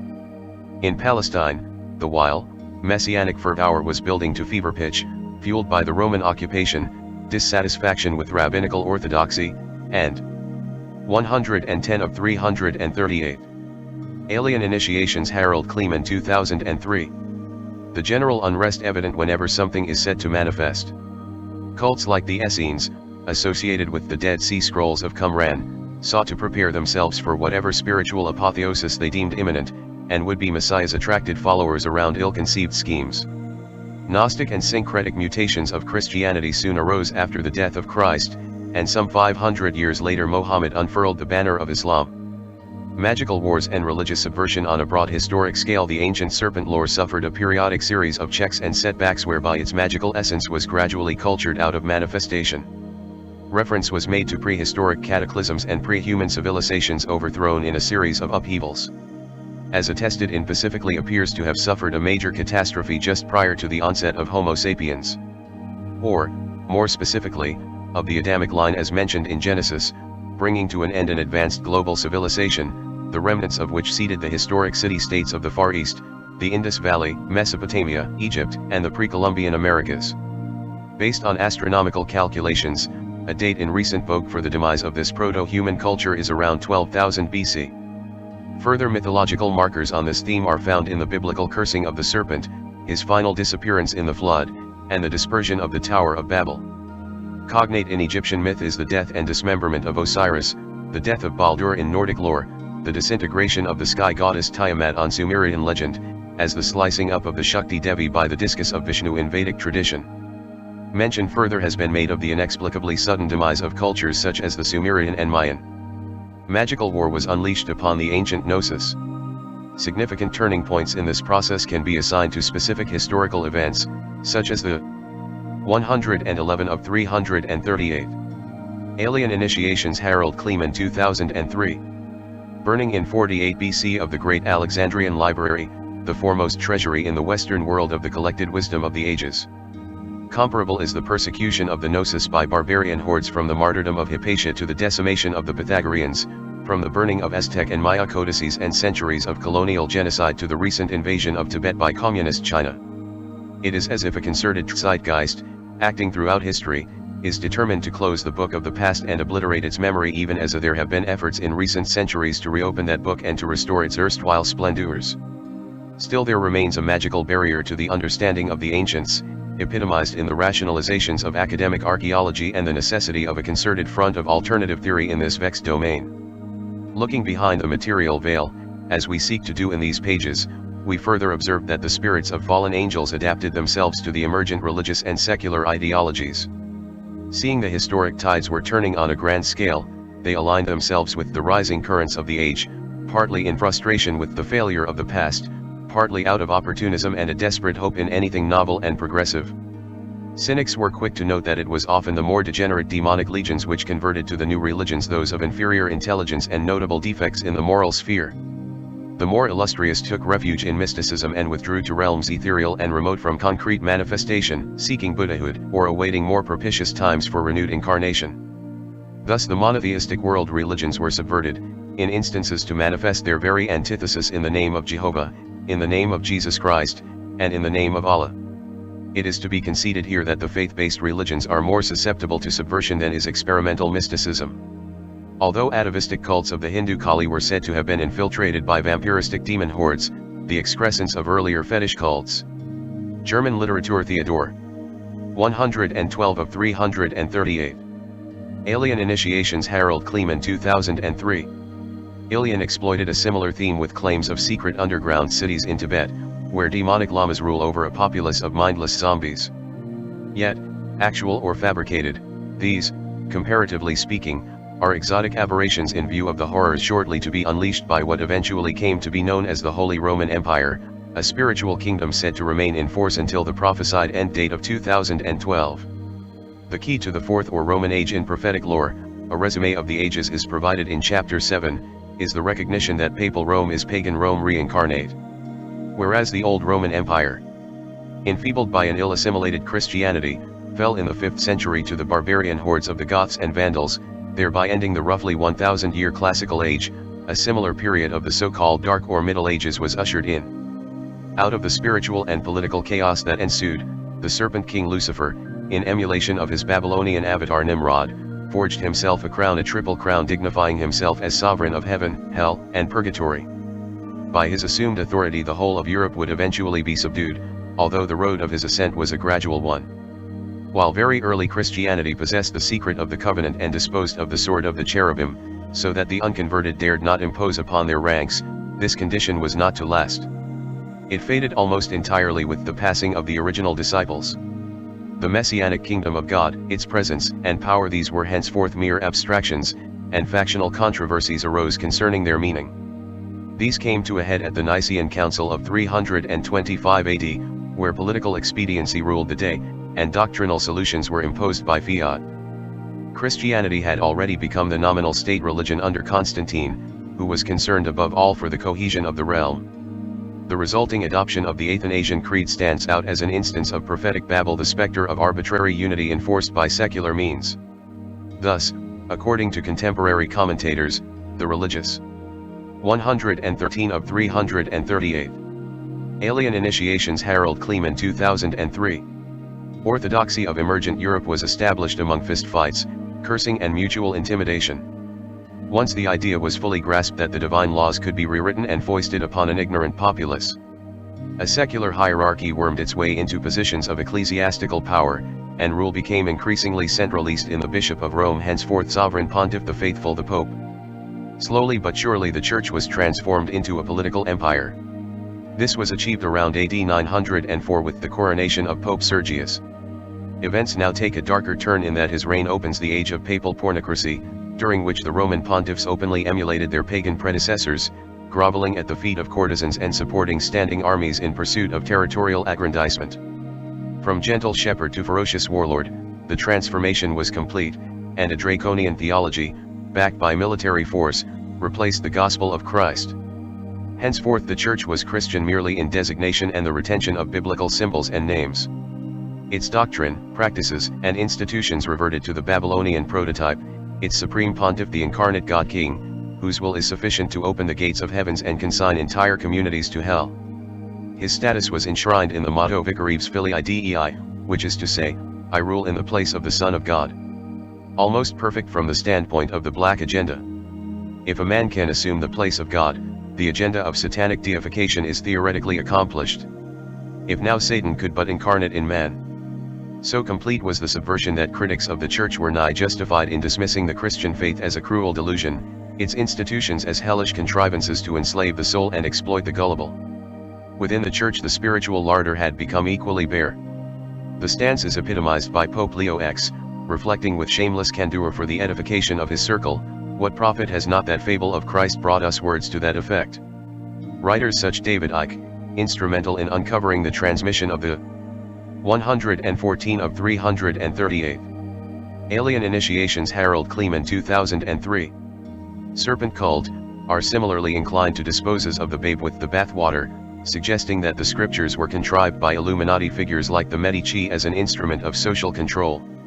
Yet even if something of this nature were established, those who have been crucified with Christ, as mystic poet Aleister Crowley remarked, can but smile when it is demonstrated that Jesus never existed, that the scriptures are corruptions of Sumerian and Egyptian texts, that Darwin was right and whatever more. In the upshot between the original Christian faith and its corruption by the Church, what appalling gulf, what clash of spiritual realities. To find evidence of the authentic faith one must set aside the conventional signposts of history and seek the rarefied thread of its otherworldly manifestation. The scriptures indicate the pattern. Obscurity surrounds the nativity of the one, prophetically identified as King of Kings. Although the Messiah was widely expected, a privileged few, a mere handful, were aware that something unusual was afoot when he made his entry. According to the biblical record, they were Mary and Joseph, termed the Holy Family, Elizabeth and Zechariah, parents of John, who is called the Baptist, and Anna and Simeon, ascetic contemplatives who awaited the consolation of Israel. 6 individuals, that was the Church, the extent of the inner circle. On the periphery were angelic hosts which broadcast the gospel to shepherds. And later certain kings of the Magian tradition, whose celestial observations had divined the coming of the promised Christ, thereby bearing circumstantial testimony that the ancient stellar gnosis is not antithetical in essence to the revelation of faith. Such as were predestined to the unfolding revelation had dreams or visions by which they recognized the presence of the divine in their midst. At grown to 120. For the rest of Israel, a misguided fanatic or two, since the Baptist had already been beheaded, met their deserts at the hands of Rome. It remained for the original Church, the spiritual seed sown at the 115 of 338 alien initiations. Harald Kleemann, 2003. Pentecostal feast to likewise fall into the earth, to experience persecution, death, and corruption, to suffer all but extinction before it would rise again. This it did when in 1520 an Augustinian monk named Martin Luther published his famous 95 Theses in which he exposed the corruption of the Roman Church. The remarkable thing, as one historian put it, was not that Luther denounced the said Pope Leo as excrement of the devil and publicly consigned to the flames the papal bull Exsurge Domini, but that he got away with it. The Lutheran Reformation, thus inaugurated, was the first of numerous reforms which restored by degrees the doctrines of the original disciples. The Protestant Church went through numerous mutations or denominations, each in turn reaching a point of doctrinal impasse and spiritual stagnation. According to prophetic lore, the final result, so far as organized Christianity is concerned, is an ecumenical conglomerate conforming to the Roman ideal. For, as ever, the seed reverts to type. Authentic revival continues the while outside the institutional church, as it did from the beginning, and as by nature it must. At the turn of the 20th century it was believed that the angelic presence reported among the very early church was again in manifestation in what became the Pentecostal movement. In the second half of that century the prophetic voice of the age announced the revelation of the seven seals, the mystic seals or secrets of the ages, as mentioned in the Apocalypse of St. John, and the imminent end of time. The Draconian archetype, which for 1,000 years made its home in the Roman Church, has assumed by this time a different guise. In the wane of papal authority and the rise of the secular order after the 18th century, the beast undergoes metamorphosis, and in the place of Romanism arise fascism and communism. It is said that in the apotheosis of history these three are one, insofar as the serpent gnosis aligns itself with the incumbent political order. This resultant unity is prophetic Babylon or Babel, the gate of God, and 116 of 338. Alien Initiations, Harald Kleemann, 2003. Confusion. It is the gate of God apropos the dark prince of this world, who is to be revealed and crowned, and confusion is the order of his reign. Concurrent is a prophesied quickening in the realm of mind, whereby the various cultural seed come to fruition and the historical process is brought to culmination. Knowledge attains to infinite regress, and the spirit of the age becomes one of gnosis and prophetic insight. Like a refining fire it consumes the accidental and contrived, revealing all things in their original and authentic state. The psycho-historical process is made transparent and the masks are removed. Christ and Antichrist are revealed in their human temple, and their age-old conflict resolved. It is popularly imagined that the Battle of Armageddon, the final contest of good and evil, is a military affair. This is strictly an error, although its fallout in the geopolitical arena may take on military dimensions. Yet only on the most ephemeral level, that of politics, are the perceived contingencies translated into the push for globalism, the draconian quest for oneness by force and decree. As to promulgation of the spiritual quest, the weapons of its warfare are not carnal. The spiritual war today is rather an information war. It is the contest concerning what is real, what ideas and beliefs should appropriately occupy the human mind. In the modern world, wherein all spiritual and ideological currents come to a head, producing the most polymorphous age in history, this contest reaches unparalleled intensity. The strain for a resultant becomes overwhelming, in turn giving rise to apocalyptic expectations. Apocalypse literally, the revealing, is visualized as mayhem and destruction because such is the perceived tendency inherent in global systems. Yet the universal prophetic lore also speaks of an ark of deliverance, an invisible sanctuary, an avenue of ascension to higher realms. Reservations can now be made with covens and cults in every major city. 117 of 338. Alien Initiations, Harald Kleemann, 2003. Welcome then to the modern age, with its conceptual meltdowns and ideological ferment, its fearful specters and vistas of strangeness, the like not seen since the Nephilim kings. Yet before we turn to the contemporary stage, it may be well to review the stakes, pared down to the simplest level. Two angelic beings are contesting for apotheosis of absolute Godhead, Christ Michael and Lucifer Satan. Drawn into the fray is a third force, the Serpent Empire, in mythology the shadowy realms of the Faerie and Elven kingdoms, the legacy of a largely forgotten race. All seek to restore or establish their respective ideal. 118 of 338. Alien Initiations, Harald Kleemann, 2003. Alien Initiations. A truth denied is a demon empowered. Magical dictum. Strange attractors. Thing silent, luminous, classic in its elegance. At the foot of the garden are small gray creatures. It is impossible to look at them directly, the eye somehow. UFO and the creature at the controls. According to quantum theory, the universe exists as the superimposition of all possible states, with the outcome weighted in favor of the most probable. The present, by classical reckoning infinitely unlikely, state is the most probable. How does cosmos arise out of chaos order out of the supposedly random interaction of particles? How does the actual undergo phrase the formality of actually occurring? According to the mystic and idealist view, the universe comes into being by the activation of a cognitive construct in consciousness. Without such as Genesis as it is pregnant with all possibility, but essentially unmanifest.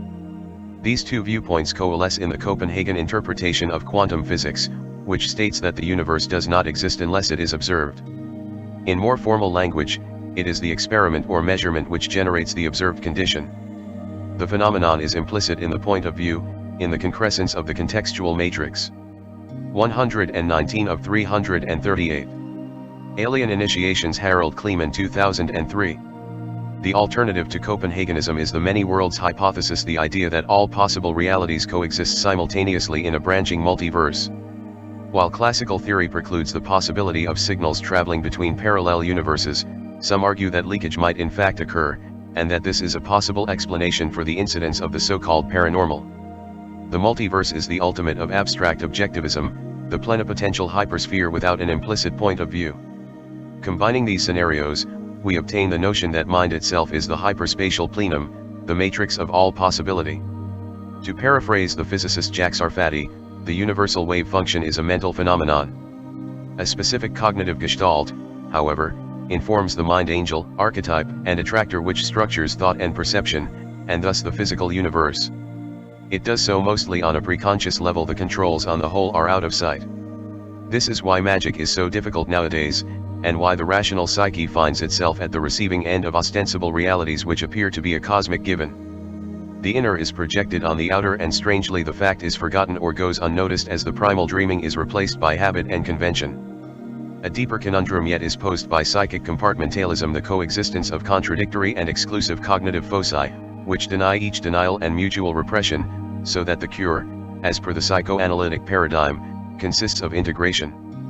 Yet integration of the experiential plenum, the validation of the imaginal manifold, these are heresy to the inquisitorial impulse, which seeks rational closure apropos a trans-rational object. This attempt to impose order on observational chaos invariably involves a purge and editing of reality. Under these constrained conditions, as stated in the previous chapter, something must give. Symptoms, phenomena intrude, and disorder is the net result. 120 of 338. Alien Initiations. Harald Kleemann, 2003. Such is the context for that modern theater of the absurd, the alien encounter experience, our modern brush par excellence with the ghostly mythological other. The Swiss psychiatrist Carl Jung was among the first to emphasize the visionary aspect of the UFO experience, wherein the saucer is a symbol and arguably count as the most sophisticated perspectives of the realm have not significantly elaborated upon the Jungian view. Thus Karl Raschke speaks of ultra-terrestrial agents of cultural deconstruction, and Terence McKenna of the oversoul or Gaian overmind, a proactive higher intelligence at the planetary level, which is responding to the cultural predicament by paranormal inducement toward a more inclusive language. Whatever the alien may turn out to be, its most significant feature, according to this view, is precisely its strangeness, the fact that it does not fit any theory. Riding roughshod across the conventional paradigm and disciplinary boundaries, it mandates instead for expanded concepts a more subtle epistemology to account for the flood of relevant data. The data, as previously stated, are unequivocal. A profound and genuine mystery lies at the core of the phenomenon, broadly described as alien or extraterrestrial. These terms are nominal, with a wide range of opinion as to what they signify. The phenomenon furthermore manifests in a diversity of ways, casting some doubt as to whether they can be ascribed to a single source. As Whitley Strieber, best-selling author in the field, insists, citing the thousands of personal encounter stories he was sent by readers, the contact experience is far more varied and bizarre than theorists generally allow. This diversity includes, though is not necessarily limited to, sightings, by the tens of thousands, of unusual lights and unknown artifacts, in the sky, on land, as on and under the oceans. These include 121 of 338. Alien Initiations. Harald Kleemann, 2003. Sightings at close range of exotic craft, often supported by photographic, video and radar evidence. A wealth of anomalous data has also been obtained in the context of NASA missions to Mars and the Moon, both pertaining to objects in flight and on the planetary/lunar surface. Geoglyphs or crop formations, the appearance in cultivated fields of large geometric designs, appreciable as a rule only from an elevated position. These beautiful and enigmatic creations first gained notoriety in the 60s, with claims of hoax on their heels. Yet they continued to appear in thousands of exemplars, scattered over dozens of countries in patterns of generally increasing complexity. Where, it has been asked, is the army of selfless and gifted artists, whose offerings may be described as transcendent lessons in geometry, number theory, and cryptography? Some intelligence is clearly behind the manifestation, although the jury is still out as to whether this intelligence is natural or cultural, human or non-human. Clandestine animal mutilations, as of cattle and other free-range livestock. These attract attention, as well as the ire of ranchers, in that an organized technologically capable agency is clearly responsible. The animals are killed by undetermined means, specific organs are excised with surgical precision, and all traces of blood typically removed. It is the prevalence of the phenomenon which appalls, as does the policy of official denial. Sightings of unidentified aerial craft, as of black unmarked helicopters, have been reported near affected areas, and eyewitnesses reported seeing small humanoid entities busying themselves in the manner described. Interaction with alien humanoids of various description. The encounter with otherworldly entities, whether proactive or passive, face-to-face or by means subliminal, is referred to as the contact experience. The widely reported 122 of 338 alien initiations. Harald Kleemann, 2003. Locale by exotic humanoids qualifies as alien abduction.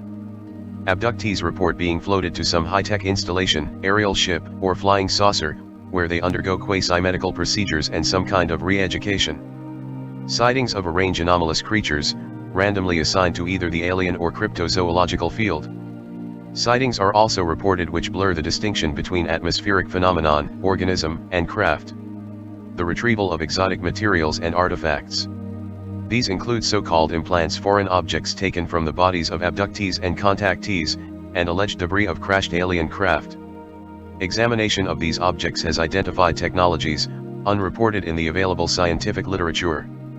The reported retrieval of crashed alien craft and their non-human, of which was captured alive. These derive from military and intelligence sources, often anonymous due to official censure of such reporting. However, retired Pentagon official Colonel Philip Corso states in The Day After Roswell that he personally oversaw the dissemination of alien technologies among defense contractors and leading industries for development in both military and civil applications. Solid-state electronics, fiber optics, and stealth technology are among the reported spin-offs. Similarly, the engineering guru Bob Lazar stated that he had worked on serviceable alien craft, and observed rudimentary test flights of large exotic discs. Testimony of individuals having worked in, or been abducted to, secret military installation, veritable underground cities where human and alien life forms cooperate on an apparent project of planetary subversion. 100